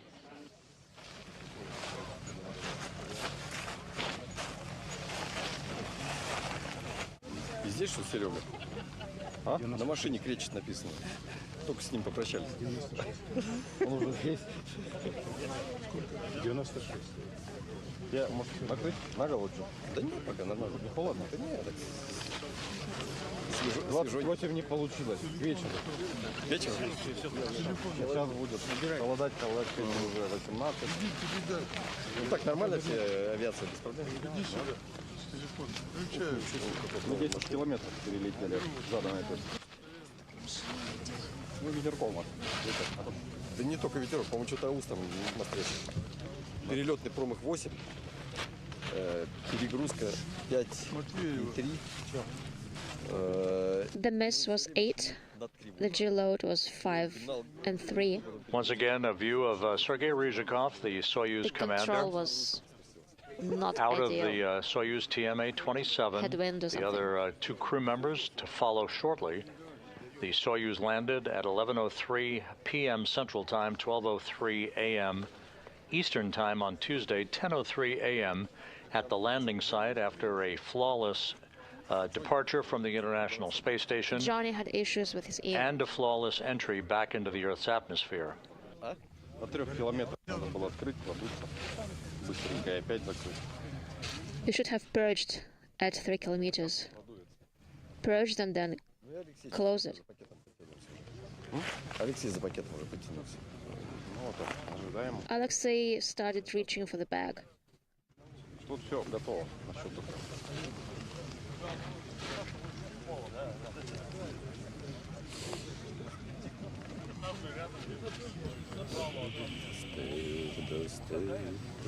Ждем, когда покажется Алексей. First snow today.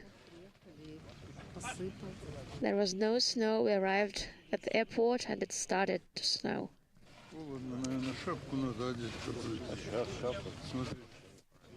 It's cold. Let's put a hat on. Is the tent ready? Will be shortly.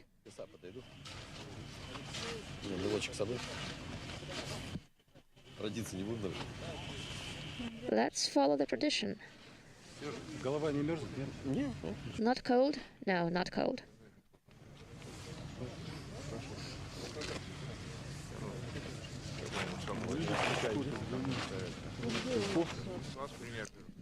So the work continues to extract the other 2 crew members from the Soyuz. What about this hat with blue and white? That's fine.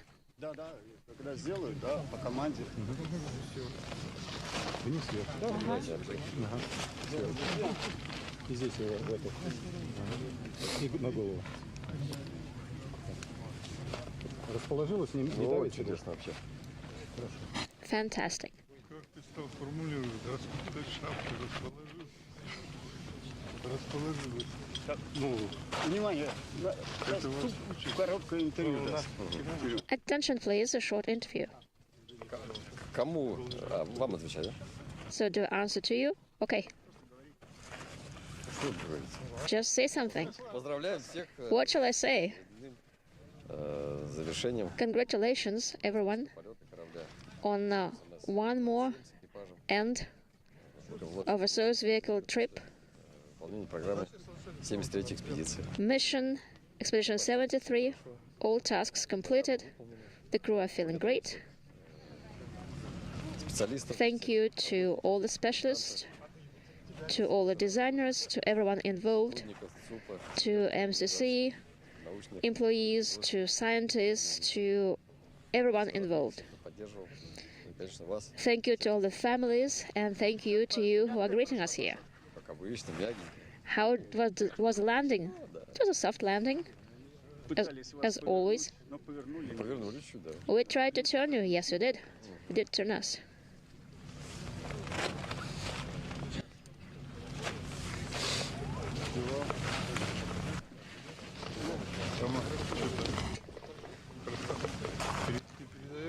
Да.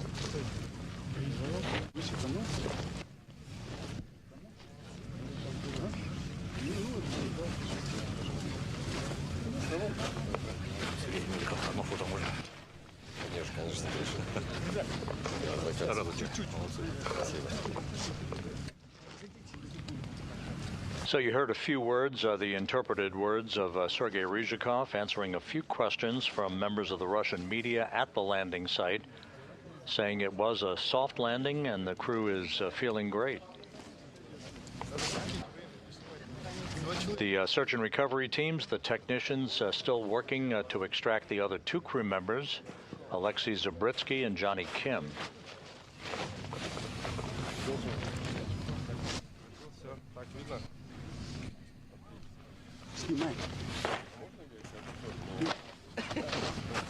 Ребята, потом чуть-чуть сейчас отойдите, пойти поработать с другими, и потом стреляать, хорошо?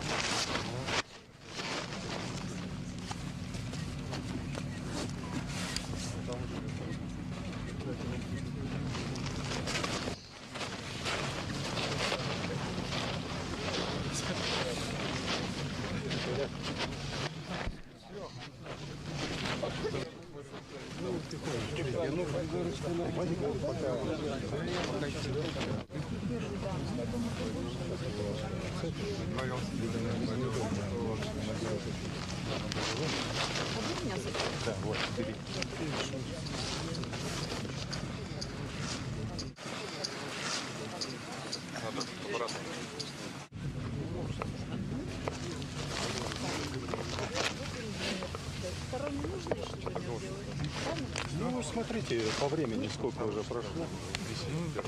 Если хотите работать, работайте.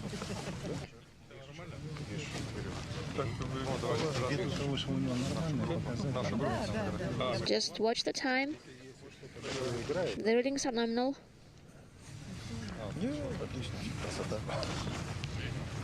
Everything is fine. It's snowing for the first time, they say, yes.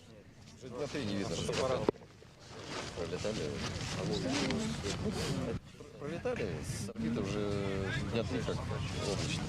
До этого ясно было. It used to be clear, but for the past 3 days it has been cloudy when we flew by.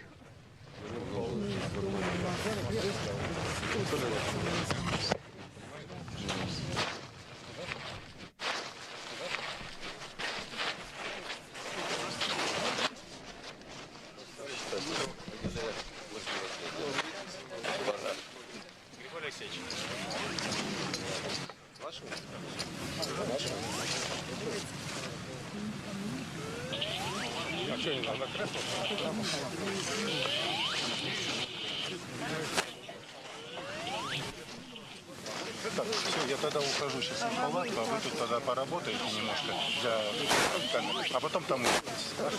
Хорошо.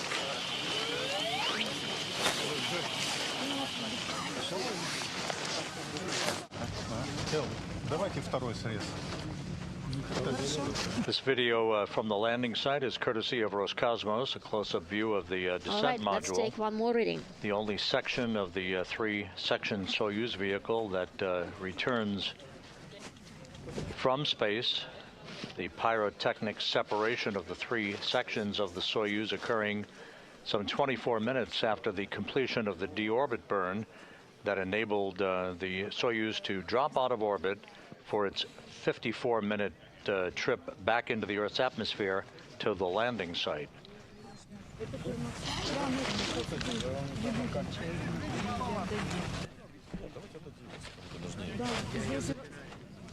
Ребята, посмотрите там это.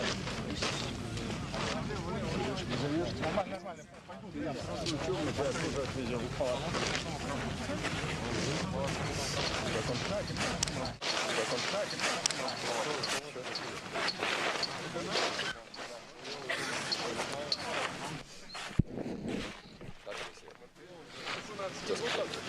Его сразу там как раз нагрелось. They're taking him to the tent, and it's warm in here. And one of the other crew members being taken directly into the medical tent.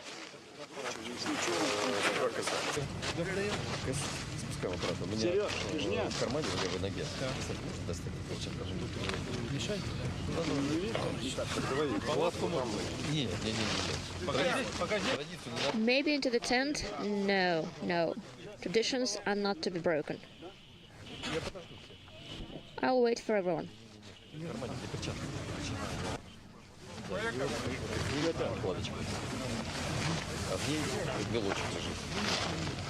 So two of the three crew members are now out of the Soyuz vehicle. You still see Sergei Ryzhikov, the Soyuz commander, there. One of the other crew members already inside the medical tent.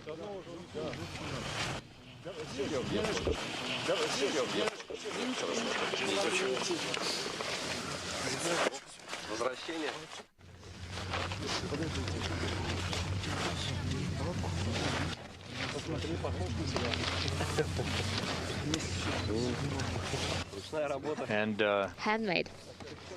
One of the people on the scene at the landing site providing a Matryoshka doll, a stacking doll, bearing Ryzhikov's face. A whole collection, hand-painted, one after each flight. As an offering of congratulations for his return back to Earth.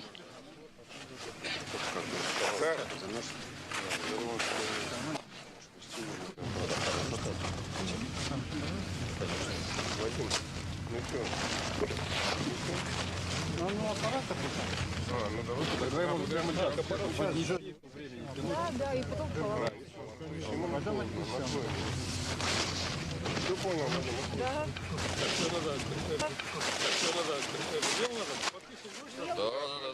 Дали мне? Дали. Я вас с орбиты вез. Не получил.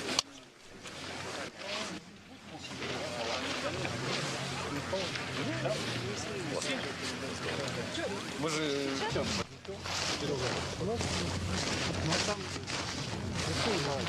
Там очень много людей. Нет, ну не достанут, а потом мы подойдем. Давайте, Джонни, да нет, Джонни, давайте дождем. Нормально. Сколько 4 раскиши может зайдут и сколько места надо? Ну, так, у нас сколько? 7 литературных гостиных. По каждой. По Эву сейчас.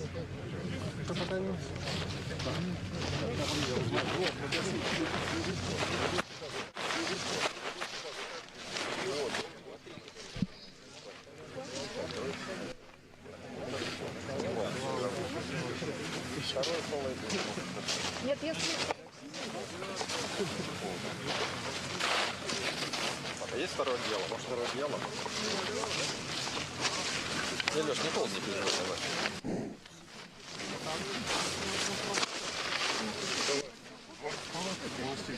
Нет, давайте мы это там уберем немножко. Поднесем. Сказали, сейчас достанут. Нет, третьего члена. После эвакуации. Сейчас третьего члена экипажа эвакуируют.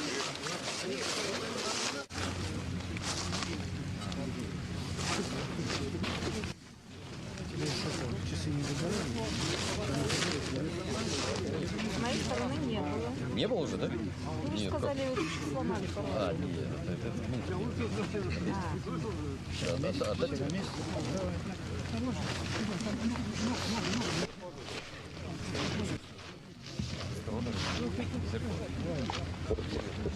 Высотомер могу пользоваться.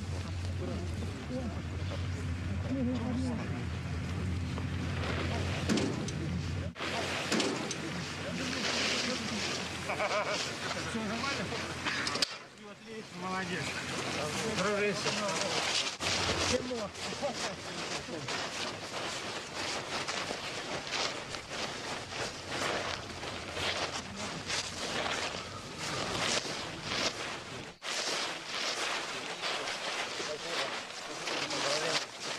NASA's Johnny Kim, back on Earth after 245 days in space. Where are our photo and video folks?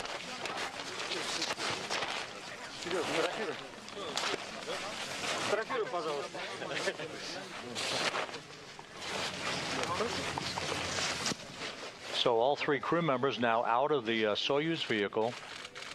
The Soyuz commander, Sergei Ryzhikov, was first out. He is still sitting in his chair, getting his land legs back. Alexei Zabritsky was taken directly into the medical tent nearby. And there's NASA's Johnny Kim, having completed his first flight into space. Ryzhikov now being brought to the medical tent as well. Kim will follow in just a couple of minutes.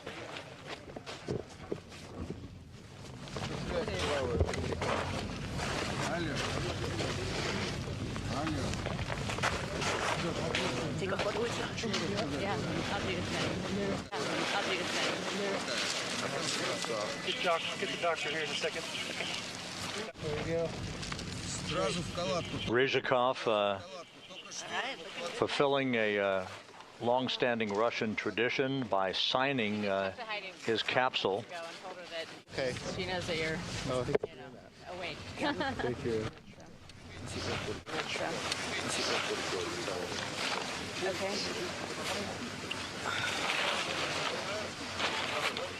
You want your comm cap off or you're good?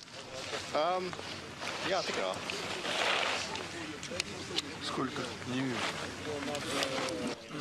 Signing the capsule and the date of its landing, December 9th, Kazakhstan time.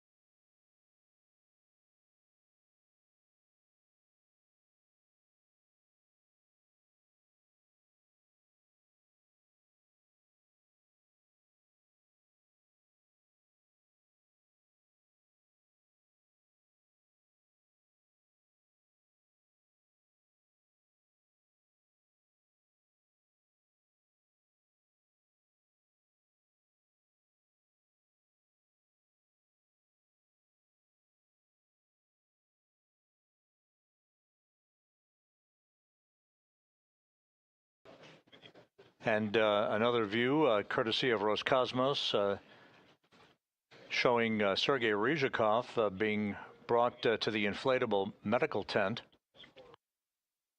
Alexei Zabritsky already in the medical tent. And Johnny Kim having a few minutes to get his land legs back. Still sitting in the chair nearby the Soyuz MS-27 spacecraft that the 3 crew members landed in some 44 minutes ago.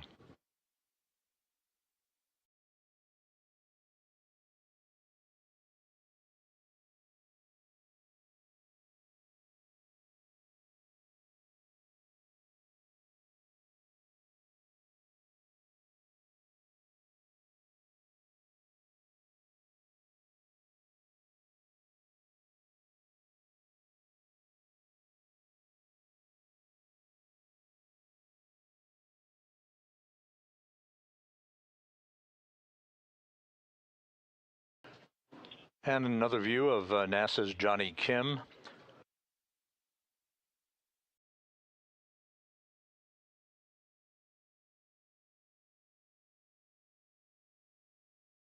The Soyuz MS-27 landed at 11:03 p.m. Central Time, 12:03 a.m. Eastern Time on Tuesday morning, December 9th, 10:03 a.m. Kazakhstan time at the landing site, some 91 miles southeast of the town of Zhezkazgan.